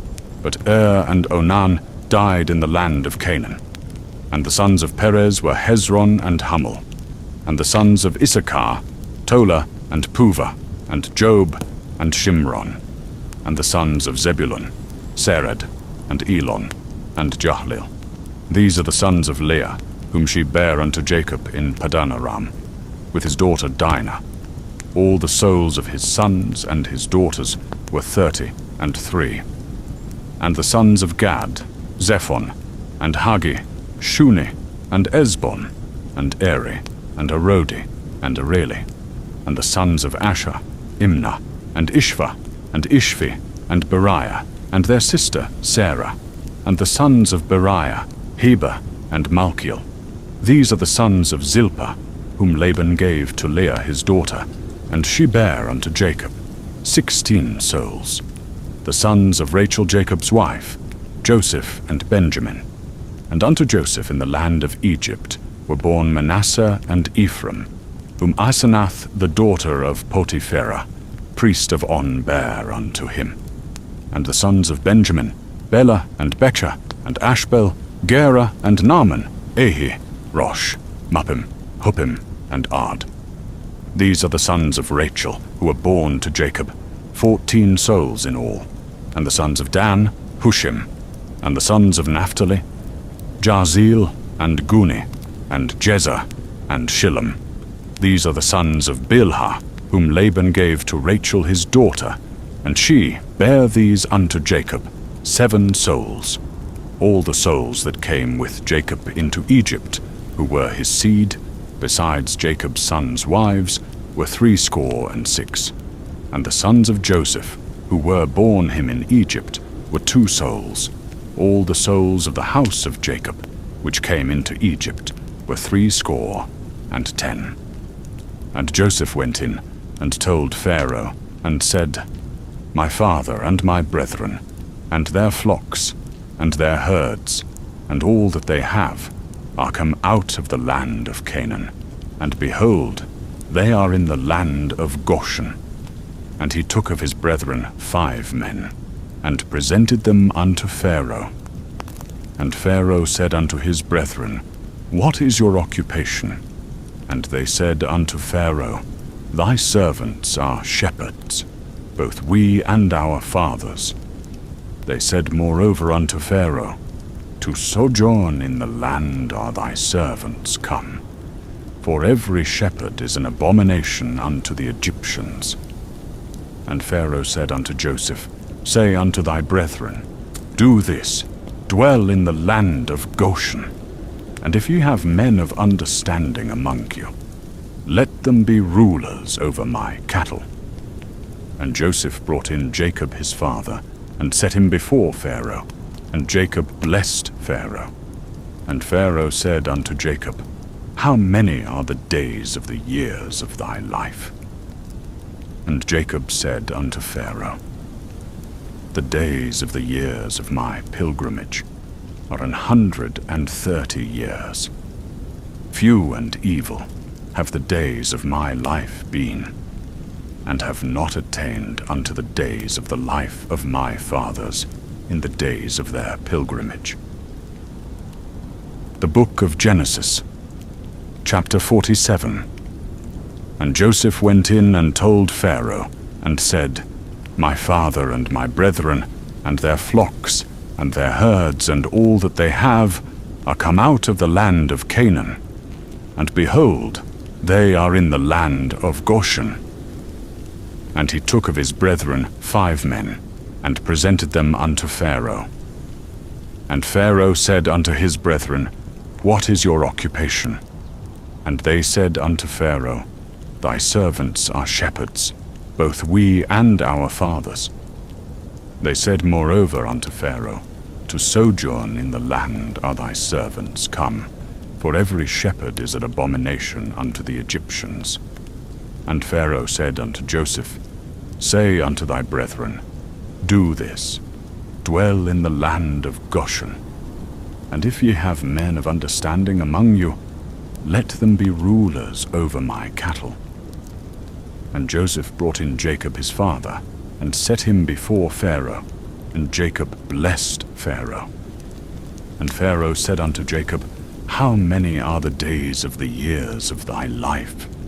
And Jacob said unto Pharaoh, The days of the years of my pilgrimage are 130 years. Few and evil have the days of my life been, and haven't attained unto the days of the life of my fathers in the days of their pilgrimage. And Jacob blessed Pharaoh, and went out from before Pharaoh. And Joseph placed his father and his brethren, and gave them a possession in the land of Egypt, in the best of the land, in the land of Ramesses, as Pharaoh had commanded. And Joseph nourished his father and his brethren, and all his father's household, with bread, according to their families. And there was no bread in all the land, for the famine was sore, so that the land of Egypt and the land of Canaan languished by reason of the famine. And Joseph gathered all the money that was found in the land of Egypt and in the land of Canaan, for the corn which they bought. And Joseph brought the money into Pharaoh's house. And when all the money was spent in the land of Egypt and in the land of Canaan, all the Egyptians came unto Joseph, and said, Give us bread, for why should we die in thy presence? For our money faileth. And Joseph said, Give your cattle, and I will give you for your cattle, if money be gone. And they brought their cattle unto Joseph. And Joseph gave them bread in exchange for the horses, and for the flocks, and for the cattle of the herds, and for the asses. And he fed them with bread in exchange for all their cattle for that year. And when that year was ended, they came unto him the 2nd year, and said unto him, We will not hide it from my lord, that our money is spent, and the herds of cattle are my lord's. There is not aught left in the sight of my lord, but our bodies and our lands. Why should we die before thine eyes, both we and our land? Buy us and our land for bread, and we and our land will be servants unto Pharaoh, and give seed, that we may live, and not die, that the land be not desolate. And Joseph bought all the land of Egypt for Pharaoh, for every man sold his field, because the famine was sore upon them. So the land became Pharaoh's. And as for the people, he he removed them to cities from one end of the borders of Egypt, even to the other end thereof. Only the land of the priests bought he not. For the priests had a portion from Pharaoh, and did eat their portion which Pharaoh gave them. Therefore they sold not their land. And Joseph said unto the people, Behold, I have bought you this day, and your land for Pharaoh. Lo, here is seed for you, and ye shall sow the land. And it shall come to pass in the increase, that ye shall give the fifth unto Pharaoh, and 4 parts shall be your own, for seed of the field, and for your food, and for them of your households, and for food of your little ones. And they said, Thou hast saved our lives. Let us find grace in the sight of my Lord, and we will be Pharaoh's servants. And Joseph made it a law over the land of Egypt unto Pharaoh, and unto this day it is, that Pharaoh's fifth is taken from the land of the Egyptians, from one end of Egypt even to the other. The book of Genesis, chapter 48. And it came to pass after these things, that Joseph was told, Behold, thy father is sick. And he took with him his 2 sons, Manasseh and Ephraim. And Jacob was told, Behold, thy son Joseph cometh unto thee. And Israel strengthened himself, and sat upon the bed. And Jacob said unto Joseph, God Almighty appeared unto me at Luz in the land of Canaan, and blessed me, and said unto me, Behold, I will make thee fruitful, and multiply thee, and I will make of thee a company of peoples, and will give this land unto thy seed after thee for an everlasting possession. And now thy 2 sons, who were born unto thee in the land of Egypt, before I came unto thee into Egypt, are mine. Ephraim and Manasseh shall be mine, as Reuben and Simeon are. And thy issue, which thou bearest after them, shall be thine. They shall be called by the name of their brethren in their inheritance. And as for me, when I came from Padan, Rachel died by me in the land of Canaan in the way, when yet there was but a little of the way to come unto Ephrath. And I buried her there, on the way to Ephrath, which is Bethlehem. And Israel saw Joseph's sons, and said, Who are these? And Joseph said unto his father, They are my sons, whom God hath given me here. And he said, Bring them, I pray thee, unto me, and I will bless them. Now the eyes of Israel were dim for age, so that he could not see. And he brought them near unto him, and he kissed them and embraced them. And Israel said unto Joseph, I had not thought to see thy face, and lo, God hath shown me also thy seed. And Joseph brought them out from between his knees, and he bowed himself with his face to the earth. And Joseph took them both, Ephraim in his right hand toward Israel's left, and Manasseh in his left hand toward Israel's right, and brought them near unto him. And Israel stretched out his right hand, and laid it upon Ephraim's head, who was the younger, and his left hand upon Manasseh's head, guiding his hands knowingly, for Manasseh was the firstborn. And he blessed Joseph, and said, The God before whom my fathers Abraham and Isaac walked, the God who hath fed me all my life long unto this day, the angel who redeemed me from all evil, bless the lads, and let my name be named upon them, and the name of my fathers Abraham and Isaac, and let them grow into a multitude in the midst of the earth. And when Joseph saw that his father laid his right hand upon the head of Ephraim, it displeased him, and he held up his father's hand to remove it from Ephraim's head unto Manasseh's head. And Joseph said unto his father, Not so, my father, for this is the firstborn, put thy right hand upon his head. And his father refused and said, I know it, my son, I know it. He also shall become a people, and he also shall be great. But truly his younger brother shall be greater than he, and his seed shall become a multitude of nations. And he blessed them that day, saying, By thee Israel shall bless, saying, God make thee as Ephraim and as Manasseh. And he set Ephraim before Manasseh.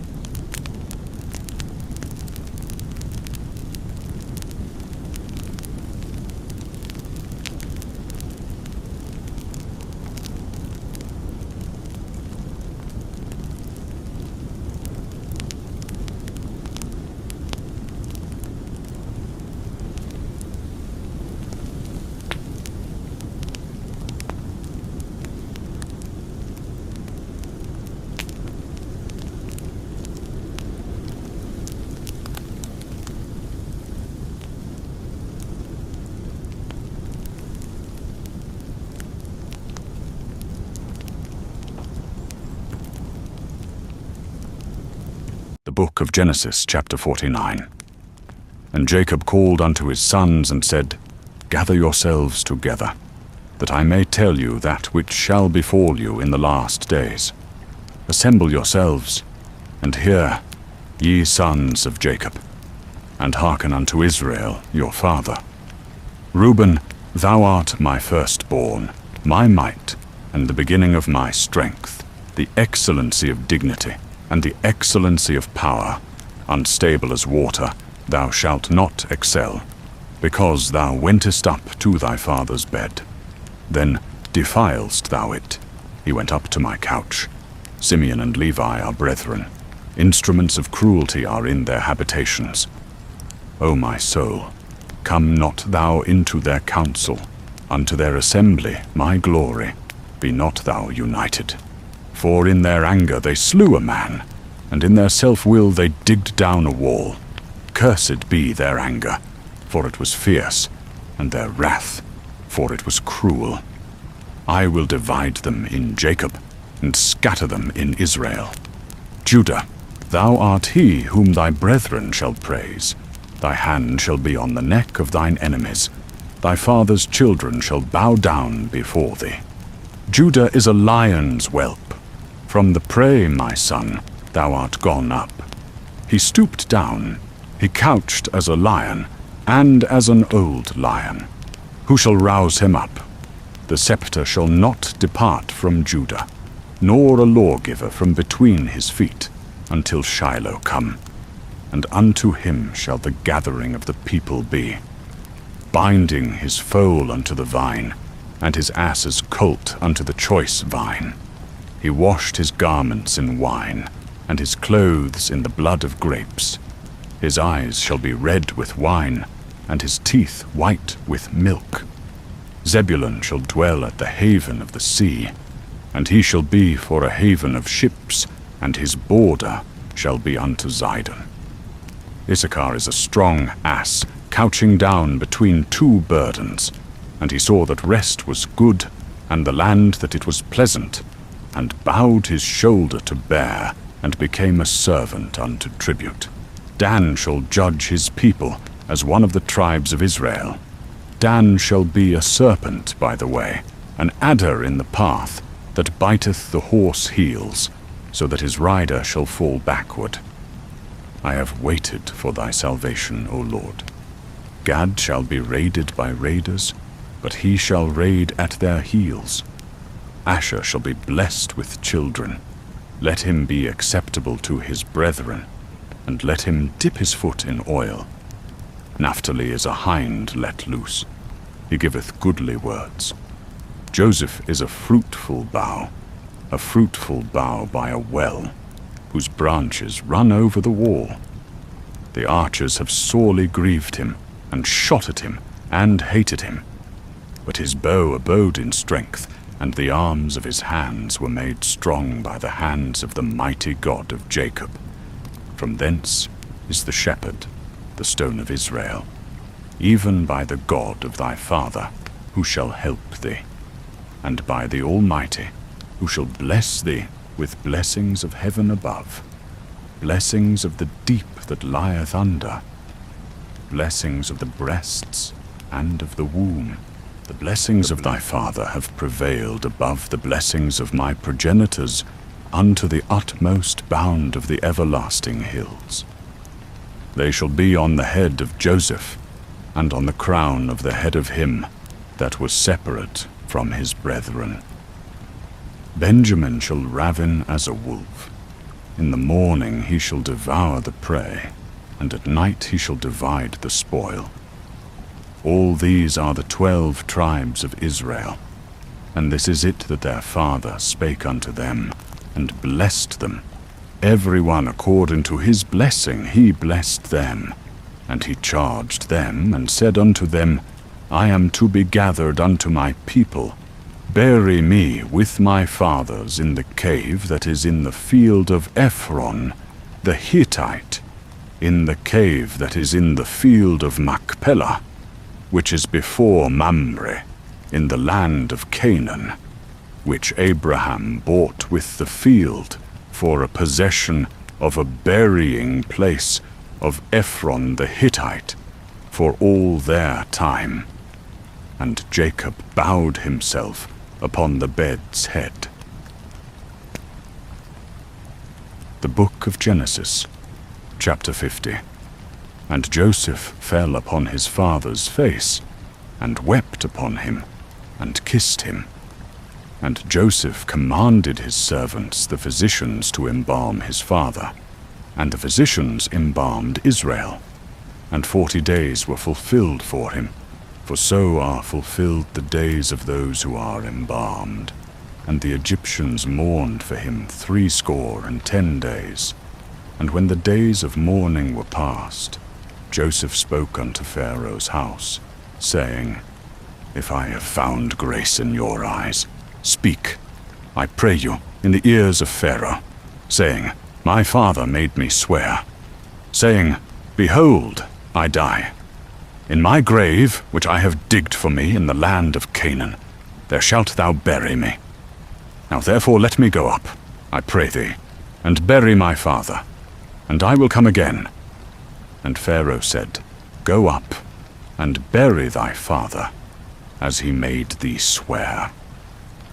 And Joseph went up to bury his father, and with him went up all the servants of Pharaoh, the elders of his house, and all the elders of the land of Egypt, and all the house of Joseph, and his brethren, and his father's house.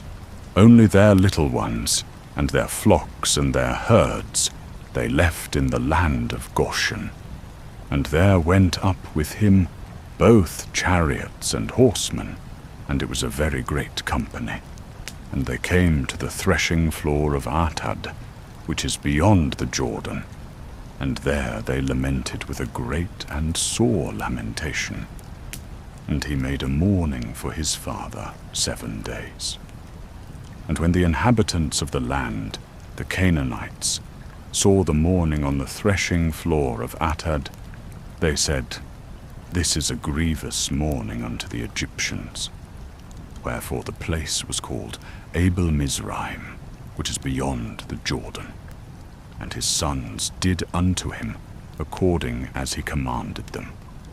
For his sons carried him into the land of Canaan, and buried him in the cave of the field of Machpelah, before Mamre, which Abraham bought with the field for a possession of a burying place of Ephron the Hittite.